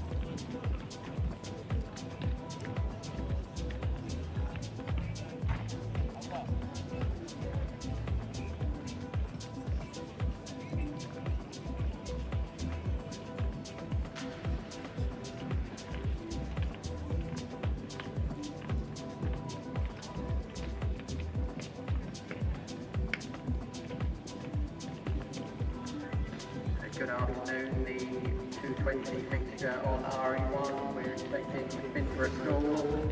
That's Finborough School for your 220 RE1 kick-off.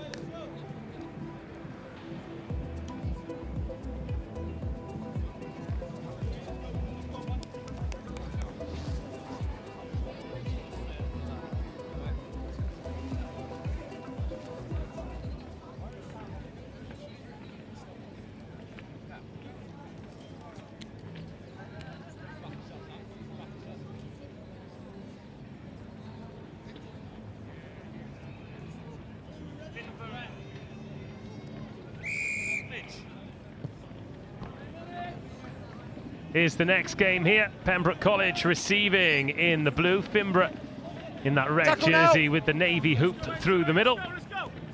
Oh, a little knock on there. Still good. By Pembroke. Leave it now, leave it blue, leave it. You come in this. In at the side. Finborough get the advantage, get the penalty, and get on the front foot straight away. Lovely seed off the right. And the Fen creates the space, and what a finish. One-handed, full-length, Finborough away and at the races. Well, Pencoed just had a very, very tough game here on pitch RE1. In terms of results, Finborough School lost their opener to Coventry College 19-10. This is in Pool R of the boys Vase. And Pembroke College had a real tough one against St Edwards Oxford. That was 40 points to 5. Great restart. Oh, good contest forward and a fantastic take as well. Tackle now and away, Red. Jack Richards. He's a black belt in karate, but he's first dan at retaking restarts too.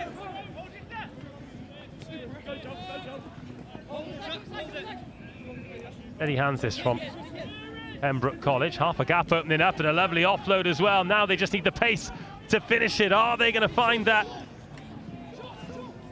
Oh, they might just do that. Here's the acceleration. Sean Fraser-Jones, he gets the pass away. Hands will do it here. Oh, it's gone to ground. They did everything right. Oh, Bowen Clark. The Scarlets under-18s. Scrum half, so close, but so far. Hold on the bind, fellas. They were queuing up there. It was so good until the last moment for Pembroke College. Crouch. But it is Finborough. Set. Foot down, Blue. Who keep this narrow lead. The unconverted try. Risky pass goes to hand. Love the ambition. Well, this man ice skating Forward through, pass, then he's advantage. coughed it up. Advantage here, Advantage Pembroke over. College, surely this time. Well, well, well, they've got there. They've finally got there. Rio Phillips gets it off Bowen Clark, who, well, they did their best to butcher the opportunity. Pembroke College. But they find a way over the whitewash. And the men from West Wales.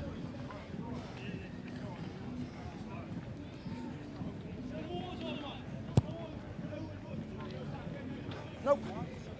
Level things at 5-5. Now, apologies if those of you who are Welsh speakers are offended. Of course, Coleg sur Benfro would be the correct pronunciation. However, the handwritten team sheet that I've been handed says Pembroke College on it.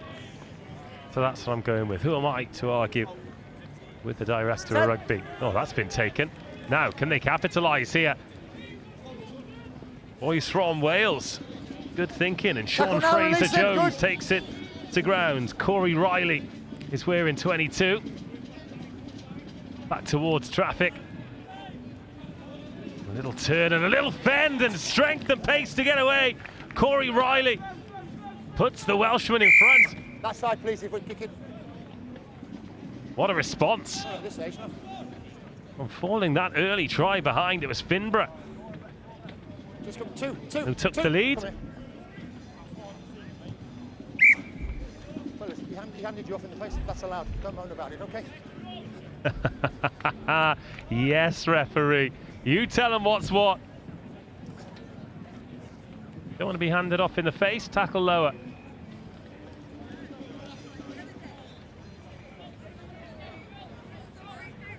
(12-5).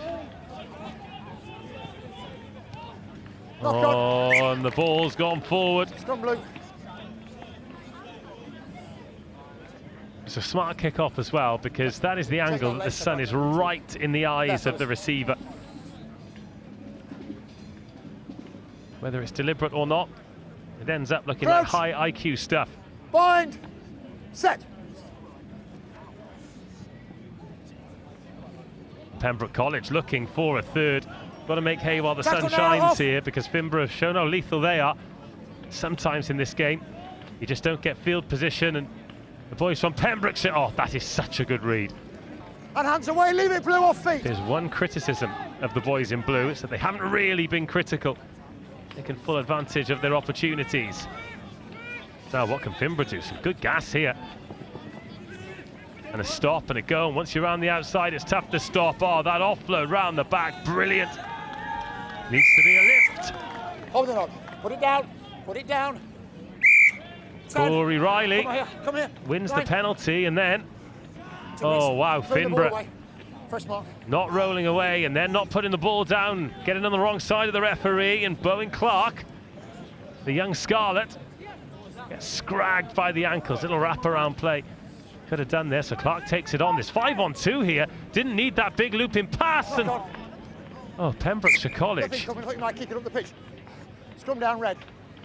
Butchering opportunities. It could be 2 or 3 scores ahead. Instead, in the last minute of the half, Finborough have the ball. They're a player down. Crouch. But they'll be relieved to Bind. only be a score down. Set. They are still very much in this game.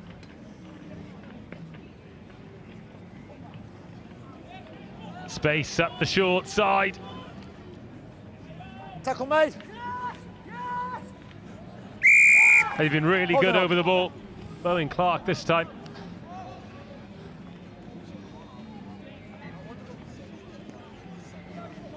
Offload's good. And it took up 2 tacklers as well. Onside. Smart nudge. Smart nudge, awkward bouncing ball, and Finborough. That's a decent kick. Oh, and a good challenge as well. Incredibly well taken Away, by 12. Cian Cad. No, leave it 10, hands on the floor, leave it. Now, there's a huge, gaping, great hole. And an offload to boot, but once again, Finborough. Bearing in mind, Pembrokeshire have been so good over the ball. Finborough have been even better Half-time. at getting in that channel. And they survive until half-time with just 1 score in it. Coleg said Benfro 12, Finborough School 5. Once we start the second half, okay? 20 seconds once we start.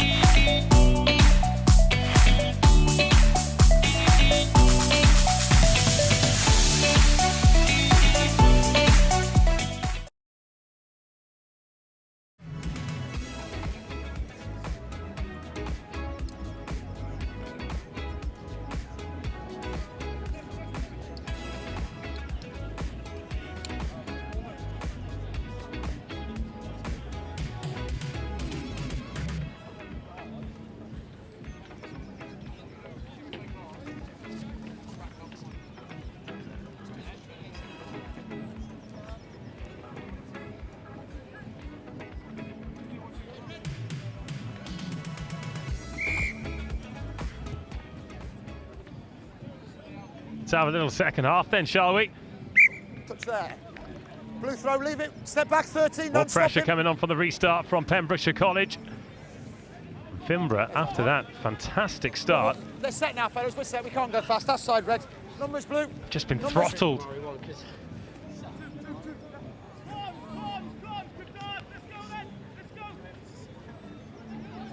Our first attack of the second half then.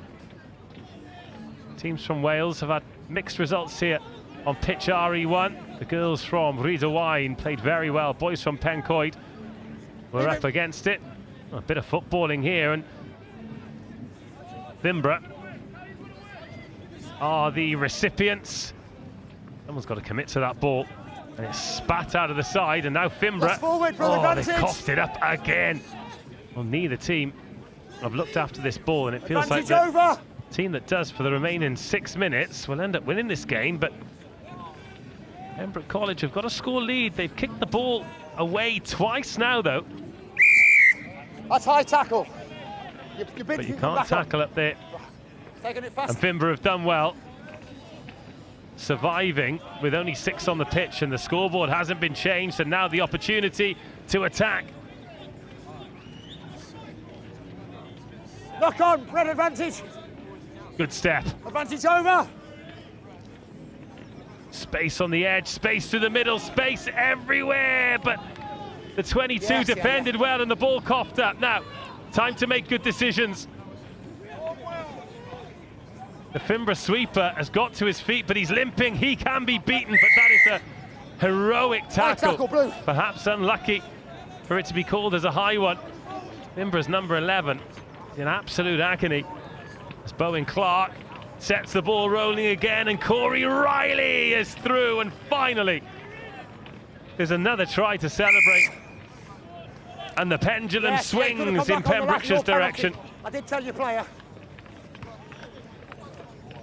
Well, change is being made, and those heaving lungs you can hear are the referees. And probably just about everybody else out there too. It is a hectic tempo.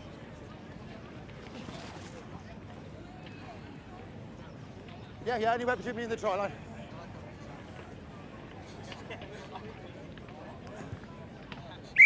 Lovely strike. Another 2 points. 14-point lead now. Angus, you're making friends. Who have you got with you? Right, well, I've got the lads from Reeds. How's it been going today? Pretty well. 2 games down, 2 wins. 2 games down, 2 wins. Fantastic. Been watching a bit as well, enjoying life in the sunshine. It's lovely. Great weather today. Howden Rosslyn Park National School Sevens delivering. I'm loving it here. I've got a lovely little set of chips here bought from Luke himself. It's been a lovely day, to be honest. We're hoping to get through to tomorrow as well. We want to come back. So big goals, big aspirations. But it's been lovely so far. It's been lovely. Big aspirations from Reeds School. It's been going pretty well for them. 2 from 2. Let's go back to the action with Dave Rogers. You've arrived just in time to see Finborough coming forward. Fair dues to you, Angus. You're grafting with those Reeds boys. Not giving you much, were they? But he's going to be out and about the whole time, is Angus. It's one of the most recognisable faces in schools rugby. So if you see him, collar him. We'd love to hear from you wherever you've come from. Whether you've come here to watch some rugby and walk the dog, or whether you've travelled from abroad with one of the teams, whoever, whatever, wherever. It's all about getting as many faces and voices as possible as part of the coverage here of the National School Sevens here at Roslyn Park. What a tournament. God, what a day as well. Set. All we hope for is the sun shining on the first day. That tees us up for the week. Owen Clark, real live wire. He's got the mullet to match, and he's a West Walian rugby player. 2 passes takes them from edge to edge here, and then going searching for contact is Will Robinson. He stood up though. He's met his physical match, needs to protect that ball.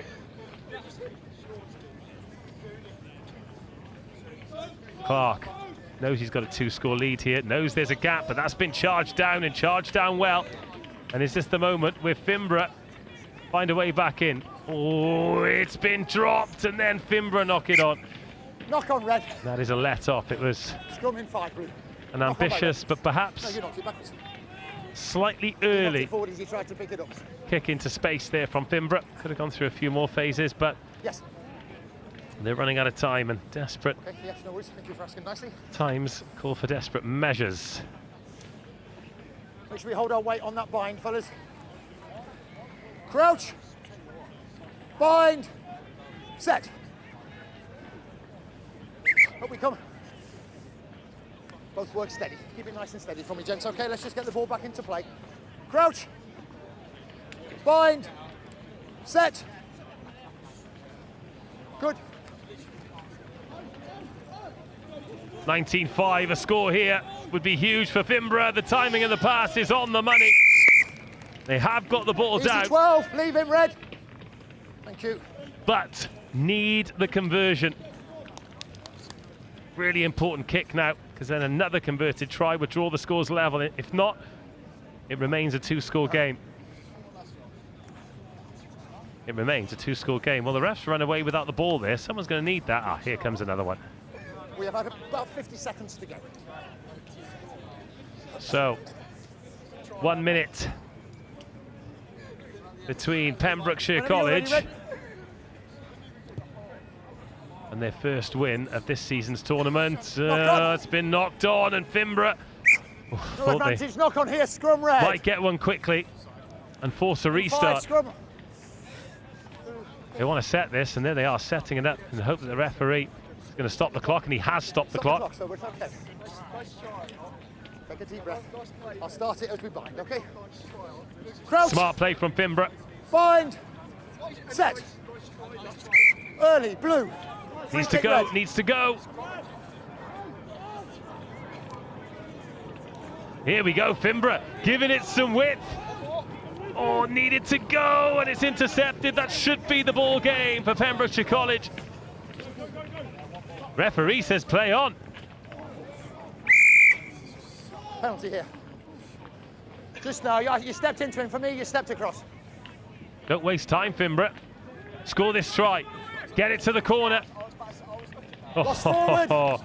Well, Pembrokeshire College Would be a scrub. blew some opportunities in the first half. time, Finborough yes. blew some in the second. Great game, a really good contest. 3 tries to 2. The conversion's important. And Pembrokeshire College get their first victory of this season's tournament. It finishes 19-10 in favour of the men from West Wales.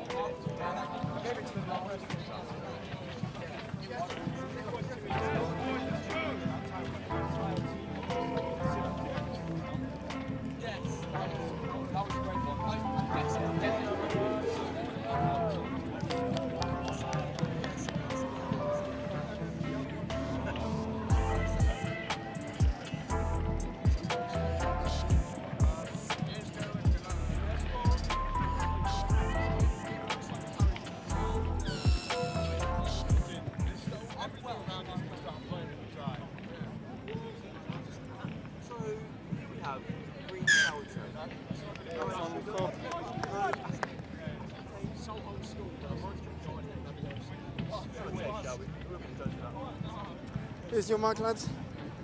Solihull versus Ysgol Gywr.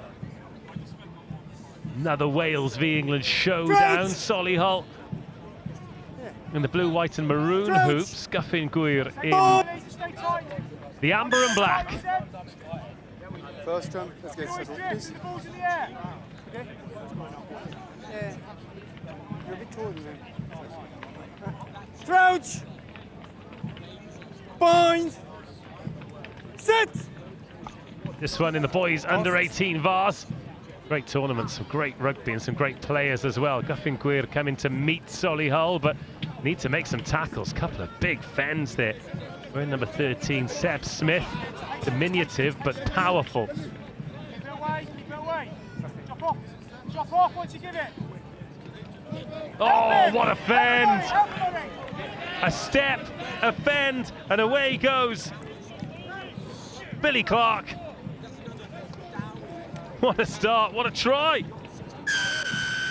Solihull are at the races from inside their own 22, and that was explosive from the young Gloucester Academy man. Seb Bristow on kicking duty.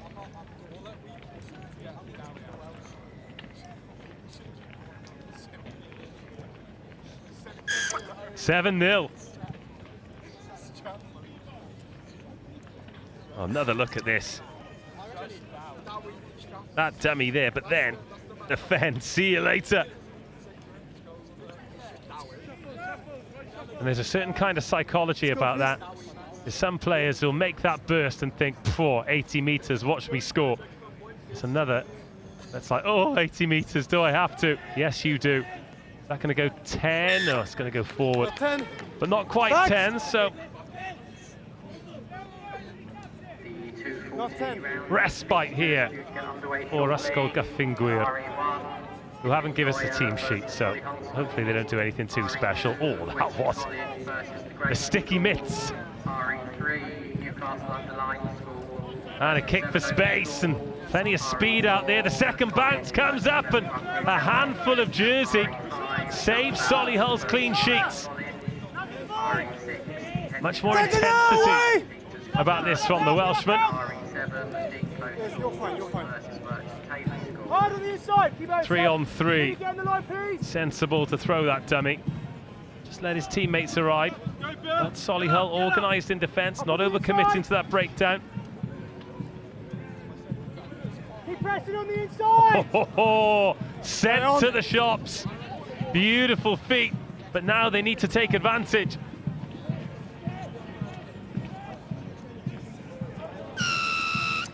Off feet.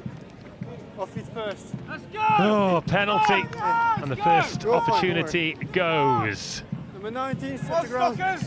Good defence from Solihull. God, what a gorgeous day now. Perfect for the biggest and best School Sevens tournament that gives us the biggest and best rugby. Seb Smith brought down, crabbing around to try and win that ball. Huge clear up from Alfie Ellis that opens it up for Billy Clark to stride home for his second try. He has got a nose for the paint, this boy. Right place, right time. Once, then twice. And 4 minutes gone, Solihull take a 12-0 lead.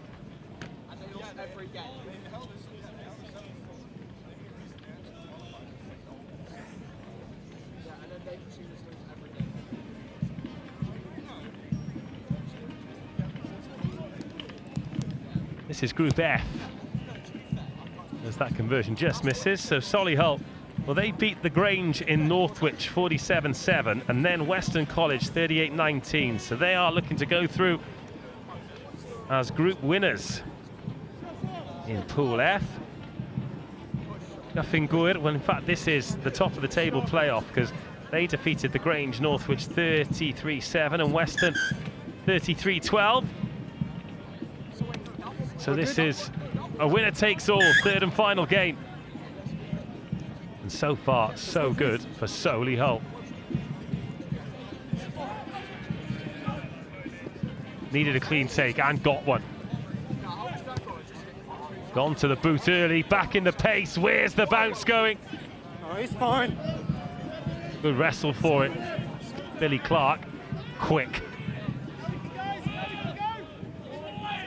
Sam Stockdale whips that off the left hand.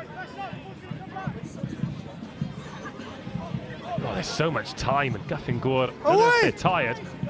They're just falling off tackles and inviting this brilliant Solihull team on. Out wide, you've got Big Sam Harding. Big Sam Harding jogs it in. Did all the hard work further up.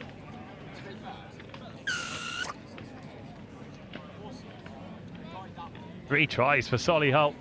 He's staying in the West Midlands. Is Sam Harding hoping to play some ball with Coventry. Been a great championship club and provided a platform for players to kick on to.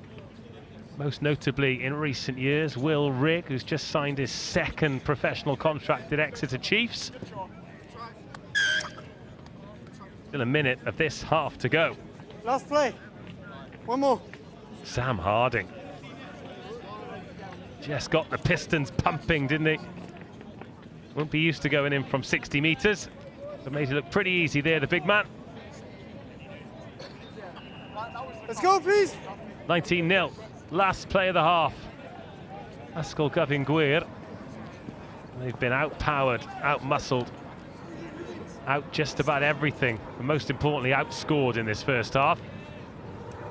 That's a nice ball. All right, here. High tackle. Referee being a stickler for the rules, but a fast game's a good game. Then in place it. Again, Gywr just looking for the missed pass, the big pass. And they end the half with a big egg, 17-0 to Solihull.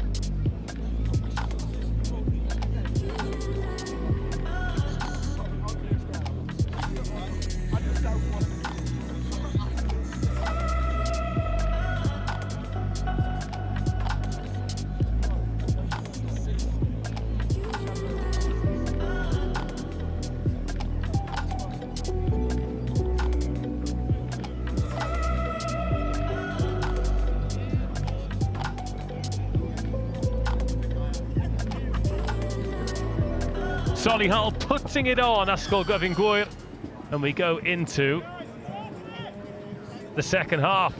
Again, it's a clean take. Oh, they're just firing the ball out, trying to create some space here, and they have. But Solihull in hot pursuit, nudge into space. I like this. I like this a great deal. Oh, they've dived over the top of it, but it's a knock on. Desperately unlucky. Love that option, knowing his limitations in terms of the pace, going to the toe, great weight on it. What about the chase from 22? And he is so unlucky to feather that forward, because the offload had opened things up off the floor and they would have been in. Billy Clark, the man who chased back to save the try, he's got a couple himself. Bind!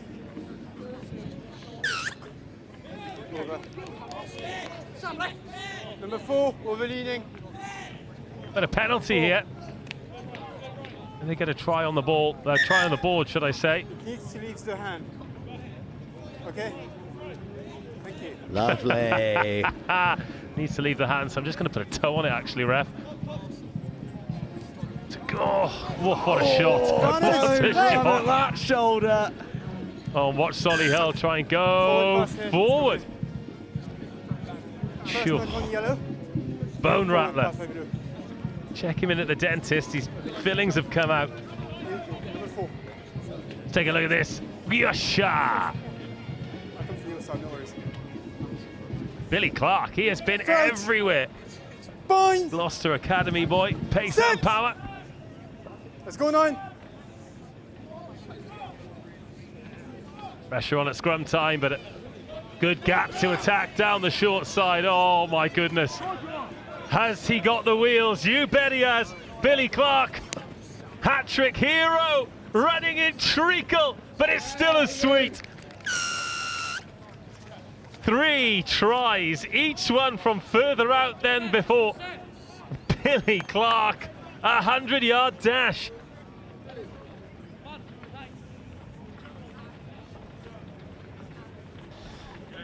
Well, it was concrete clavicle Clark seconds ago as they were defending on the touchline.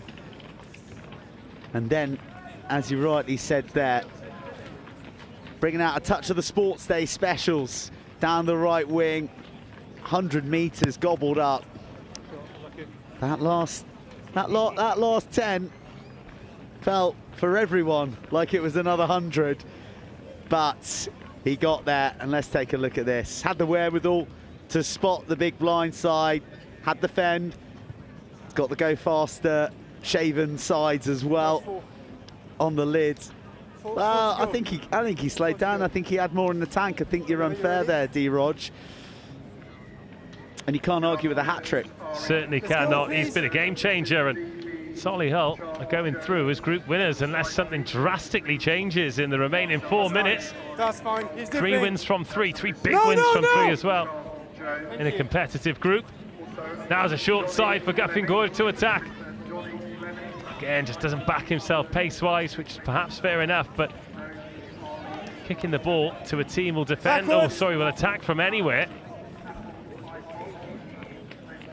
You find yourself in a spot of the old bother.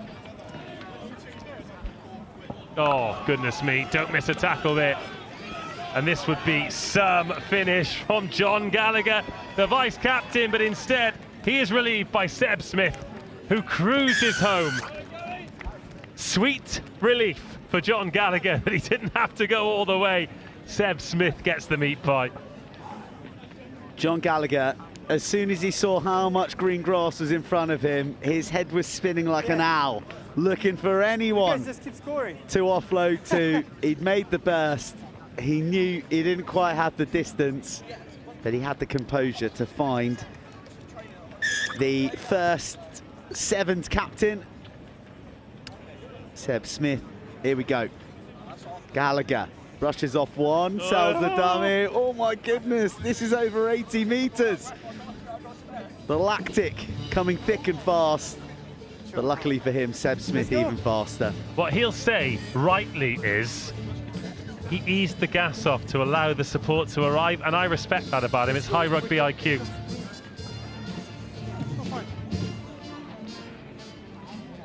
That get low. We hope you can hear this at home, but the British Army Brass Band has been soundtracking the hits and the tries of the HOWDEN ROSSLYN Park National School Sevens today. They have been a revelation. Sit up! Oh!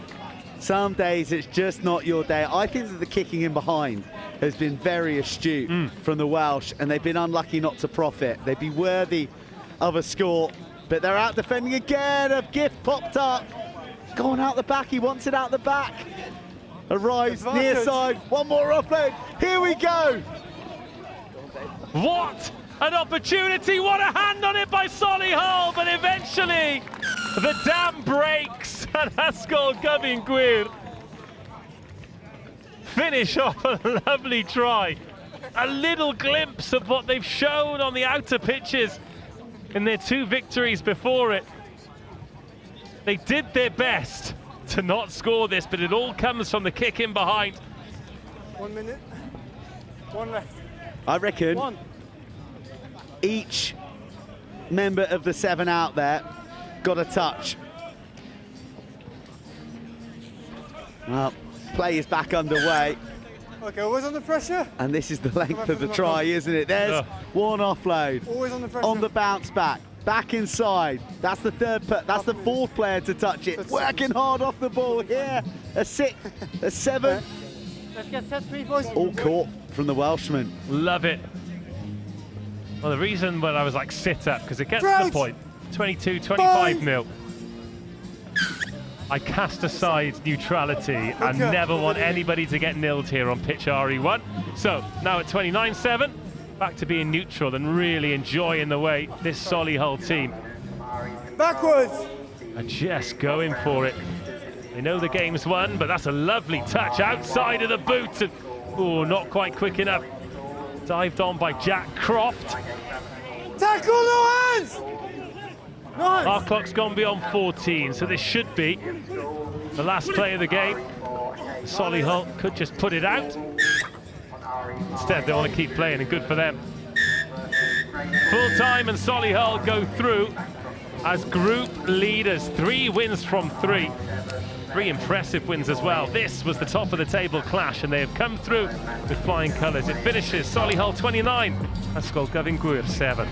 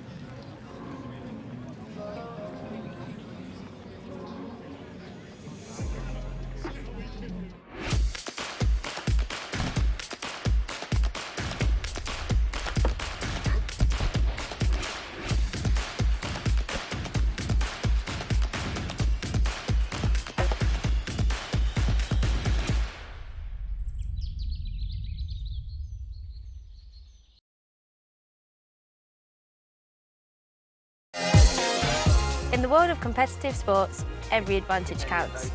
At Holroyd Howe, we understand the vital role nutrition plays in athletic performance. Holroyd Howe, providing the power to perform.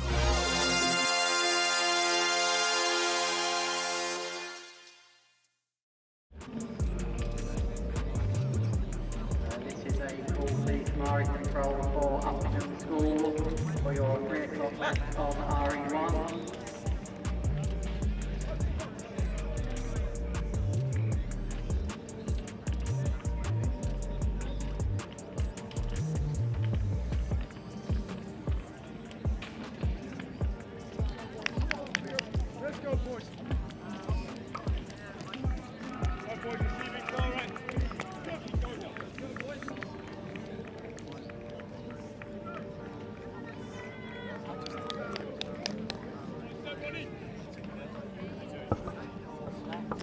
Right, welcome everybody to a pitch RE1 that is basking in the sunshine of a Monday in London. Day 1 of the best week of the year when it comes to schools rugby in the UK.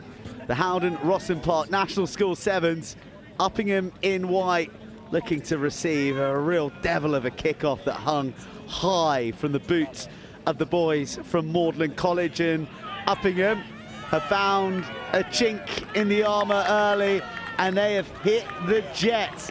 Ned Catton. What a start. They let the cat out of the bag early, didn't they, Uppingham? And he never looked like being caught. Well, this is the big playoff at the top of Pool G. Both teams have won 2 from 2. Magdalen, well, they've been in a couple of arm wrestles. They beat Olchfa 33-21 and then snuck past Reigate 26-22. As for Uppingham, as that conversion dissects the polls, they've had a couple of absolute screamers. They have splattered Reigate 50-0 this year. Splattered, that's such a visceral description. I've seen enough rugby to know that 50-0. To know a splattering when you've seen exactly. And then, not quite a splattering, maybe a squishing of Olchfa School, 45-0. So yet to concede a try, and that try takes them up over 100 unanswered points in this season's National School Sevens, and they're about to go again. How much dog and determination from Charlie Hargreaves. He had absolutely no right. He didn't have enough room. But somehow, he just kept swatting, kept running, and all of a sudden he was in the right-hand corner without a fingerprint on him. We've seen so many good teams in this boys' Vase. Oh, it's a lovely strike as well. Be good. No. Not quite. We've seen so many good teams in this boys under-18 Vase competition, and I'll watch them and I'll think, oh yeah, they'll win this. Yeah, they'll have a good chance of winning this. I am none the wiser as to who the real competitors are. Play when you like. Going into day 2 tomorrow. Well, I think that's one of the things with us in RE1. We only see, you know, a small offering of the 26 pitches that are in play throughout the week. Left edge fine. So we've got a sense, but it's only when you get to the real business end, or you see a top of the table clash like this is in a winner takes all. Oh, he's not going to thank his teammate for that, is he? Nate Timpson. He's done incredibly well to hold on despite being clattered from behind. But look at the driving legs and the hunger of Edward Vertigan. Yeah, he's gone a bit high there and conceded a penalty, and Magdalen. Bit vertical. Switches on here if Magdalen can come up with it. All is squirted out the side of the breakdown, and this can so often be deadly. Oh my goodness. Particularly when you got Ollie Payne train steaming to the line. I'm not sure about pain. This is more like agony for Magdalen, because every time they look like they're going to make some inroads into this Uppingham school defence, they cough the ball up and they are punished. We're less than 4 minutes in. That's 3 scores on the board. And the worrying thing for Magdalen is Uppingham had, what, 5 on 3 there, but the ball didn't even need to go through a pair of hands. So it spills out here. Payne's on it, has a look up, sees men outside him, knows that as soon as he's beaten Zach Dudhill, then it's up to Magdalen to catch him. Okay, White. And catch him they can't. 19-0. High hanging restart. The lesser spotted header back into your teammate's hand, testing the line, foxing feet. It's a great desperate tackle. The support's there, so too the cover. They're back on their feet and they're snatching on the deck. That is outstanding. Tackle. Real dog and determination from Magdalen. Surely offside there. It's a long way out. It's quite cynical though, isn't it? Offside. Yeah, no sweeper.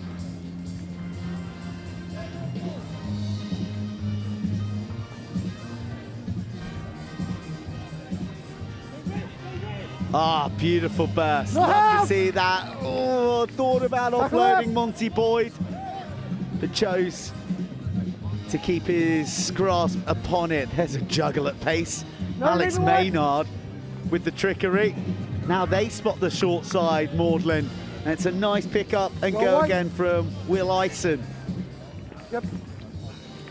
Oh, just a little burst, just a little bit of danger round the fringes, and Alex Maynard makes Uppingham pay for the first time this competition.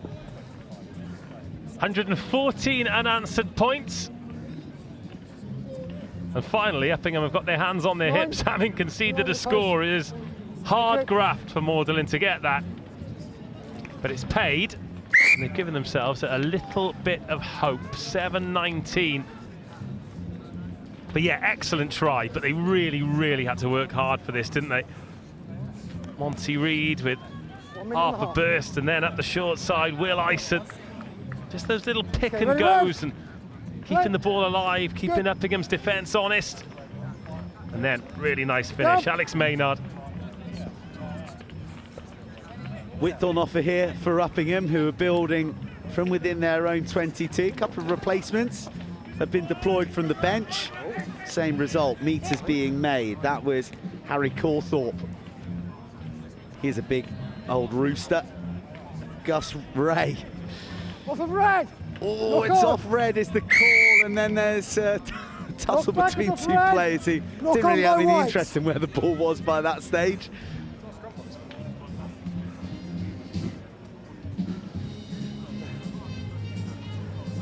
Red scrum. Red scrum. Magdalen scrum. Hooker, stay live. Bound onto the hooker, please. Trying to pick the tune. It's Bind! Anywhere I wanted. Oh, what's the Hayley Williams? What's her band called? Mind your shirt, not on the shorts, please. Okay, keep that gap. Yep, Do I yep, Paramore. Same again, Paramore. on the shirt. Last play. Misery Crouch. business. Bind! You got there in the end. Yeah. Got there in the end. It's pick the track, pick the song. I'm from into it the though. British Army Brass Band. And, Oh. God, it's pick the bones out of that one.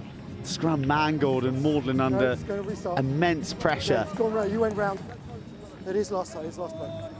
Last yep. play, Gus Ray and Edward Vertigan, the Crouch. muscle either Bind. side of their hooker. Set.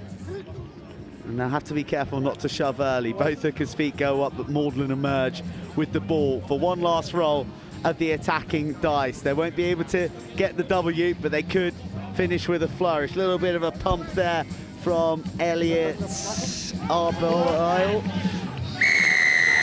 But one last steal on the deck, and then a very Knock on the second one. ungraceful Half time. fumble forward, and Half time 9. Take ball. that is going to be half time. 7 more minutes to come. Magdalen 7, Uppingham 19.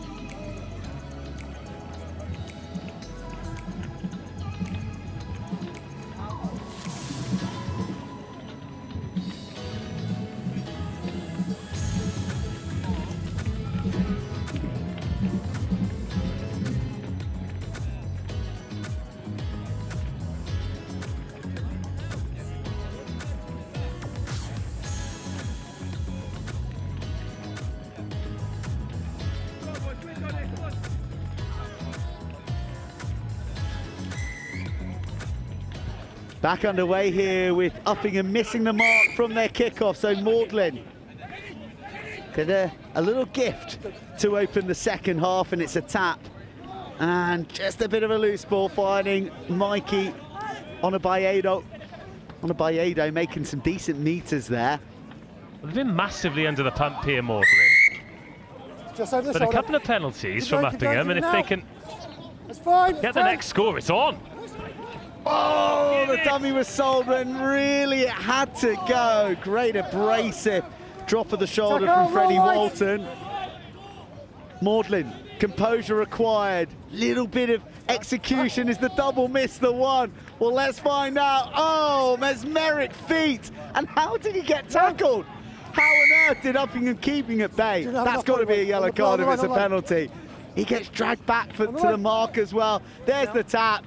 There is You're too overstretched. the that's why. unguarded entry No, to you the can try come out line, if you and like. there is the deserved Happy, score okay? from Magdalen, who are right back in this contest. Aren't they just? I mean, they've got the try, they've got... Oh, they missed the conversion. But how on earth Uppingham have got away without picking up a yellow card there, I've got no idea. Lovely intent here. As you rightly pointed out, it could have gone inside or out. It was 2-on-1 either way, but stayed in the fight. There's the miss, and this is the moment for me. Ready, ready. He's off his feet, Play. so if he's off his feet there, surely it's Hold! cynical. Hold! And it's a yellow Ref! card, but it remains 7-on-7. Nice clean catch, and Uppingham probably with the bells in their ears after the fact that they should be out of sight, Tackle there, roll 9. find their way back into this game. Oh, 9. You slow them down to support. Well, it wasn't Who's the voice about as Freddie Walton, it was about Monty Boyd. Go for edge, okay. Oh dear, okay, missed that. The ref just, Oh, has he missed it, sir? The ref It's an inspired angle. Oh dear. It's the greatest touch finder ever found on RE1. Oh dear. Who is that in the middle? Let's get him up on comms. Oh, that is magnificent. Oh dear. Goodness me. So, well, touch found, and well, there we go. Here it is. Relative to them, okay? Something cool did happen there, I promise you. We just couldn't quite pick it up on our cameras. Tack up! Uppingham looking to respond immediately, leading by 7. It's a lot more slender than it once was. The hop, the skip, the long ball, and well, a bit of invention there that almost worked out wonderfully for Ollie Payne. But Magdalen get another opportunity. Did they need to be that intricate? Did they need to do that in the 5-metre channel? They've really got themselves in a bit of hot water, and they're trying to step their way out. Purposeful running, cantering through the flailing arms of Uppingham, and one of the Ray boys is in the heart. Then he gets the chicken wing going. Wobbly ball out to Payne, who's already caused just his surname to Magdalen on the scoreboard. Ollie Payne applies the finish from 15 metres out. There is a filthy, stinking offload in here somewhere, right out of the back. It is a thing of beauty. Oh, and yes, I think Magdalen feeling as though tempo is their way back into this game. Unfortunately, they have merely adopted the tempo. Uppingham were born into it. Here it is, the turnover. Super, mega competitive, and then just stands up and links it out of the back door. Really good stuff from Ray. And then once it gets out to the edge, Payne. Making a substitution. Substitution White. Too good, bit too much for Luke Rowe. And it's a 2-score lead again, 26-12 now. Still here for Magdalen though. Enjoying this game. Great fight. Oh, that's taken in the air by Charlie Ray, the captain. No further punishment meted out. Oh, that is one to forget from Zach Dudhill. Knock on White. That gets away with the knock on. To red. Scrum red. Hooker centre line.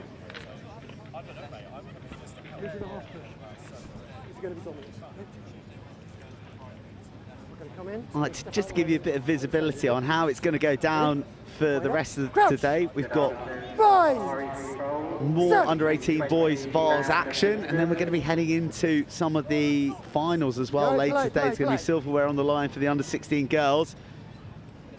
But for Magdalen, can they fashion this victory? They've already got 2 scores against Uppingham, who hadn't conceded a single point prior to this contest. They've lost their rhythm somewhat, but now they've got possession.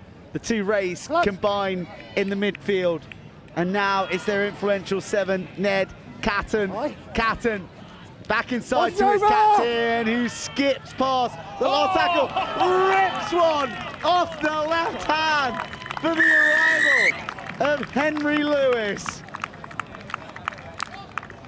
Henry Lewis gets the score, but let's talk about Charlie Ray's pass off the left. Chop that up and put it wherever you want.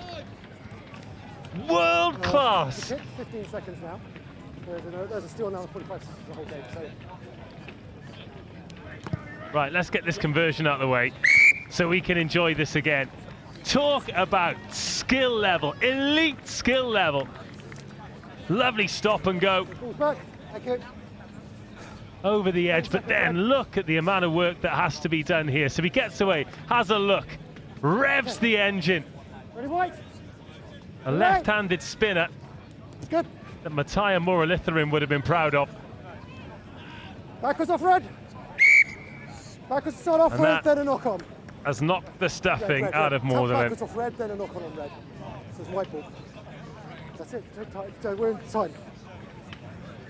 That's time. Yeah, you have to. Yeah.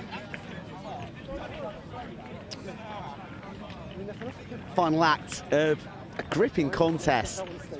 Crouch! Is 12:33 a fair reflection? I'm not so sure. I think maybe there was another score there for Magdalen. Right, gentlemen, okay. First time you've seen that, you've all got in low, hips under shoulder, hips under hips, shoulders under hips, okay? For your own safety and your own low back. Let's get a better skill set there, okay? One more time, thank you. Head, shoulders, knees and toes Bind. In the middle before we get the final whistle. Oh, what's happened there? Well, they won a penalty. Kicking like Muffin the Mule. And Uppingham have had enough. There you go. Enough's enough. And that is that. Magdalen College School fall 12:33 to Uppingham School. Fantastic match here on pitch RE1.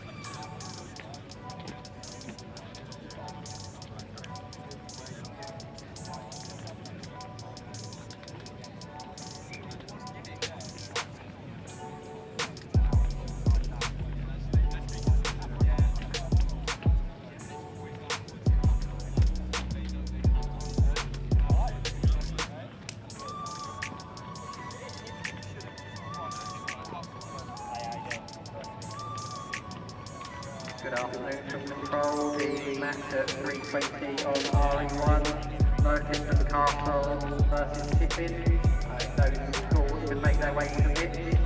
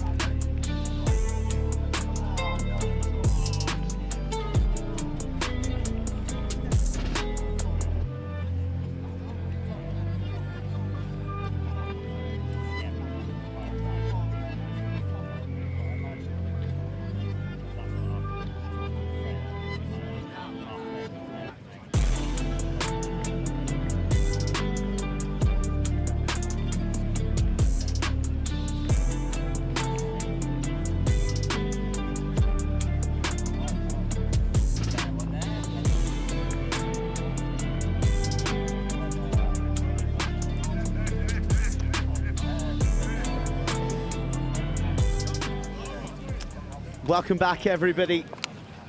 Boys under 18s, Vase in effect. Tiffin in the hoops up against Merchiston Castle. Merchiston Castle, who provided no shortage of Scotland senior internationals in days gone by, and Tiffin only up the road. And getting a hit in on the Merchiston kick as they go through. Nice bit of footwork there, and Tiffin reorganise and try and get bodies behind the ball to support. No team sheets, I'm afraid, to share with you with these guys, but I can tell you that Merchiston, victorious in their first game against the Grammar School Leeds, went down to the Oratory, and, well, Merchiston showing just how slippery Scots can be as they weave through the challenges of Tiffin. And they get the first points of the match. Tiffin yet to register a victory today, but they did get 3 tries against the Grammar School at Leeds in defeat in their second match. Oratory, seemingly the team to beat today. They'll be hoping that the Grammar School Leeds can do them a favour. That's Merchiston. I'm talking of course, Tiffin. Nice handling, switch of direction, brings in the big man who takes it to the line. He kind of wanted him to drop his shoulder and maybe test that gap between the centre pairing. Now he's going to have a burst and almost do the splits. Ball's dislodged, and that is committed stuff from the Scots. Blue scrum.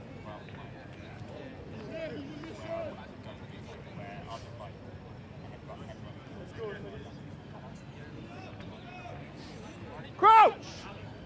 Bind! Set!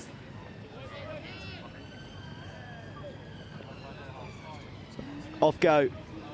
Merchiston. Tell you what, that took some real grab it up there, high tackle. strength. Tough yours, on that. Yours, high tackle. High tackle. The handoff coming, and you know, you cling on to the anatomy that's thrown your way.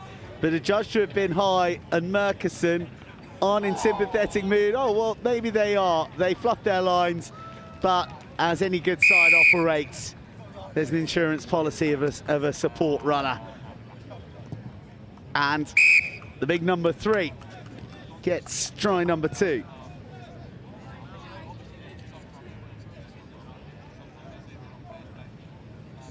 One sec.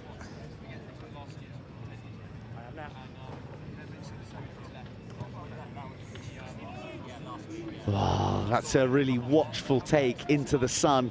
The clouds have well and truly burnt off. It is quite the vista here on RE1, and this is quite the sight for followers and supporters of Tiffin Rugby, because they're almost off and away and free, but they're trapped just on the entry, the porch to the 22.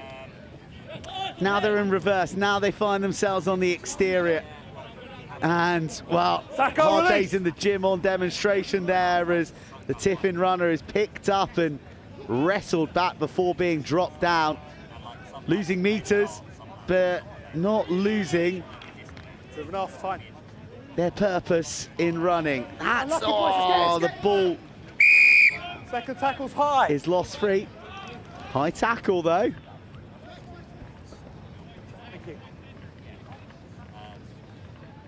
Oh, he's not going to thank his teammate for that pass. It was a little bit lazy.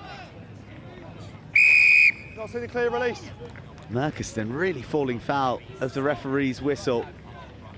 Now, they need to take to the... They need to really carry it forward. This is... Oh, that's where it's at. Out the back door and, well, by the bootstraps.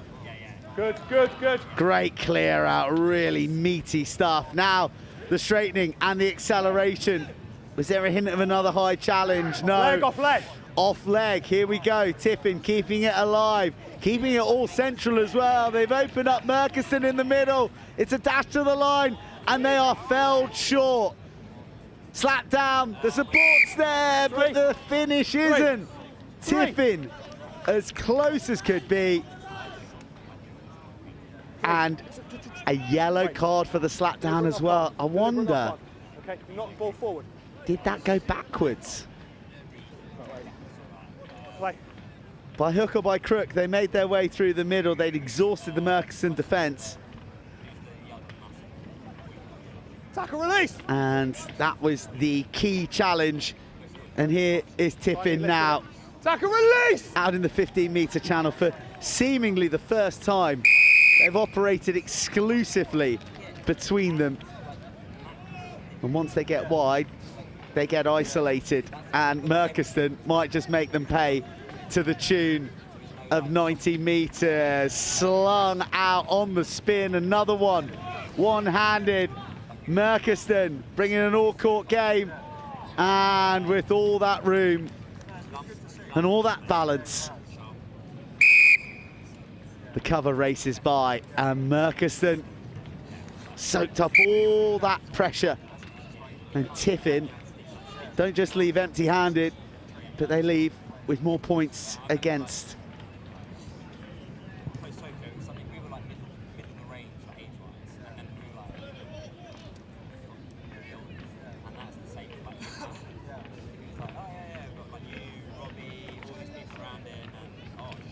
When you're ready.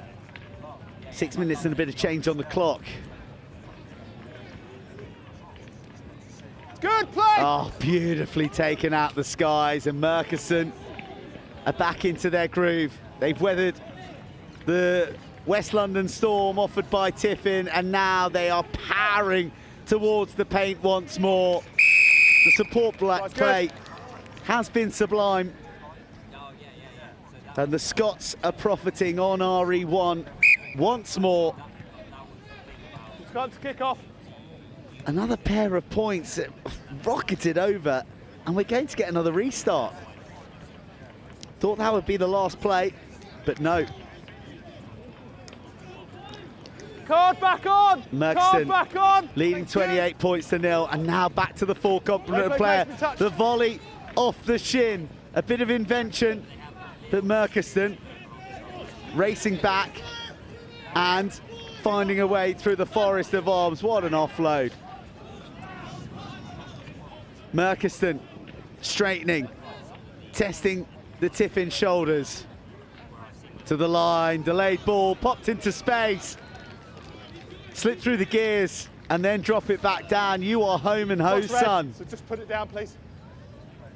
Referee says that's the half, no messing around. And Murchison have done anything but mess around. Tiffin have been decent value, but Murchison have been utterly ruthless. Another 7-pointer to close the first half. They lead 35 points to 0.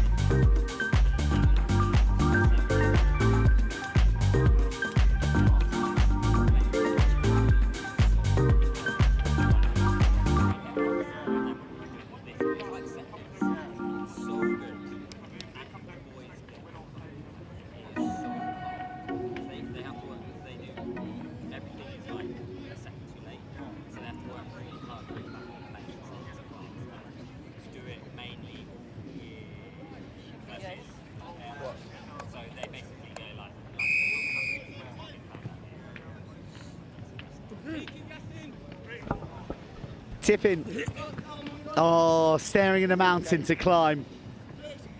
They've moved the ball around nicely.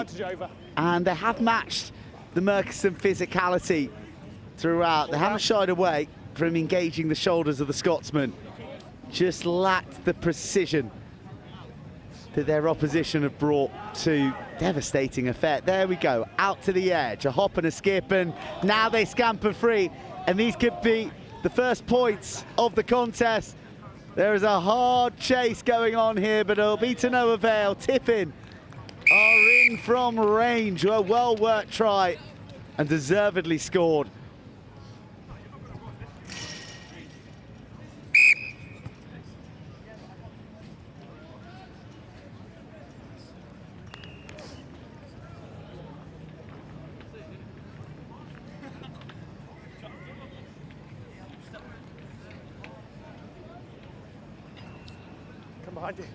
Conversion is added. Arrears reduced to 28. That's part one of the comeback jigsaw. Murchison, though, will have their eyes on more points. Tackle release! They're playing with the hope that the grammar school at Leeds is doing a favour for them with the oratory. So they've just got to try and maximise their dominance, but certainly the engine has been cooled a little bit at half-time as far as Murchison are concerned. Tiffin ball.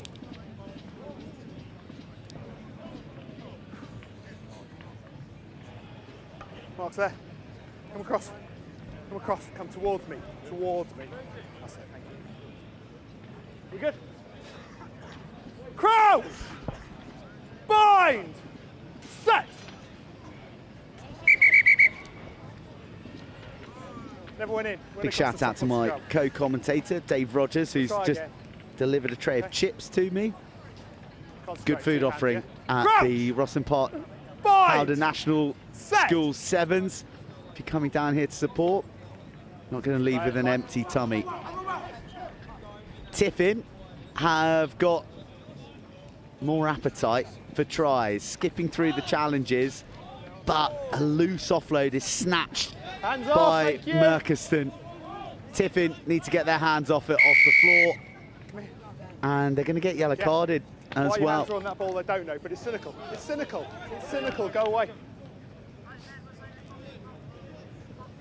A bemused look from the offender, and this is the last thing that Tiffin need now, is to be down a man for the remaining, well, for the next 2 minutes, for 50% of the remaining contest. There's the little show, popped up into space. Oh, a slink of the hips and a drop of the shoulder. Well, you were held, young man. When you picked that ball up, okay? That was very, very good. But then your knee was still on the ground. Tiffin fighting hard. Tiffin just going route one, throwing the seventh handbook out. There's a clear out from the side. You release the ball first.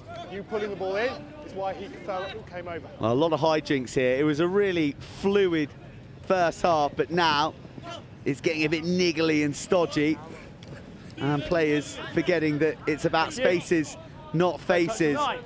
And the temptation to infringe at the breakdown is proving too much for a number of these young men. Lovely whip off the right hand.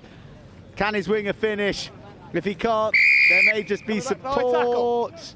Go lower, go lower. High tackle, the call. Go back. Murchison from 5 metres out, take it to the line, throws out the fen, reaches to the paint. Try time again for the Scotsman.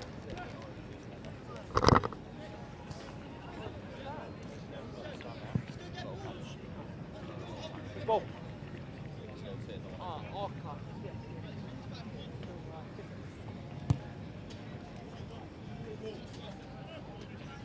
We take that. Did you take it? Sorry.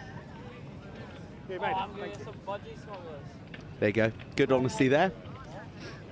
Murchison informing the referee they'd taken it and he did send it over. It's up to 42. He's got it, he's got it, it's good. Lower, lower, lower. Murchison beginning to find some soft and awfully tired shoulders from Tiffin. One last draw and pass, and well, there was so much space, so much time. You almost couldn't decide how he wanted to score. And you see the urgency from Murkison, who want to pile on the points as much as they can.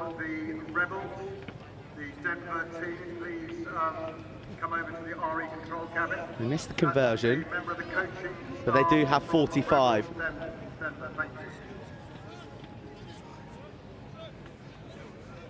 Wait, wait! Just wait. I just need to check the score, because if we've gone too high, I've got to stop it. So just let me check. Yeah, 47, fine. Okay, fine. Yellow card on! Yeah, fine, I've got it. Got it. Clarification of the score, 47. Play 7. Tiffin barreling through the Murkison challenges. You're tackled, you need to release the ball before you take it again, okay? Murkison, tap, they go, they've got some numbers. Oh, that's beautifully drifted out the back of the tackle. And then the strength to steer clear of the touchline. Well, thought he'd done excellently there. But the call coming in, that he just, maybe by the bristle of the groundsman's brush, caught the paint. Go back, go back.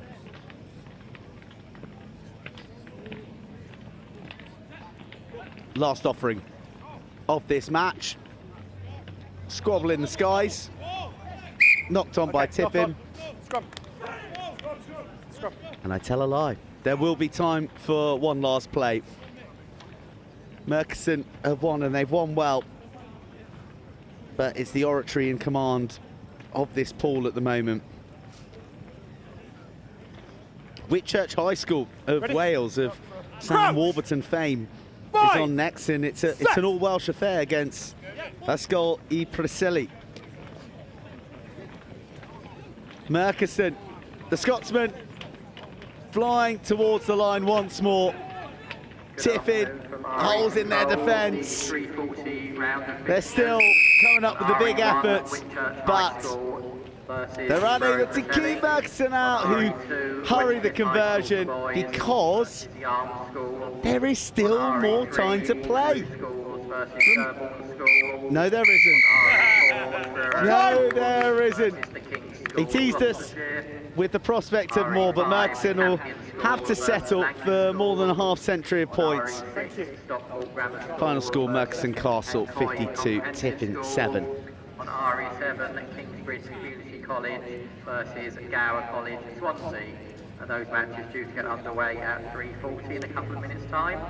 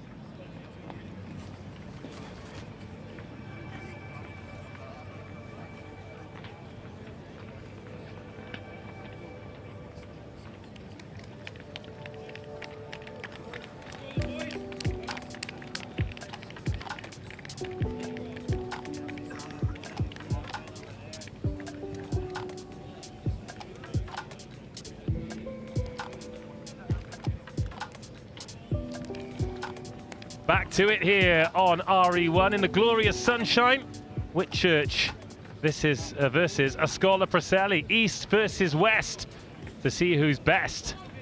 And this is quite literally the case as well, because both teams 2 wins from 2 in the pool phase so far. So victory, and you go into that winner-takes-all knockout game at the end of the day. Day 2, the target for these young men. What a day we've had so far as well. Although a little bit scratchy on that first kickoff. A lovely offload though to get us onto the front foot. Sells him with the eyes, then the feet, and eventually takes 2 men to make the tackle. Oh, through the legs, a little bit of everything. You don't want to cough the ball up there. Well, little hand on that as the referee spotted it. No, so we'll play on. Lovely ball, lovely pump of the legs on the offload. Goes to ground, frantic start. Touch option. Scrum on line out. Scrum called. Knock on.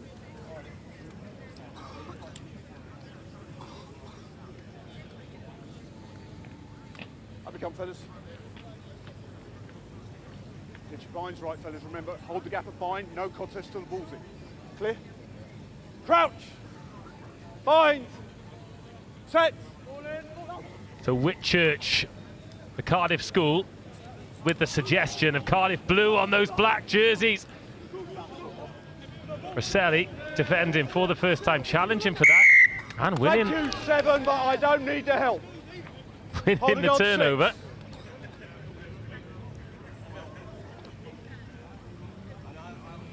And we've got a Whitchurch team, but not a Preseli team.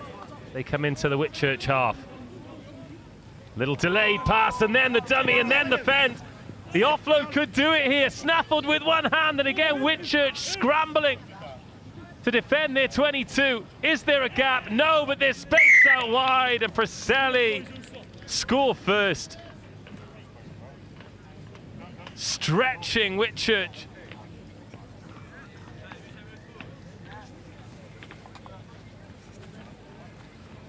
Two minutes gone, and it's Preseli who strikes first. Oh, it's a great score as well. Just injected the tempo when they had to.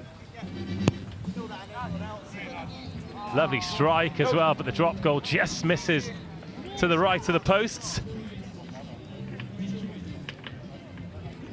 And it is advantage Preseli. That little dummy there, and just the fend. Handful of jersey. Salim Kiambi made the tackle, but then little 2-on-1. Stuff, I guarantee you won't get it, right? Yeah.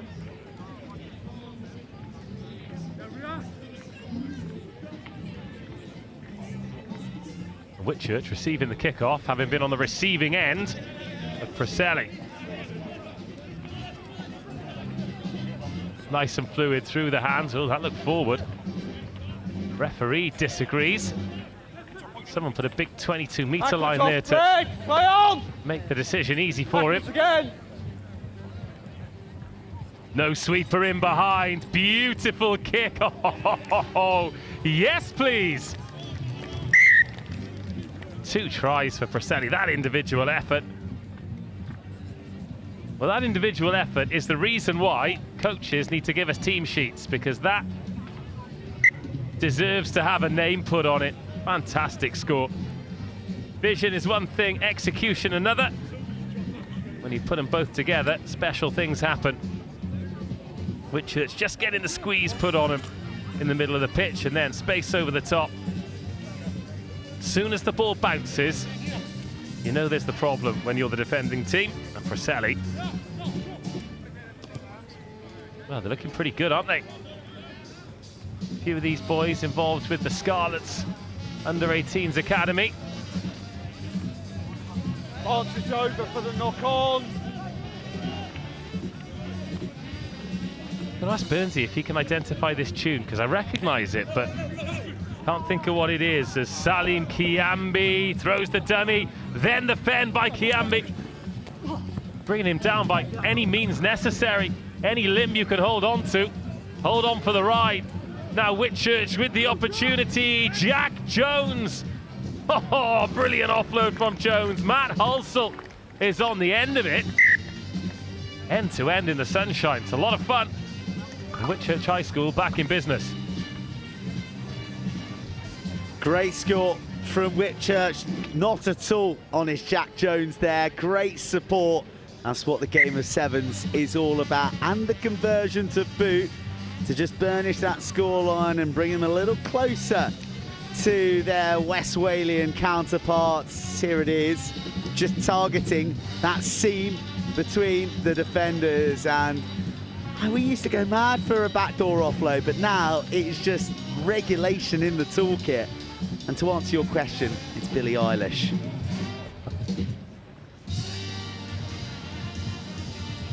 The Army boys. I've just been accused of shazamming that. No, you're in front! By the way, by members of our production crew. The Army boys. Which is scandalous. Well, they've wingers in front. They've changed into their camo fatigues. They've got their sunglasses on. I mean, we're having fun, but they're really having fun. Does look fun in the British Army.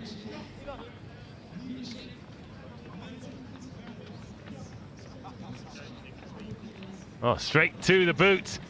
Trust in the pace. And the loose ball. Backwards by Black.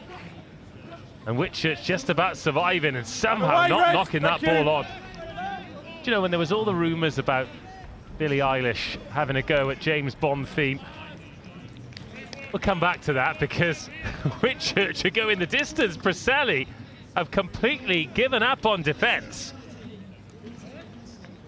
And it was almost a speed walk through. Half a gap for Finn Paisley. Gotta put it down, you'll have to restart. Put it down. Referee telling him to crack on. And now, from being 2 scores behind, 12-0 behind, this conversion to take the lead. And this top of the table Welsh derby is turning into an absolute firecracker.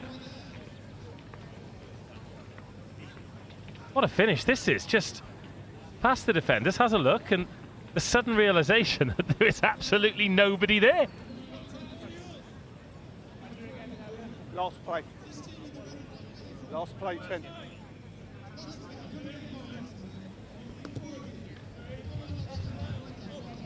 He's misjudged that. Yeah, in the sunshine, this time of day, this time of year, the sun's low in the sky and it can play funny tricks on you. And Whitchurch playing some funny tricks on Preseli here. They've done a little bit of rope-a-dope and lured them into a false sense of security. The offload game on the money. The legs are pumping. And Whitchurch extend the lead through Seb Antonio. Lovely support line. And with the last play of the half, they could take a 2-score lead into half-time.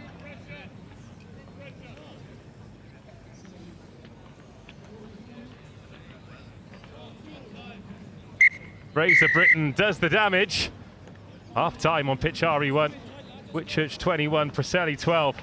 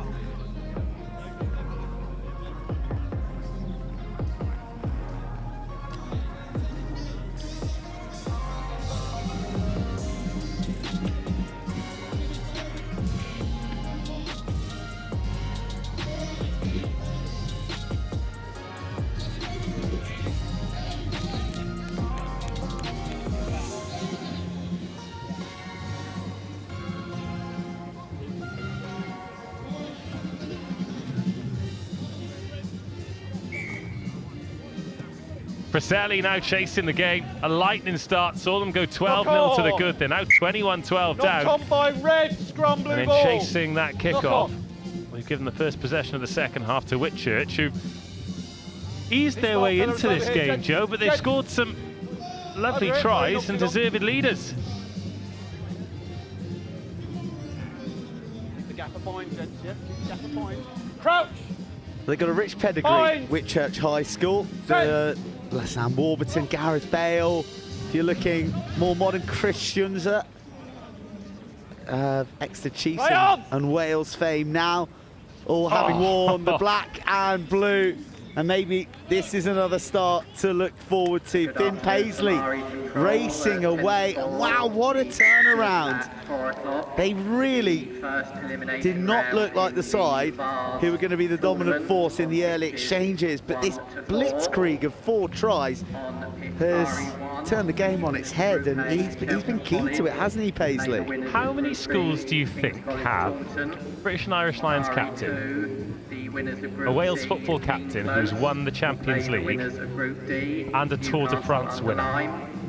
On RE3, the winners of Group E. There can't be many. Whitchurch High School. Yeah. Whitchurch High School. Well, that's one, but other than that, I wonder how many others there are. Lovely pick-up yeah, here. Like the Venn diagram of football, rugby and Tour de France is probably, that intersection is probably quite small. I remember there's a where did Chris Froome go? Or Chris Hoy? Chris Froome went somewhere in South Africa. British though? Yeah.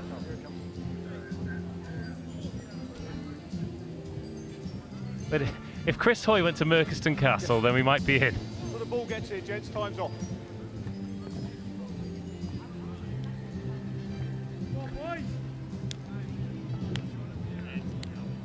Time up. George Watson's College, I think. Go on. So it's in contention. Where did Gavin Hastings go? Is he a Watson's boy? Backwards. Oh, well, it's all falling apart a little bit for the West Walians. No. Look so slick and real spring in their step, didn't they, in the opening, well, 5 minutes, yes, five and a half minutes, and it's just deserted them. It really is, that is the game of sevens.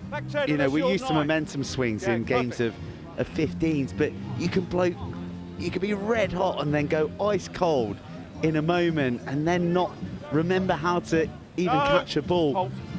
And it's Whitchurch High School who are the ones who are red hot, and all those offloads are sticking no matter the velocity of the pass, wrapping round the corner, a dummy, there it is, ball by nearly everyone but the last man. Fantastic desperation defence, and then the snaking hips of that side for me, coming back this way. Seb Antoniou. In line with the post. Finishes the job. Wow, they've been blown away in this passage. And this is looking pretty good for Whitchurch, because now they will go through as the pool winners.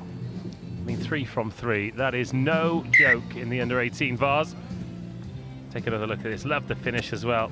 That little pump pass there nearly did it. Preselli just about stopping at one phase, but then a stop and a go and the other way. Step off the left, step off the right. Knew all he had to do was reach out.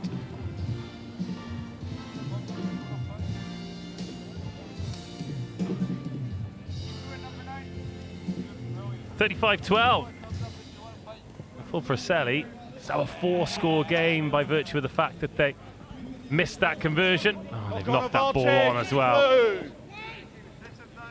Vantage over for the knock on. And they just keep missing tackles, and Antonio is one of the main reasons. Big shovel off the left hand to try and find that space, and the space, as is often the case, is through the middle. Quick hands. Oh, it's going to be try number 6, and Whitchurch putting on a show here on RE1 in the glorious sunshine. Jack Morris dances his way over.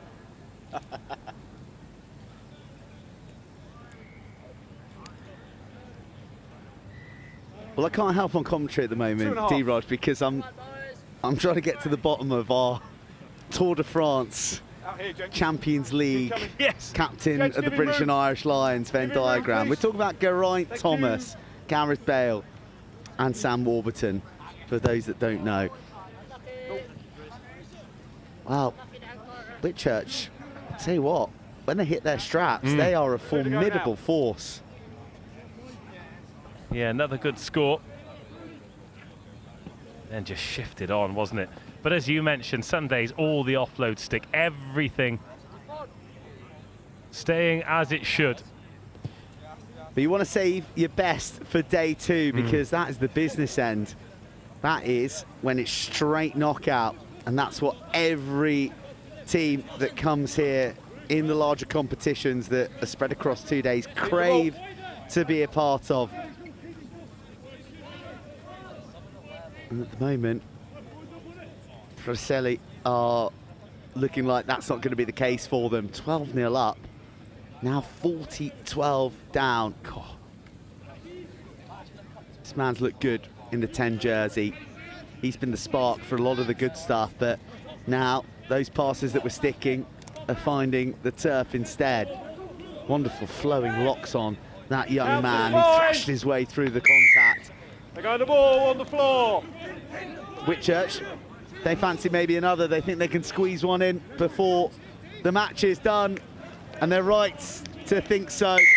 It's all too easy as they are picking their Welsh counterparts apart. Fraser Britton, the latest Welshman to cross the whitewash.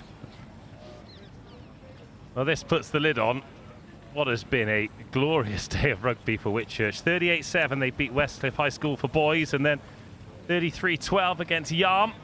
This is the one that they probably thought was going to be the toughest test, and when they were 12-0 down, it absolutely looked like it would. Preseli stuck 40 on Yarm and snuck past Westcliff High School for boys 28-22.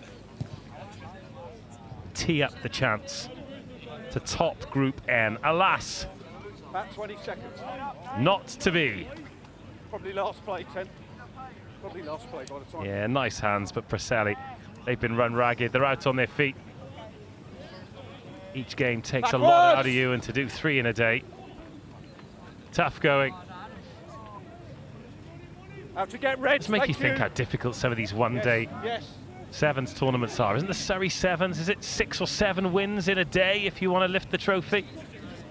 It's a lot of ruggers. These boys, these girls, they love it though, don't they? I'm not going to call that a crossfield, that's a kick pass. Yes. Not allowed to say crossfield anymore. Oh, go on. Play on. Oh no, he's turned it over. Right, Preseli. One last chance to get something on the board. Tackle away. Are they going to bookend this game with tries? First elimination round in the Vase tournament. Feels like they've hardly touched the ball. We've barely spoken about them since they took that 2-score lead. College will play King's College Taunton. Council was fine. Too busy wondering whether or not any South Africans have captained the British and Irish Lions. Ball has gone into touch. And Whitchurch High School top the pool, 3 wins from 3, and the third the most impressive of them all. It finishes Whitchurch 45, Preseli 12. Versus St Edward's School. On RE6, Coventry College versus Pembrokeshire College. And on RE7, Wellington College versus Ibstock Place School. Those matches due to get underway in a couple of minutes.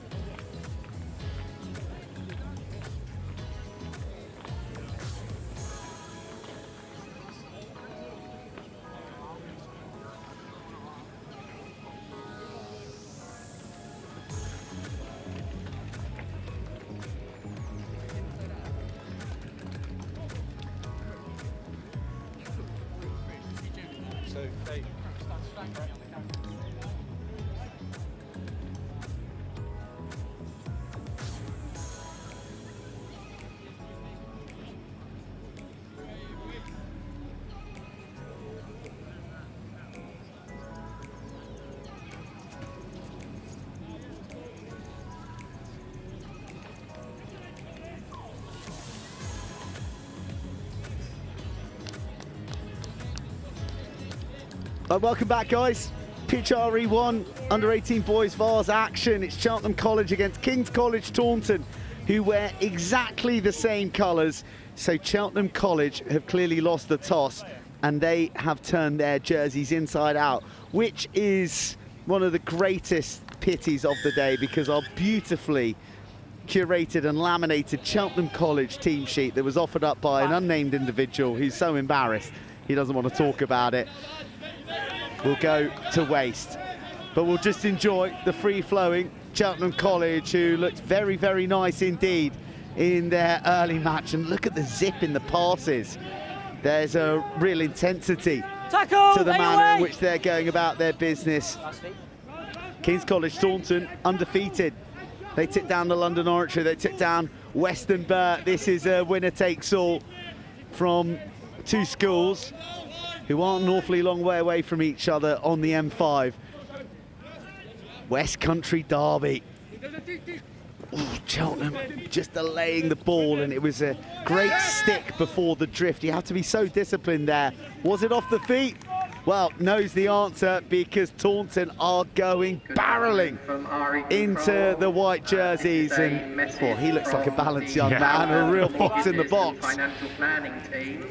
It's good, honest stuff, having to turn your jersey inside out, isn't it? Jumpers for goalposts, shirts v skin stuff. I'm really into it. Yeah, it's a step away from skins, isn't it? I'm not sure that would be play on. Taunton, oh, they look really relaxed on the ball, happy to be travelling in reverse. Look at, oh my goodness, goes to the Hail Mary.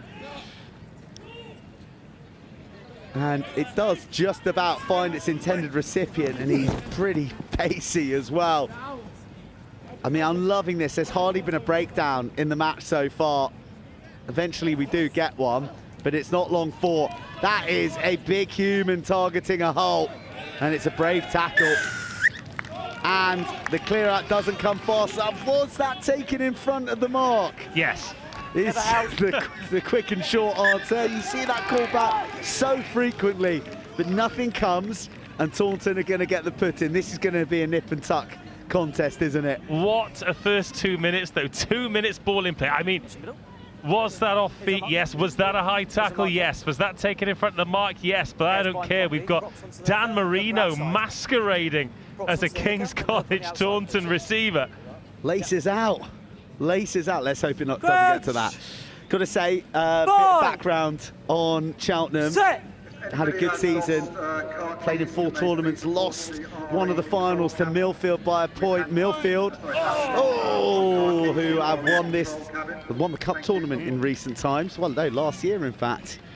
So there is a lot of optimism. I think if you turn up with a laminated team sheet, yes, with pictures of the players, I think that's an indication you think you're going to go far. Also, the numbers, the little sentence under the numbers of international eligibility as well. All the best to Ed Critchley, by the way, who's looking to go to university in USA on a rugby scholarship. I mean, if he doesn't go to USA, then I'm sure there'd be a place for him in Bucks Super Rugby. Quarter-finals, semis and finals coming up. Always a place in Bucks Super Rugby. Best league in the land.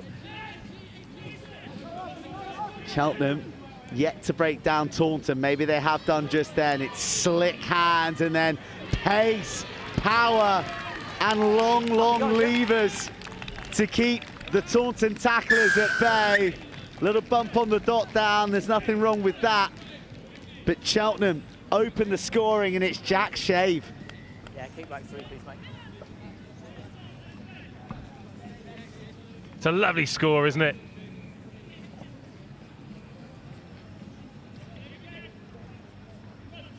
Ed Reed Daunter, the vice-captain, is on kicking duty. And he'll have tougher tasks than that as the day goes on. 7-0. And with the ball in play, as much as it has been, defences are always going to be stretched, and Shave is out there. Great strength. The chase was really good, but as soon as you win that fen battle, you're always going in. Defender off balance. He's never going to catch him. And it is advantage Cheltenham. Oh, they've let that ball bounce and got away with it a little bit. Well, that is cardinal sin stuff from Taunton, but as he said, no harm, no foul. Oh, jinking. Bit of eyes going on, snake hips too. How on earth did he duck under the coverage there from Cheltenham? Doesn't get the reward, in fact. Clear release, but that body position, you ain't supporting your body weight, and it's on here for Cheltenham, and it's on here for a man who delivered early scores last time he was on RE1. Charlie Hatton pins his ears back, and he scores once again on the trophy pitch here at the HOWDEN ROSSLYN Park National School Sevens. Well, if they keep playing like this, it might end up being a trophy pitch for them as well. He is having a very, very good day at the office, isn't he, Charlie Hatton? In the 15-a-side game, covers the back three, plays 13 as well. He's just made the international signal of making a circular motion with his fingers there to say he needs a breather. He's done his hard work, he's got his meat pie. Yeah, nice execution. They call it a simple 2-on-1. It's only simple if you execute it. Once he's in behind, you're never going to catch him. Good score. Well, speaking of Bucks Super Rugby, Ed Reed Daunter, Welsh qualified, thinking of going to Cardiff University. Excellent. Oh, really rode that challenge well. I feared for the man from Taunton, and the advertising hoardings come into play. Tough kids out there. What's that defence on the line? Well, Ed Critchley is dishing it. And you can tell there's a change in these young men, and they don't get mad, they get even, because on the edge. There was a time in schoolboy rugby where being ditched into the advertising hoardings like that would have led to a multiple-person brawl. But just watch Kings let the rugby do the talking here. They're 12-0 down, but as we've seen, well, in the last sort of 15 minutes on this pitch, 12-0 isn't the lead that you think it is. Can they make Cheltenham pay on the scoreboard? Yeah, get out of my way. I got business.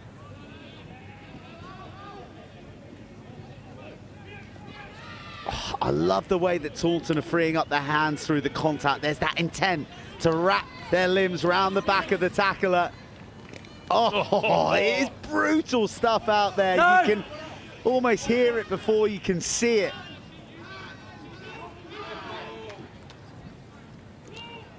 Really watchful, methodical attack being built by Taunton.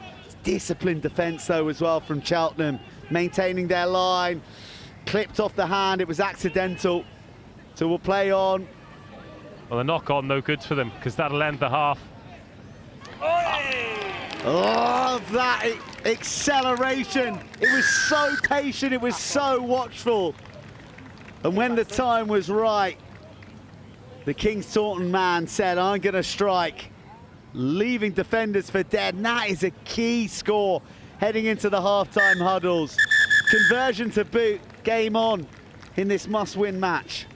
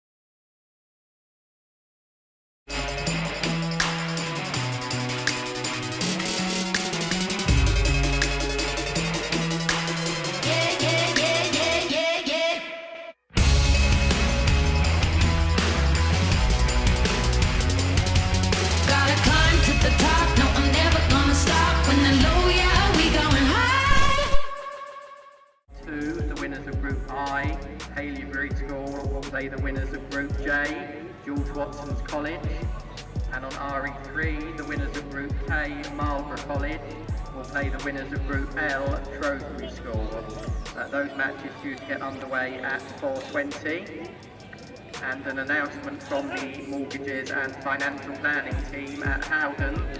They would like to invite any spectators into their Howden clubhouse. Second half, away we go. Cheltenham, just conceded before the referee's whistle went at half-time. They've coughed up the ball here in a classy King's College Taunton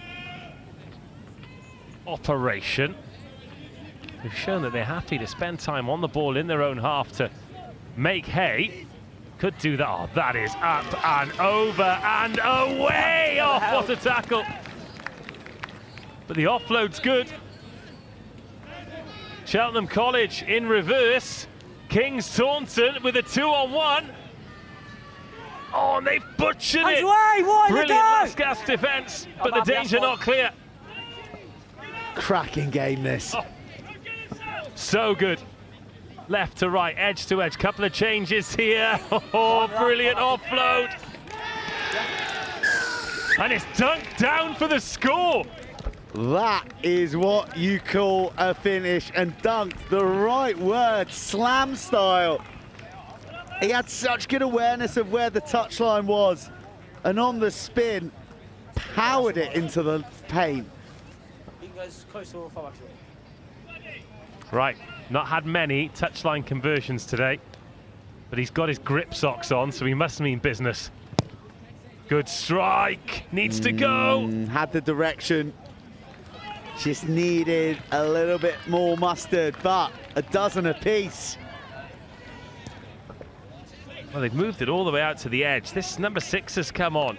Couple of filthy offloads. That was so good. Needed finishing, though. Asked a lot of his teammate, and he didn't just gather it, but he finished it too. Cheltenham College, a real test of their mettle now, having seen their lead eroded completely. They're back on the ball, and this is their happy place. Hands to the edge, a skip back inside, and you can just see the physicality in the way that the bodies are jolting when the shoulders come in. Switch offered up. Taunton just leave too much of a gap, and a weave of the hips, and that is a tap tackle that'll be long remembered. If it's safe to try, but Cheltenham College dig deep. They have the support, and they chew off an extra couple of meters, and they're in for a key score that just arrests this momentum that Taunton had taken. Well, Hankin will be thanking his teammates for putting him in.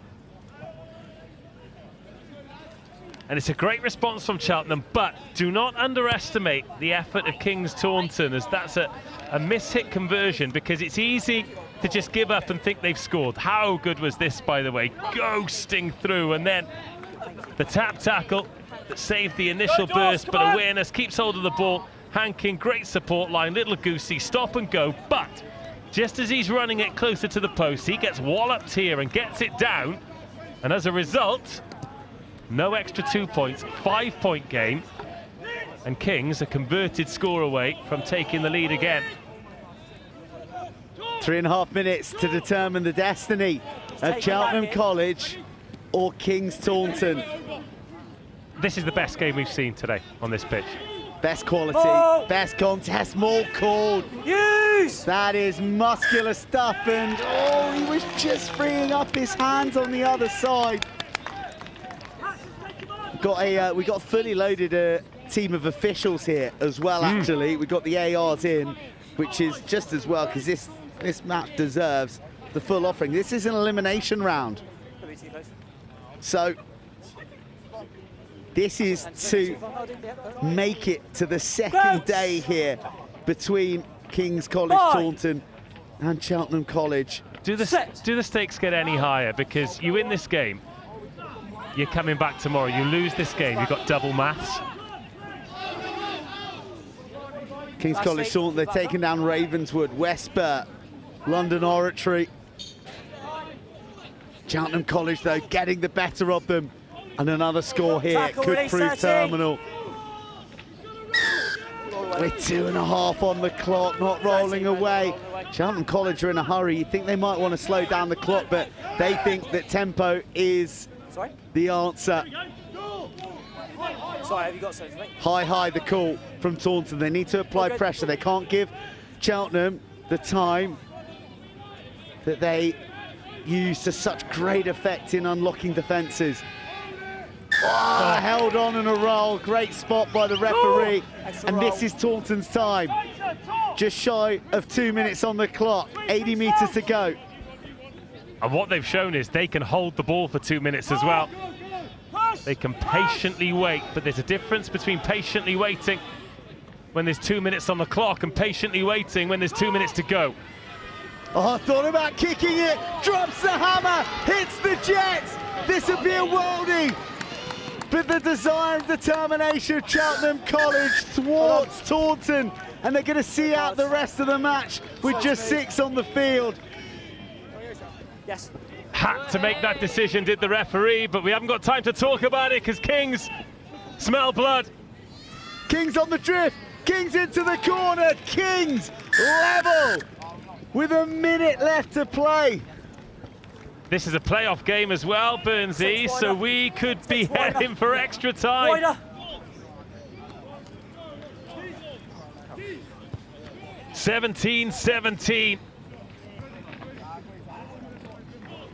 Came close for the last conversion. It's wobbling, it's rangy, it's under the post. It's 17-17. There's time for the restart.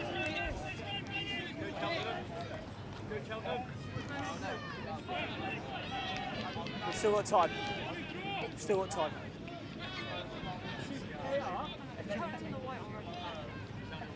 Agree. A high hanging restart that puts all the pressure on Cheltenham, but it's masterfully and courageously taken with the Taunton tacklers bearing down upon. That's a little high, no malice in it. 7 high tackle. Just slipped, so there won't be a yellow, but there will be a penalty. Cheltenham College undeterred. Oh, always back, always back. Go a little bit loose, and it's adjudged to have gone back.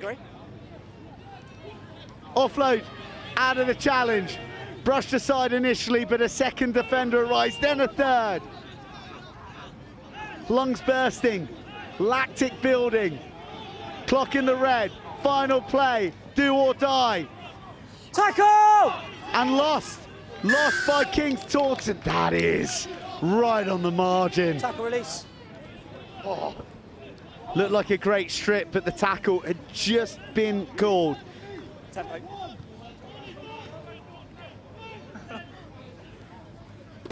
15 minutes of furious action having almost been played. One last knock on, and that is the match in regular time. Oh, extra time, Bellamy. We are heading to extra time. Listening for the laws. Extra time. Period of 5 minutes. English-speaking school versus Waterloo schools. And first elimination round in the Vase tournament. RE2 Haileybury School versus George Watson's College, and RE3 Marlborough College versus Shrewsbury School. Those fixtures just about to get underway. Coach. Extra time. 5-minute periods. Golden score. Yeah. Well, we said, Joe, it was the best game on pitch RE1, and it is coming to the cruelest of climaxes. 17-17, the teams can't be separated, so extra time, as the referees are explaining now. Golden score. Yeah. 5-minute period, golden score. Golden points, any score, try, penalty, drop goal. Cheltenham, skipper. If it's a droppy, I'll buy your dinner for the rest of the week. Will be. I'll keep it the same, you know. The lesser spotted drop goal. I don't think I've ever seen a drop goal in sevens. Receive, yeah. And Schools World Series or otherwise. What would you do here if you were if you won the rock paper scissors and you were captain? Would you receive or would you kick? Happy that yellow's back on, yeah. I would receive. Possession. You've got to back yourself to gain the possession. I mean, the percentages are that you're more likely to retain when you're receiving, and then you've got to back yourself to then score. You've got to fight so hard to win it back. So the kickoff routine has got to be excellent here from Taunton. They've got to put pressure. They've got to send their big men up. It's a little long. Can they get up high? Well, they don't even challenge in the end. Instead, they're just going to fill the field and say, you got to make your way through us. There's no sweeper in there at the moment, but there's some nice footwork, and that's the glide, that's the burst, that's the offload, and here come the Jets. Oh, it's a handful of Jets. The support misses it. The secondary's there, but Taunton desperately re-resource the 22. A penalty's given, no yellow card comes. Cheltenham, is it Cheltenham's time? Cheltenham scrambling on the floor, and it is also desperate, it's also committed. Day 2 is on the line for Cheltenham or Taunton. Cheltenham College to the corner, and the assistant's flag is raised. Not now! Unbelievable survival instincts from King's College Taunton. Defence. 3 times Cheltenham got in behind, 3 times they recovered. This tackle, okay, tempo, let's absolutely incredible. And if they end up in day 2 of this great competition, this great tournament, then they have got that moment to thank for it. Pressure line out, wow, what a pick. Just beyond the reach of the counter jump, and what are Taunton doing? Travelling sideways, shoveling, risky, pressurised offload, and they've only got themselves to blame as they now have to defend a scrum 5 metres out with a huge blindside to defend.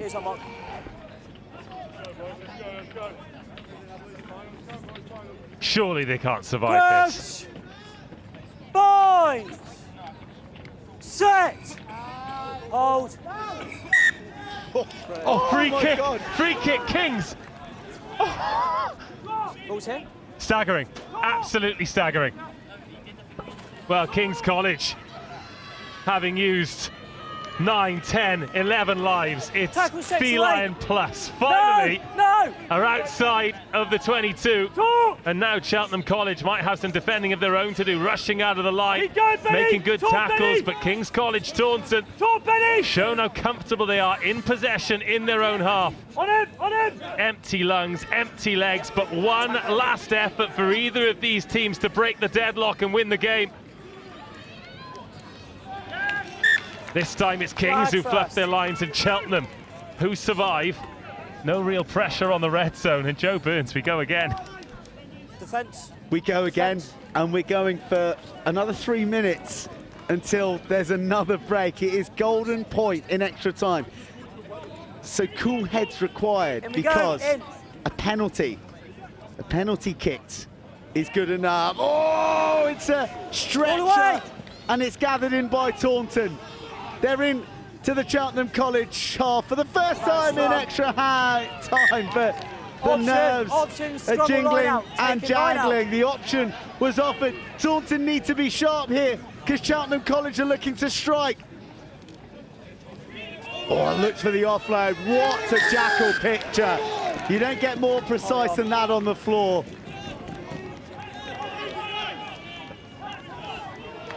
This is one of the best games I've ever seen at the tournament, full stop.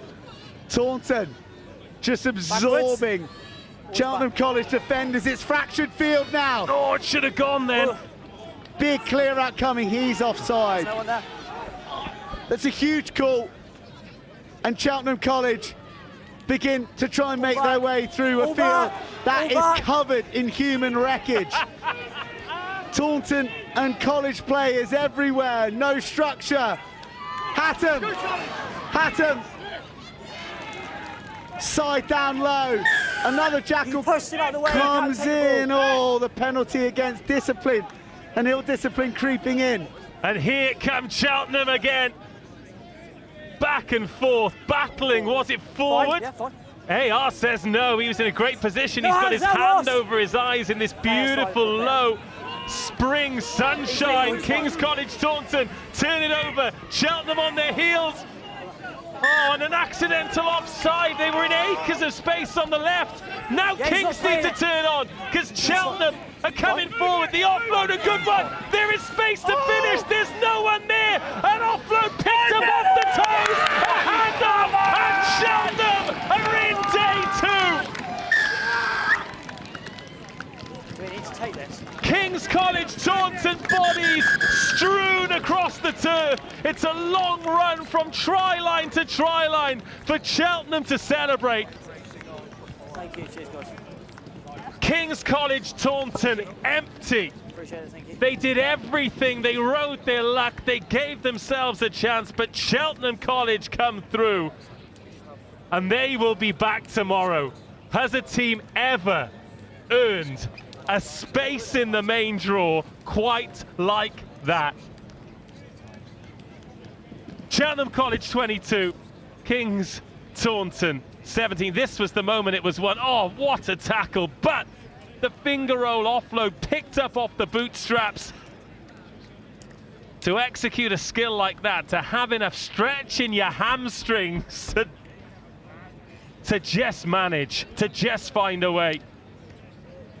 What a game, what a finish. Doesn't get a lot better. Huge congratulations to Cheltenham. And it's a long journey back to Taunton for Kings.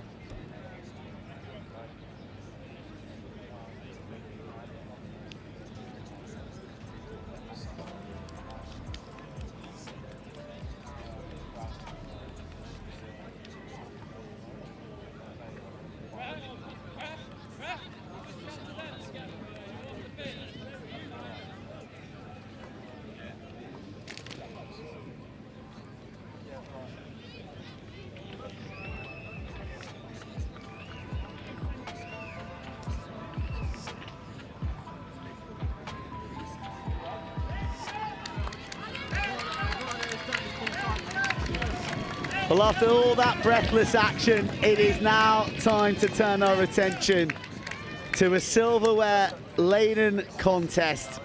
The under-16 girls competition has been carrying at great pace across the entire HOWDEN ROSSLYN Park National School Sevens landscape and all its 26 fields all day, and it's climaxing here right now. It is the plate final. It is Jumeirah English Speaking School, known as Jess, up against Waterloo Schools. An international flavour to this plate final, and some real quality on show. Jess were in sparkling form all last year, and they would have been probably in the final had they not come up against Hill House School. They've beaten Stamford, Clisvale, Kingsbridge, Oasis Academy, now just Waterloo stand in their way, who went down to the Kings of Wessex, but then they haven't had a point scored against them, putting a half century against Holyrood, Stonyhurst, Hayfield and Bryn Clenon Comprehensive School. A high caliber pair of plate powerhouses here. And it is Jess who are penalised for holding on to on the floor. Well, worth pointing out as well that we are going to have another international victor here, because Jumeirah English Speaking School joining us from the Emirates, and Waterloo, Kingdom of Belgium. Joe. Kingdom of Belgium emblazoned on the back of their jerseys, and may I say, a fine women's sevens team, the Belgians, the Bell Sevens as they're known, and they're going to be competing in the World Rugby Challenger Series final in Krakow in a couple of weeks to become a core member of the HSBC Sevens. Oh, lot of good stuff going on in Belgium. So too Jess, the home of the Emirates Dubai Sevens, and oh, they're really putting it through the hands and showing the skills that they've been working on in the sons of the UAE. A show and a go, and it had to score because she had so much support out of her. But look at the desperate defence. Look at the commitment. And a penalty conceded. That is the best try saver of the day. Well, we get a lot of tries on the highlights reels, but that tackle is as good as anything we have seen. Oh, and here come the Belgians. Advantage. I do not know what everybody put in their lunch here before taking the field at RE1, but the level, the contests we've had, absolutely remarkable. Score remains 0-0, and Waterloo pick up a penalty, and they just want to go. Looking for the 2-on-1, executing. Oh, big fend, but big commitment to the tackle too. Slow ball and a fast press from the Jess girls. It's now the time for Tackle now, release. the Belgians to try and glide through the gaps. That's a brilliant jackal. Saw that the ball was available and didn't hesitate. Lifted into space to accelerate onto, but the hits are hard from the Kingdom of Belgium. Bone-crushing stuff, actually. But a softness of hand, a lightness of step, but brutal collisions arriving from the women in black. Little bit out of control, an advantage being played for a reckless tackle. They need to re-steel themselves, Belgium. Or Waterloo. The school from Belgium. Oh, this is high. This is good stuff. It's high octane, isn't it? Tell you who are putting the meters in as well are the Waterloo bench. They are living and breathing every tackle, every pass, every moment. It is absolutely flying by. 3.5 minutes, still 0-0. Oh, a little bit lackadaisical, and a let off there for Waterloo.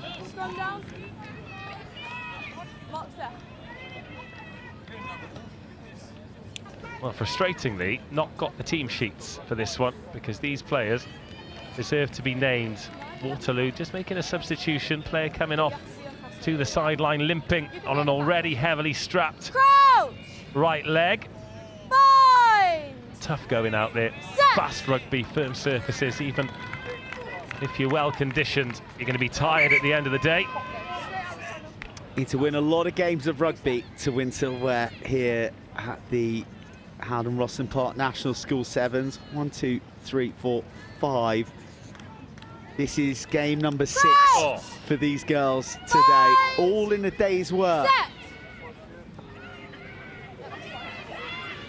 Great battle at the scrum, and what about that for a wrestle to relieve the ball for the loose offload.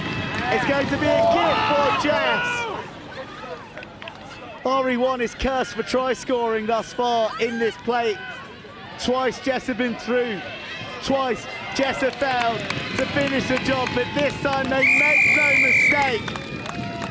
And the first points of the plate final are on the board. And they're painted up in blue and white. Well, this is less of an arm wrestle, more of a slugfest. So Jess got the edge at the scrum, and then there was an incredible rip. Taking their scrum half's lunch money, all of a sudden, it's back in Jess's hands. And it felt as though it was going to take something like that to break the deadlock. I mean, that was the moment there. Just ran out of grass. I think anyone who's played any kind of sport will have felt that, where your legs just betray you at the end of a long day. But ghosting through in the end. Lovely line, lovely finish, and that's the try that this final needed. The conversion successful as well. And Gywr English-speaking school lead Waterloo 7-0. Don't let that bounce. Oh. Well, the touchline saves the day for the girls from Belgium. You've got a minute remaining of this first 40, and probably look at this under-16 competition. We've spoken about the success of the Belgium national women's sevens team. Jess, they're hailing from the country that arguably has the best senior sevens competition on the planet, the Dubai Sevens, which is a festival of sevens, netball, and anything else good to do with sport, as well as vibes. But here come the Belgians. Waterloo flooding through the defences of the Gywr English-speaking school. And that tackle just oozes commitment to the cause. Then the turnover, then the counter up from the Belgians. It's tooth and nail. It's a bar brawl down at the bottom of that breakdown. And Waterloo Schools now delay the pass, just a beat too long. Crucial to get the hands on the ball before Jess fly hacks through. Well, the referee doesn't have the benefit of the AR, and I think as a result she's missed a knock on there, but it's not going to matter. Here we go. The cover defence hasn't been more determined in any match so far today on the showcase field of RE1. There is no such thing as a lost cause for the girls of Jess and Waterloo. But still, Waterloo can't find a way through the stubborn blockade of the Gywr English-speaking school. And an engrossing first 7 minutes comes to a close in this plate final. And it is Jess leading Waterloo by a slender 7 points to 0.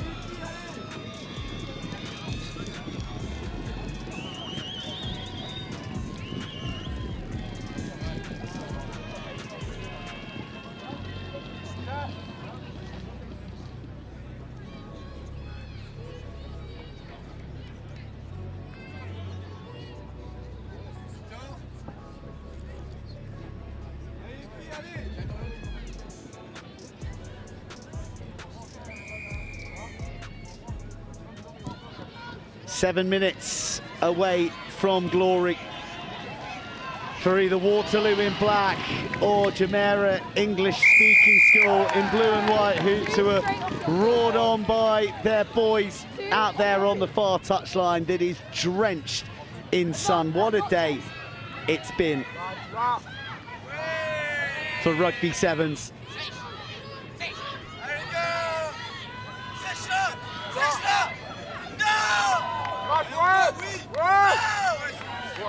Oh, close to getting the turnover there. I think Waterloo a little bit unlucky not to get the nod from the referee, but it does mean that Jess can come forward again. The pass over the top is a beauty. The cover tackle is even better.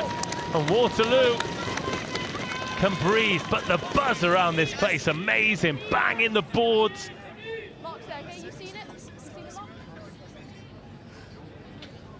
And a few people over on the far side with the shades on, caught a bit of sun on their nose. It's been a perfect day of Rugby Sevens. We've had a couple of absolute belters this afternoon. Oh, that was close. So the referee blew the whistle. Not straight. Ah, okay. She blew the whistle, then decided to play advantage. Well, a lot of these girls will have tasted history last year when, as under-14s, they became the first international side to win a cup competition. So they'll be blended in here in this under-16 category. A slingshot pass out of the right hand, swerving into the grip of her teammate. And the second try of the plate final puts real daylight between Dubai and Belgium.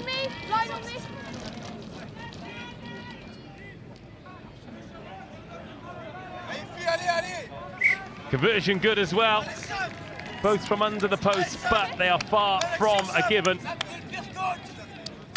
And huge credit to Jess.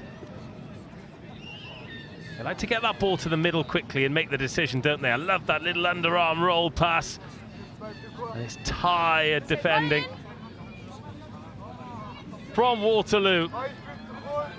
And now they're 2 converted scores down. It's a long way back.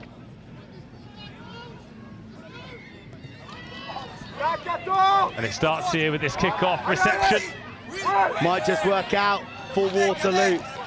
You have to tip your hat to the defensive desires of Jess. Tigerish.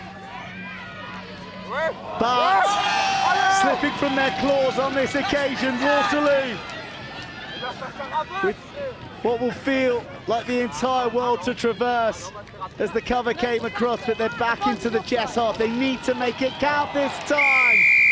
But a ricochet, hand to face, but a penalty in the back pocket.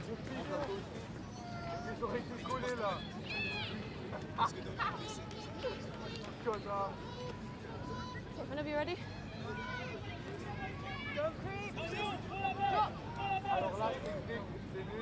Great control, great depth on offer here for the Belgians. And they are just engaging tackle after tackle from the tenacious girls from the Middle East. I mean, they are just offering a complete refusal to allow them through. It's good rugby from Waterloo, but the defence is mighty from the girls of Jess.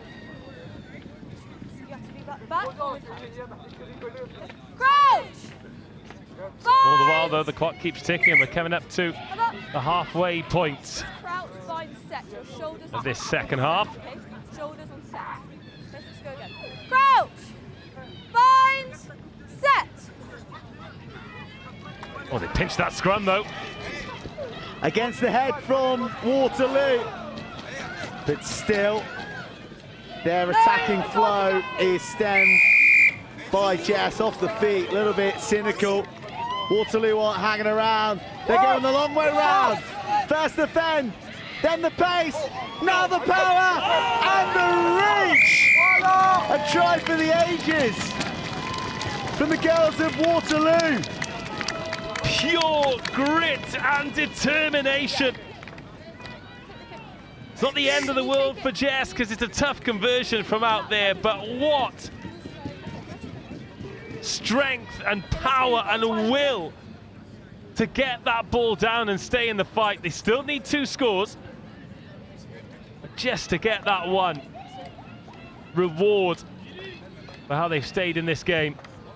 Oh, it just needs to go. Oh, not far off. Great effort from the touchline, but it remains 5-14. Let's take another look at this. So they went quickly from the penalty and then straight out to the speed. She's tried to take the long way around a couple of times, burns around the outside, but then with 1 defender, 2 defenders hanging off, has enough to get the 5-pointer. Desperately unlucky with the conversion, but they've got a minute here to get this ball back, get it over the whitewash and force a final restart. Well, they're only... Oh! The second team to score any points against this richly talented Jess school. Oh! Sits down the defender. But again,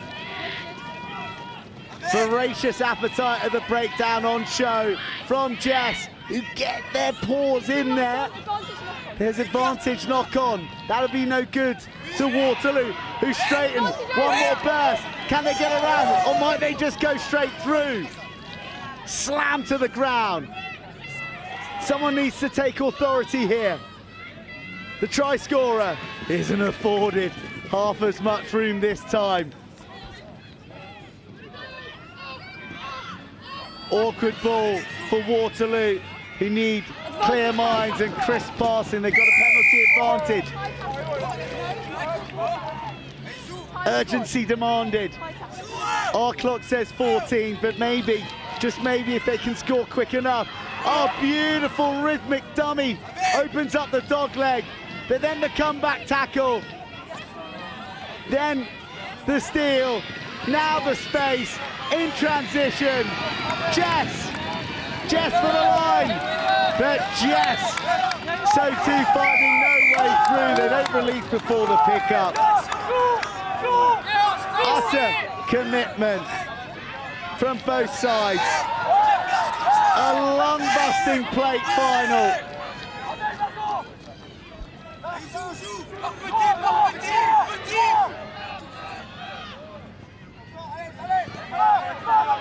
A lot of room out there to work with. The wraparounds there. The ball goes backwards.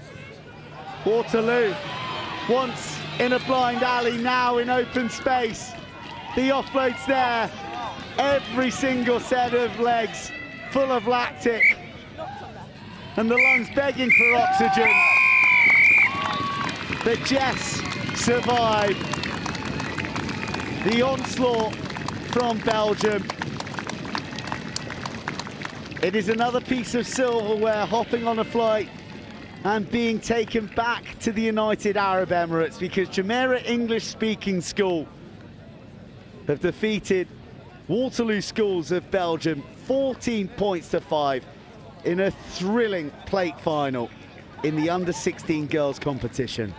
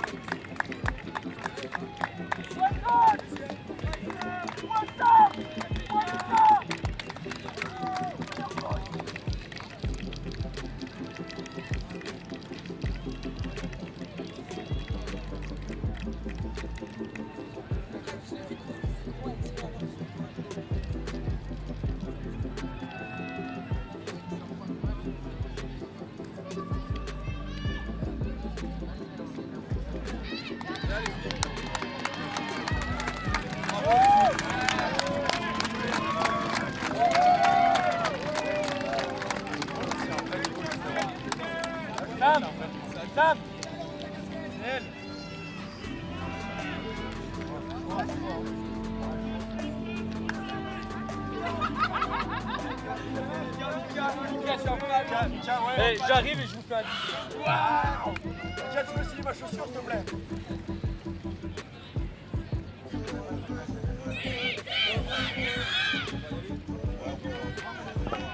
Time for the girls under-16 Cup Final.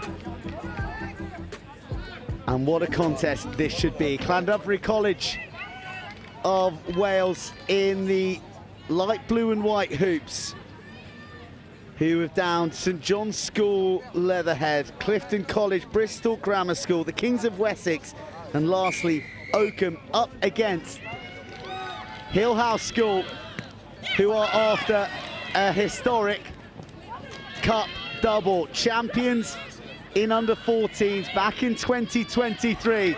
Can they repeat the feat at under-16 level?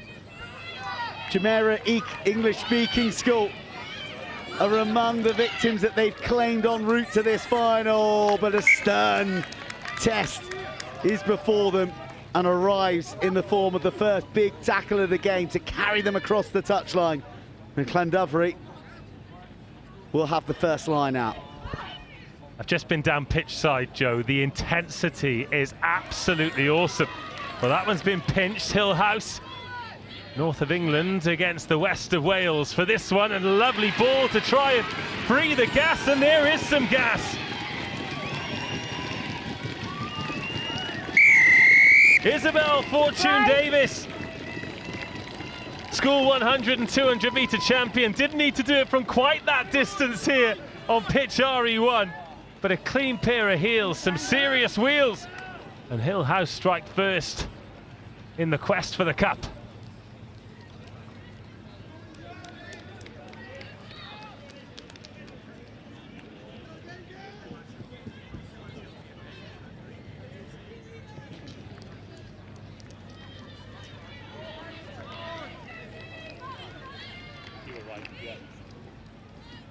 Well, another look at this. That's the thing. Speed kills, and if you've got those kind of wheels, it's just up to your teammates to get you the ball in space. Sevens can be a very simple game sometimes. Get it to the fast one and give her space to do her thing. Isabel Fortune-Davis in the tries once again. Big fend coming out there from Beatrice Morgan. Scrappy on the floor, great fight from Annie Green. Yorkshire lass. Hillhouse from Doncaster after the double.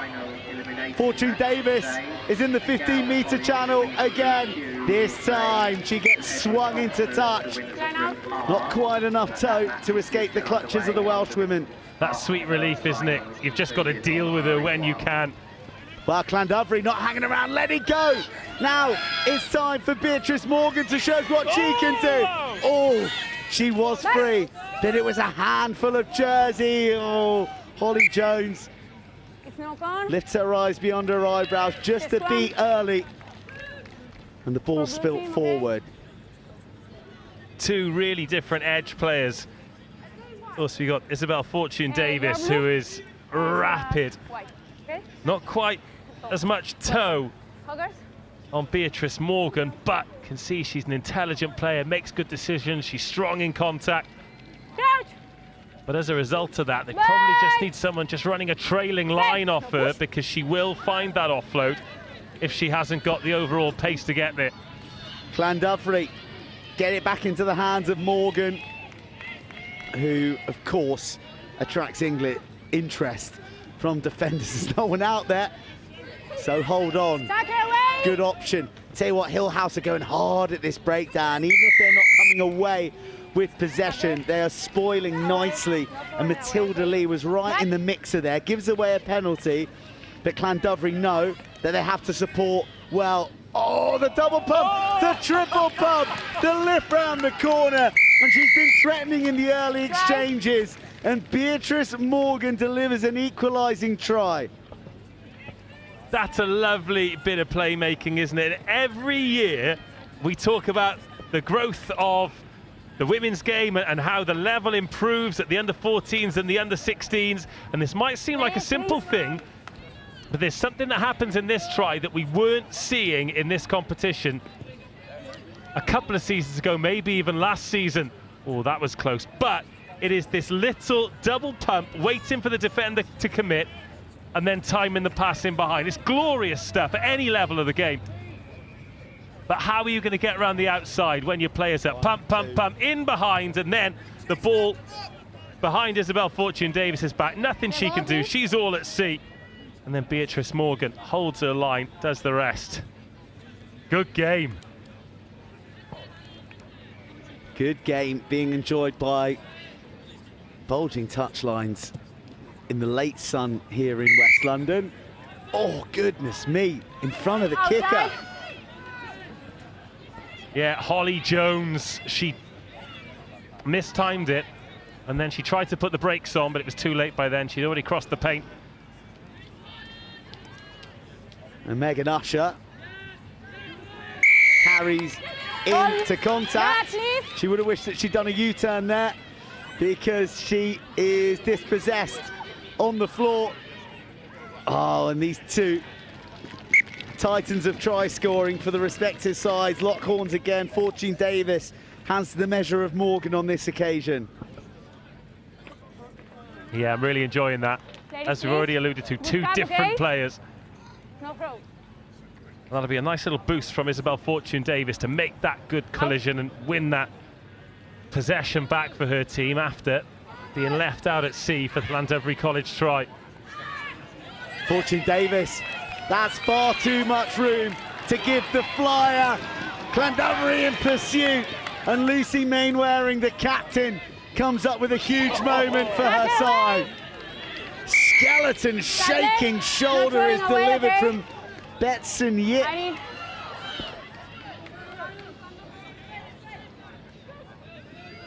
Hill House aren't going to have it all their way as they quest for a cup double, an under-16 crown to match the one they claimed at under-14. Llandovery are bodies on the line, utter disregard for their own personal welfare, and the intercept crops up. Llandovery need to respond and help their teammates here because Hill House are looking hungrier right now. There is an injury in the background as well that we're going to call to a halt because it looks like a nasty one. And I think it came from the double hit, maybe a clash of heads. Well, well, well. They asked Megan Usher if she wanted the ball. She said, yeah! 7, 8. Please finish for the... And I think they're wondering whether or not this will be the half called. 7 minutes on our clock. Just a reminder, it's not linked in with the referee's watch, but it's very close. Yeah, first camp, yeah. Because it's... And I think we will restart with the scrum by the sounds of things. And more importantly, in the landscape of this game, it'll be the last play before half-time. It'll be a Hill House put-in after Megan Usher stole Llandovery College's lunch money, which means space and acres of it for Isabel Fortune Davis.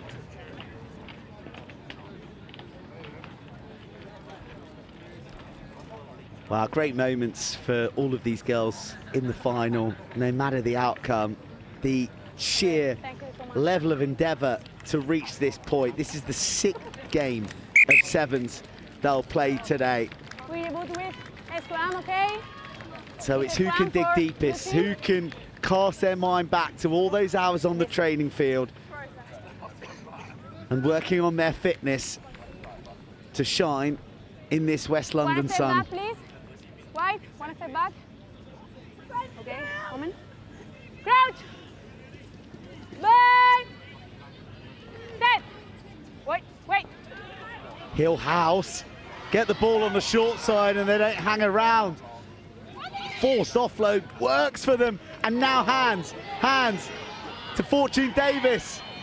Could it have gone a little sooner? A knock on is going to bring the half to a close. Okay. The time's over. And we are locked at 5 points apiece in a nerve-jangling final here in the Under-16 Girls' Cup.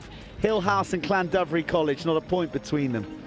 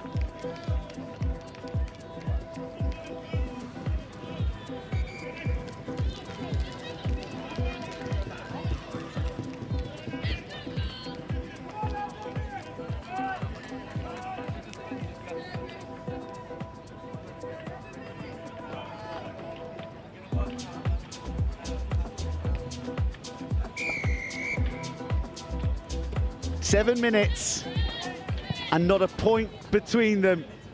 Who will claim the Howden Rosslyn Park National Schools Under 16 Girls Cup crown? Well, Lucy Mainwaring may just have delivered a captain's knock right from the get-go, piercing the Hill House defence and then going foot to the floor underneath the uprights. What a moment in this final.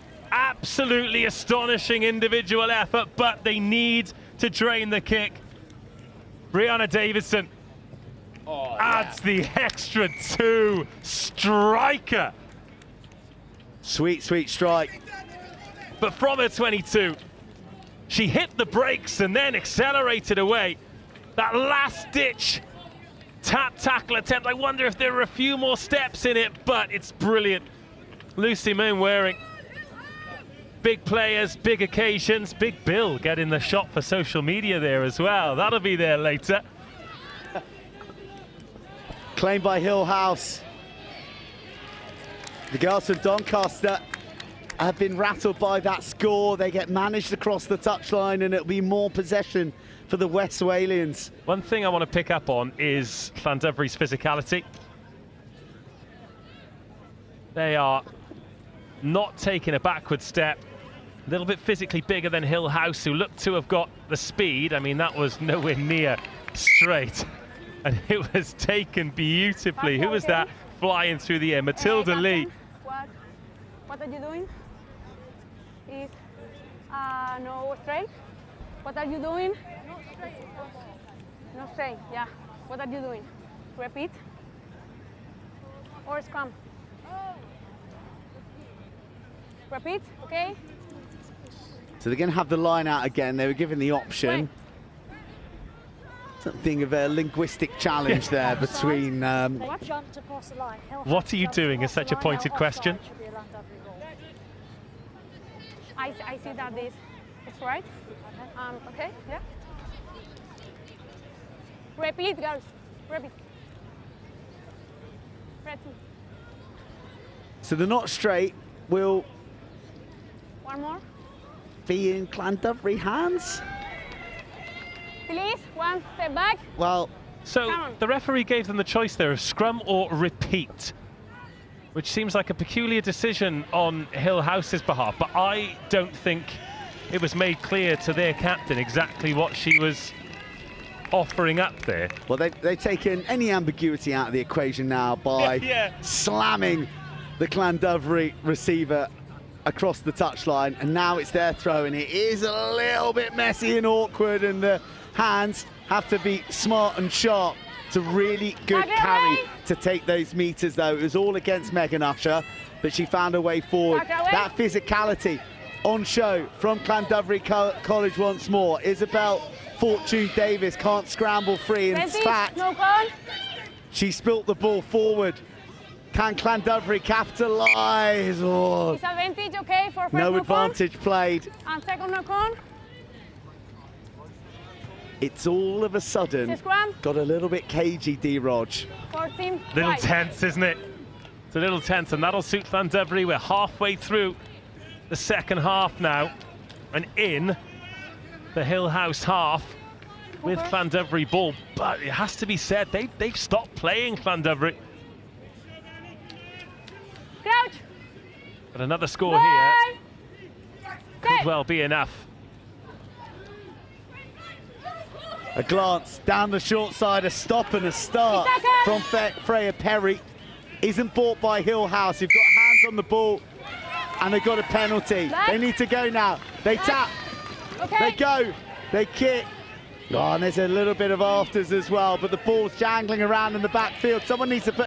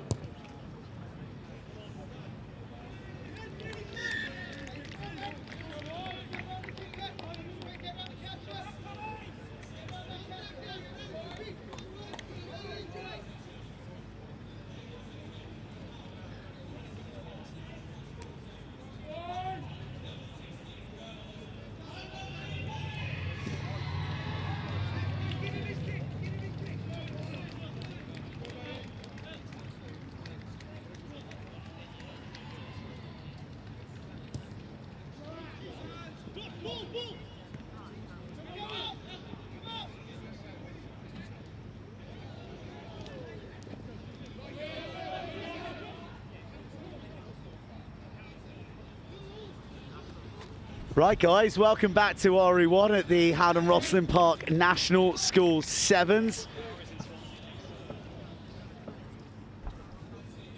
And apologies for the loss of coverage there. Our generator got so excited at the action that was going on that we had a bit of a technical mishap. But we are back and can tell you that Hill House under-16 girls clinched the cup.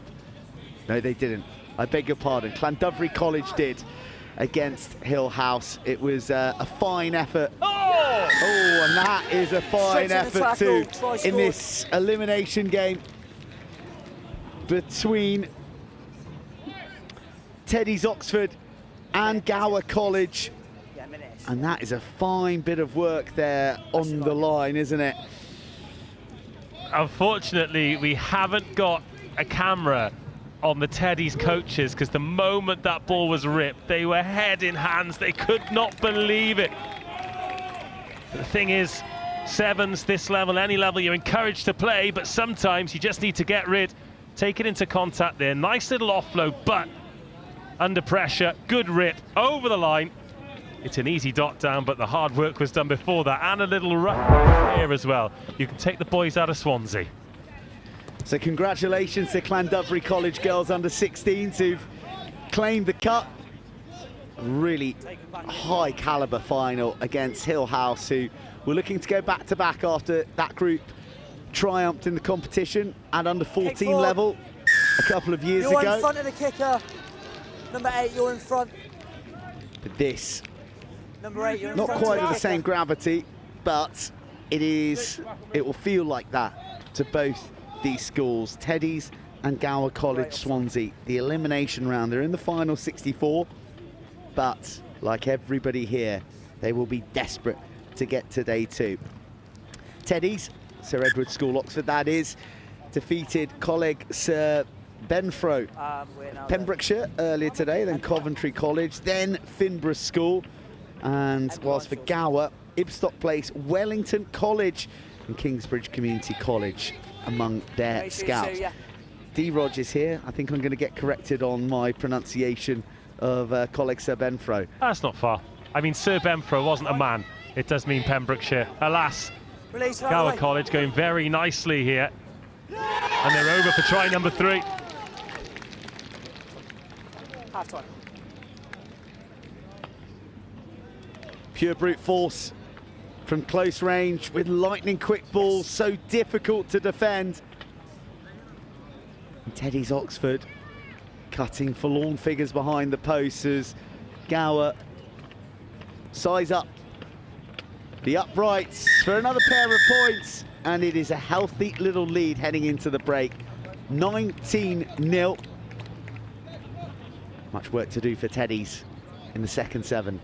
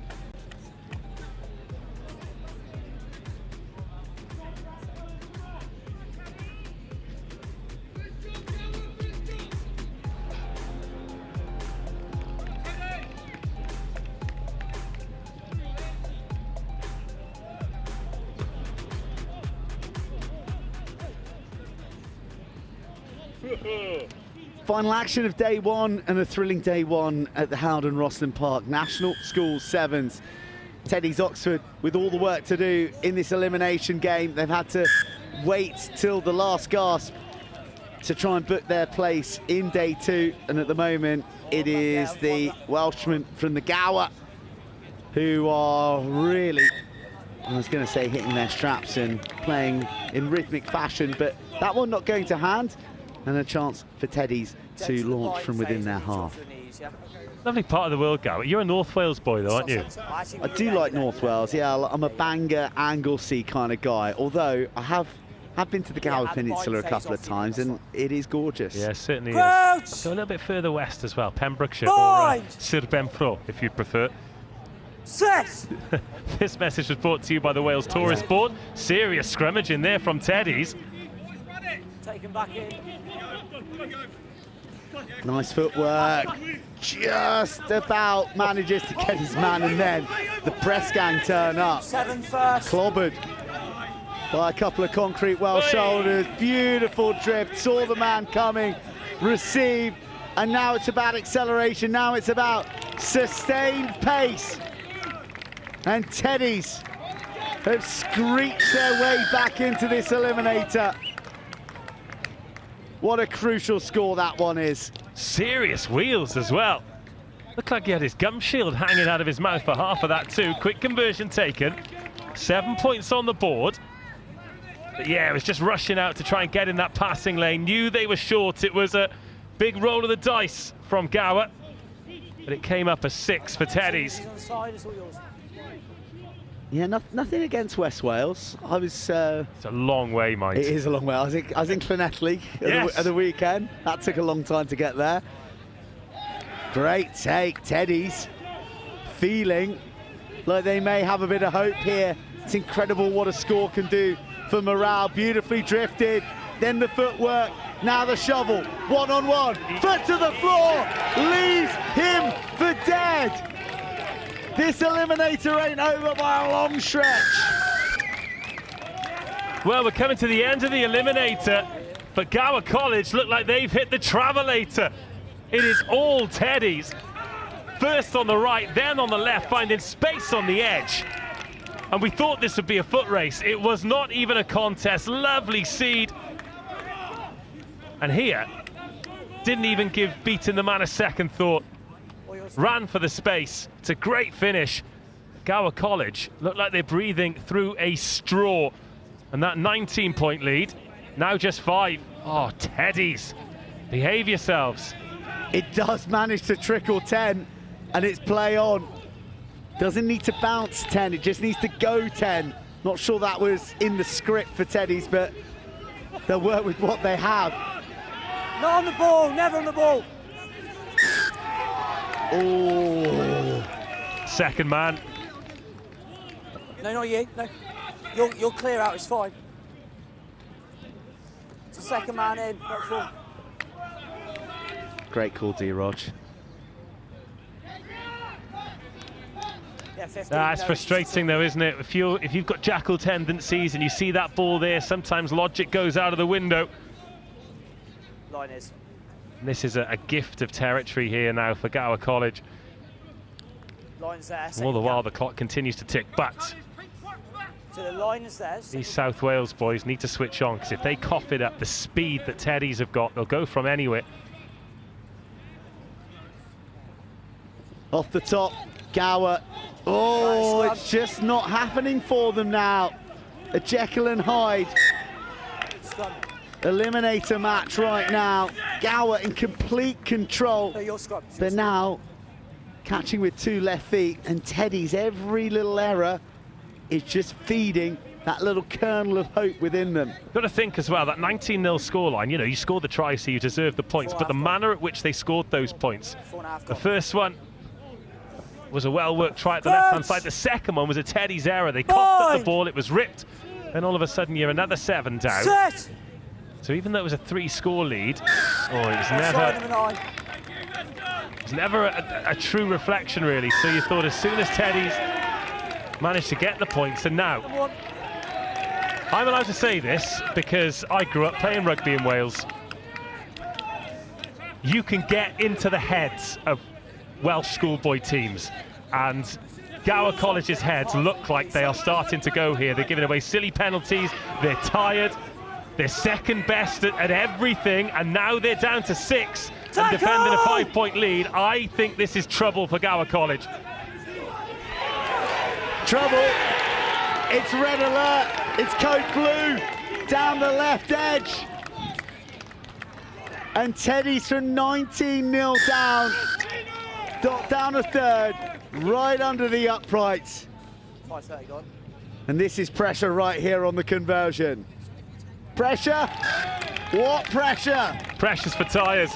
Teddy's take the lead. Just got a feeling. Gywr have stopped playing, they've stopped believing. Teddy's have done the opposite, the way they've dug in. 5:50 gone, yeah. And just look at the energy. The 3 tries they've scored have been so full of energy. And now Gywr need to find some. They've still got 6 on the pitch. The referee has confirmed that there's just over a minute to go. But now what do Teddy's do? You can't stop playing. Another brilliant restart. Oh, it's been coughed up though. What a hit. That just had to happen. They just need something to, speaking of tyres, put a bit of air back in there. Oh, the double juggle. Looks forward as well. Teddy's on the ball, blasted out. Hey, you've lost it 4. Last minute of the match. Comes out on the Teddy side. And just as Gywr retrieve it, the call goes the blue way. Let's have a look at it. That was forward, definitely. The best bit about this is the Teddy's coaches who are celebrating like a group of men who've gambled the school credit card on a cheap hotel deal for day 2. Crouch! Bind! Time off. We can't end on a scrum reset. We can't end on a scrum reset. Right, there's our mark. Let's be sensible, okay? Well, they've managed to eat out a nice bit of the clock here, Teddy's. Crouch! 15-ish seconds left. Well, our clock stopped. Set! Teddy's break down blind. Teddy's to finish with a flourish. A comeback as electrifying as the blue of their jerseys and the finish of that young man. They were dead and buried. They were down and out at half time, but they've swan dived into day 2.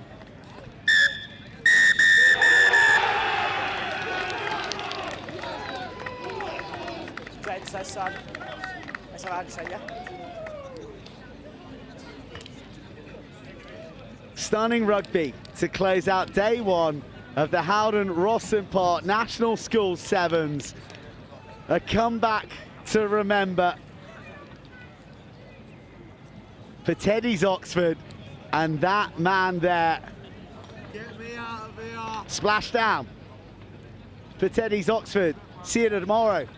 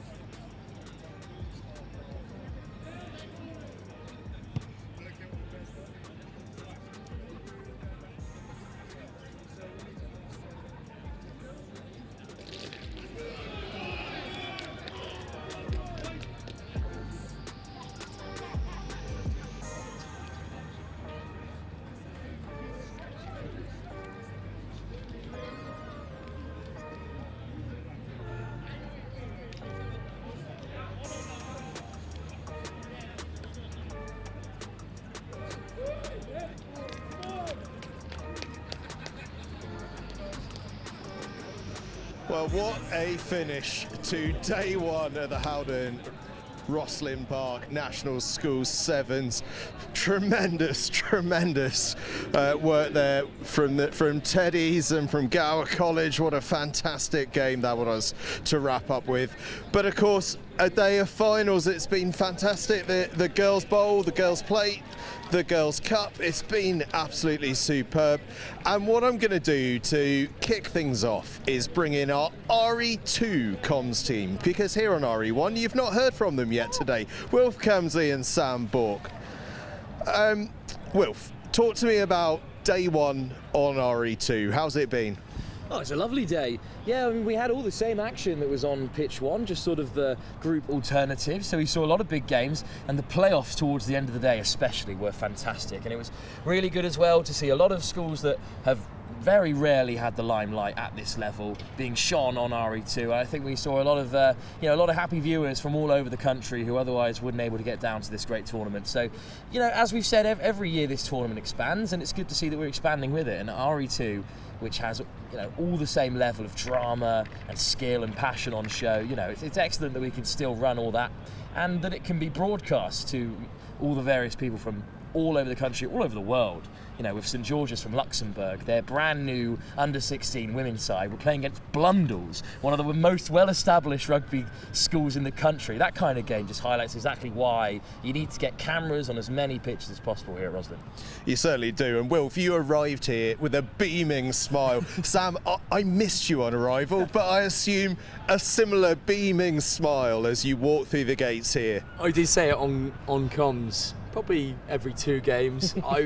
As I was riding in on my Lyme bike, I had a brimming smile. Other bikes are available. Other bikes are available, indeed.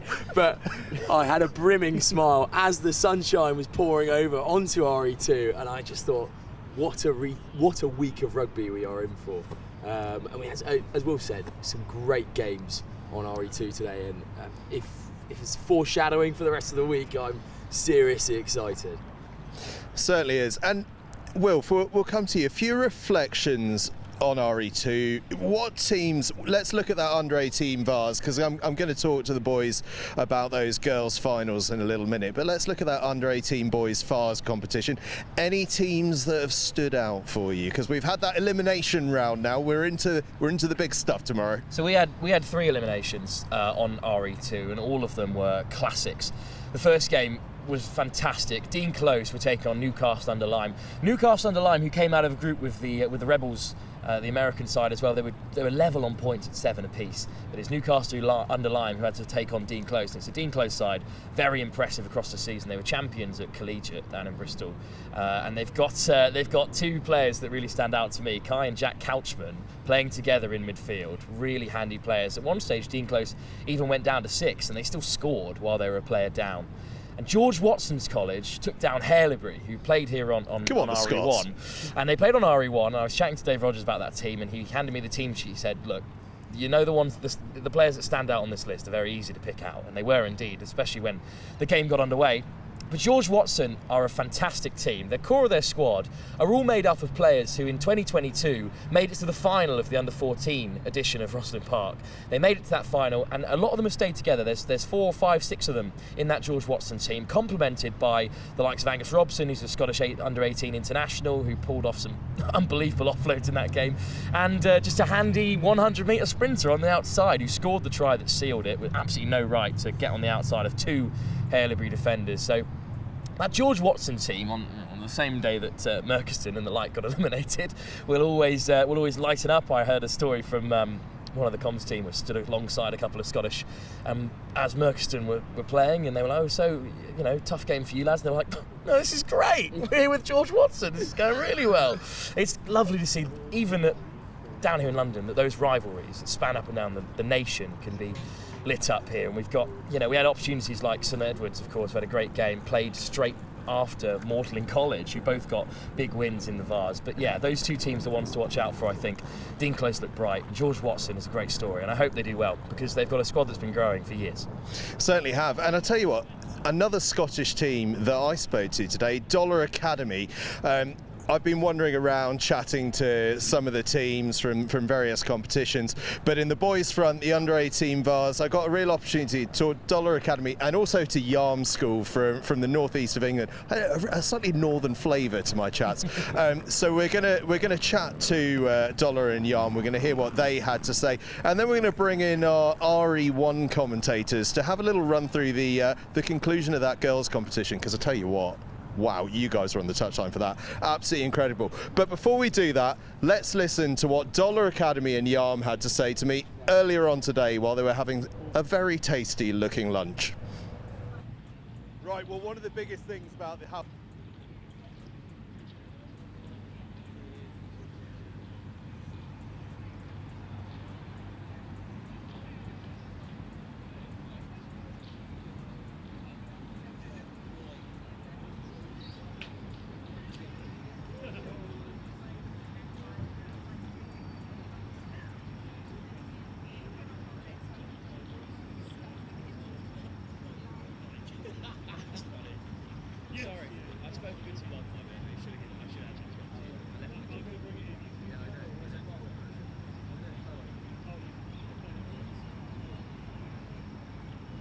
Man. Okay, we've got the RE1 duo. Dave Rogers, Joe Bird, don't give me this. You were looking as tired as anything 5 seconds ago. It's been quite a lot of ruggers today. Quite a lot of ruggers. There has been quite a lot. I want to start off talking about the girls. We've got some under-18s boys stuff to talk about as well, because that's going through till tomorrow.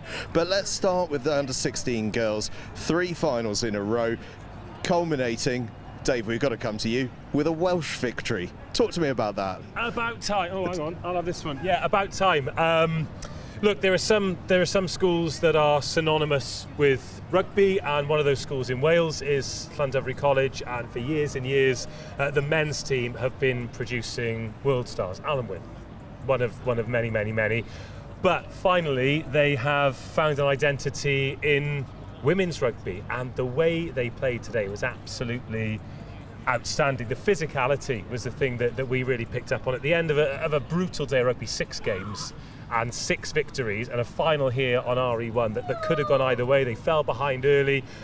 Brilliant try in the corner from one of the fastest players I've seen in this competition. But yeah, just worked their way back into the game, did enough, won the collisions, kept hold of the ball, scored at key times, and the trophy is going back to Mid Wales or West Wales, depending on your view of geography. Oh, that sounds like a can of worms we absolutely don't want to open. By the way, I do want to make a quick apology to Hill House. We had your logo wrong this morning. Sincere apologies. We got it right for the final, and you performed fantastically in it. You've said we, but that wasn't your fault, so thank you for taking one for the team there. You're a good man. Anyway, what else are we talking about? Hey, it's my job to take one for the team. Burnsy, actually, I want to talk to you about this, because we spoke about this morning. The international flavour to the tournament, and that plate final in the girls, Waterloo schools against what was the eventual champions, Jess from Dubai. So with Belgium against Dubai, isn't that fantastic? Yeah, it's pretty cool that they're making the finals as well. Like, I think that probably there was a time when international schools are coming and no one thought that they were going to go anywhere. Let's be honest. Rugby isn't played to such high intensity. Well, you're in there, aren't you, lads? So, there you go. Come on in, Kings Bruton. Come on in. We'll get a quick one from you. Live TV. How about we've got the Kings Burton first team, lads. Bruton. Yeah, it's been a long time. First time in 500 years. Hold that. This is Kings Bruton, Kings School Bruton. First time in 500 years we've made it to day 2. My name's Ludo Weston. This is Jeevan over here. We're very proud of ourselves, and thank you very much, Next Gen. Love your videos on YouTube. It's interesting because the tournament's only been going since 1936, so yeah, clearly there's an arithmetic problem at Kings Bruton. Well, then again, the chat last year when we got on the TV, the commentators said they didn't even know us. You know us now. But you're through to day 2, though, yeah? Yes, who have you got? We're not quite sure. I think we're in Group C. Group C. Yeah. So you don't care. Just bring them on. Yeah, exactly. Big night out. We're hoping for Clifton, Millfield, and Marlborough College in our group. We're hoping so. Well, lads, we wish you all the best. And see, you've caught up with Cardiff Net there, haven't you? Got yourself a nice beanie there. Right, all the best tomorrow. We hope you're on your pitch. Kings Bruton there. It's all fist bump.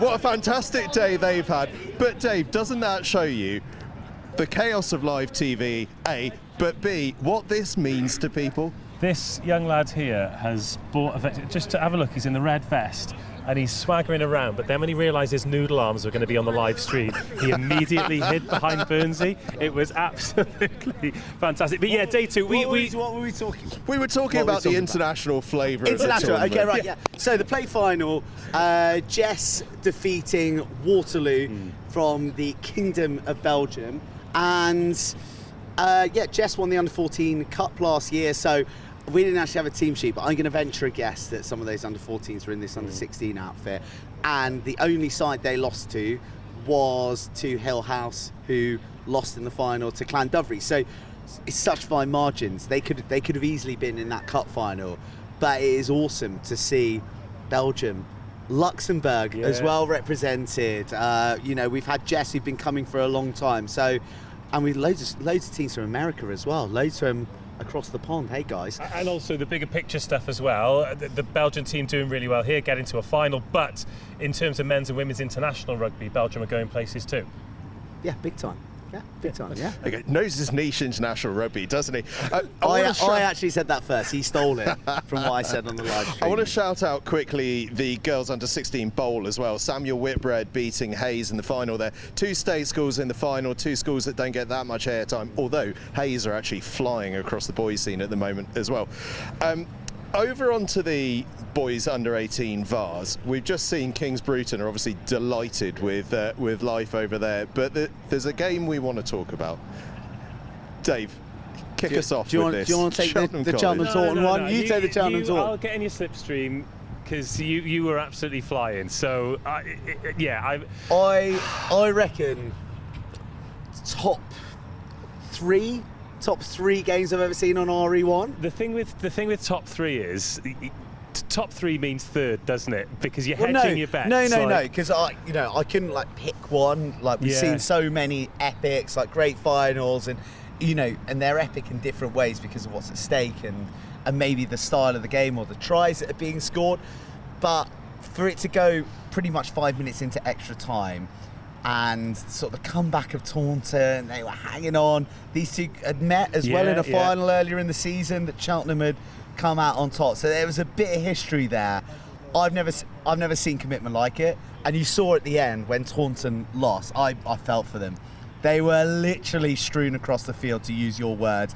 And I mean, the oxygen was out of them, but also just the stuffing. They'd given so much. I thought it was immense. That was the ultimate advert for school sevens, the school's rugby, and just little things, but also broader things. So 2 teams who wear the same jersey, so someone loses the rock paper scissors, then they've got to turn their jerseys inside out. So somebody's playing in a white jersey that's red and white hoops on the other side. As Bursey pointed out, they know each other so well. They faced before. It was a rivalry. There was so much at stake. It's day 2.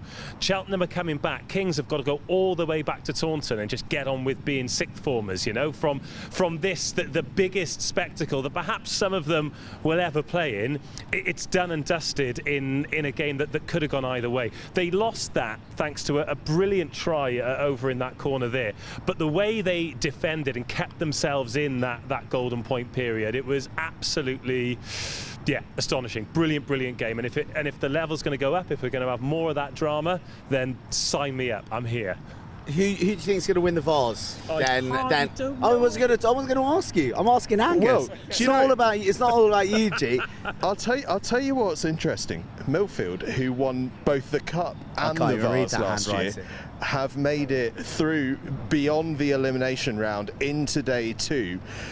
Could they go back to back? Could they double it? The double. Could You they can't go say. You can't just say Millfield. You're No. not allowed to say Do you Millfield. know what? Give us the reason a rogue I one. go off saying them is because there's a little segue that I wanted to use, because there's an interesting little fact Did you that meet someone I famous got off today? I got off Millfield, which is that 5 of their boys that played in the Vase last year are playing in the Cup team this year. So this is a real experience for some of those boys. It's an unusual dynamic, because obviously most teams that are in this competition are going really hard.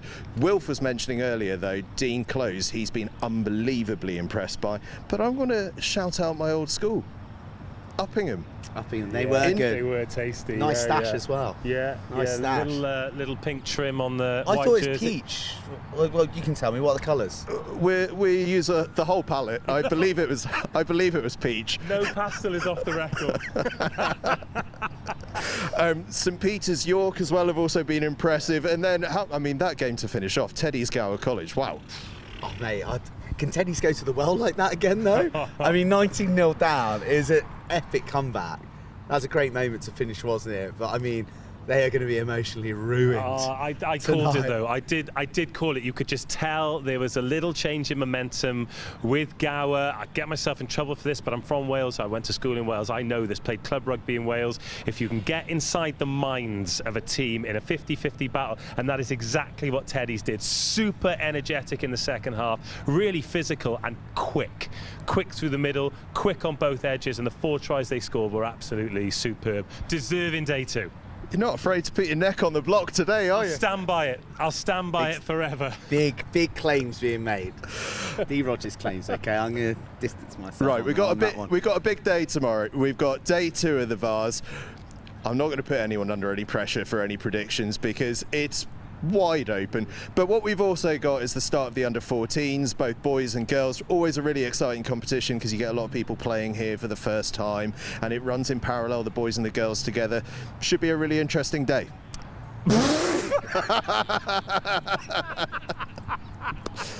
Yeah. Hey, we're just so keen to hear from Dave that we'll just thrust any microphone in front of him at the moment. Oh, that was absolutely super. Yeah, it absolutely will be. And today's really set the tone. I think we've been lucky with the conditions. I mean, look, at the end of day 1 over the years, I've been coming here for nearly a decade now. You've been coming for a lot longer than that. We'd have been squelching through in the past, but we've got a great track here, huge opportunities. The 18s Vase, I'm not even going to try and predict it. I think even when we get into the quarterfinals, it is perhaps even more unpredictable than the cup competition later in the week. Just come. Like, you've got to pay for the car park, but if you can walk here, it's just going to cost you a fortune in pick and mix. It's one of the best days in rugby. Is the Tuesday here in the Howden National School Sevens at Rosslyn Park. If the person running the pick and mix wants to keep the commentary team fueled, then by all means do send some. I've got to connect. Right, it's an early start tomorrow, 9:40. We'll be live about 15 minutes before that with the preview show. So we are going to let you get your rest in ahead of the under-14s, boys and girls, tomorrow in the conclusion of that under-18 Vase competition. It's going to be a bit of a day. It's going to be an early start. It's not to be missed. See you tomorrow at the HOWDEN ROSSLYN Park National School Sevens, day 2.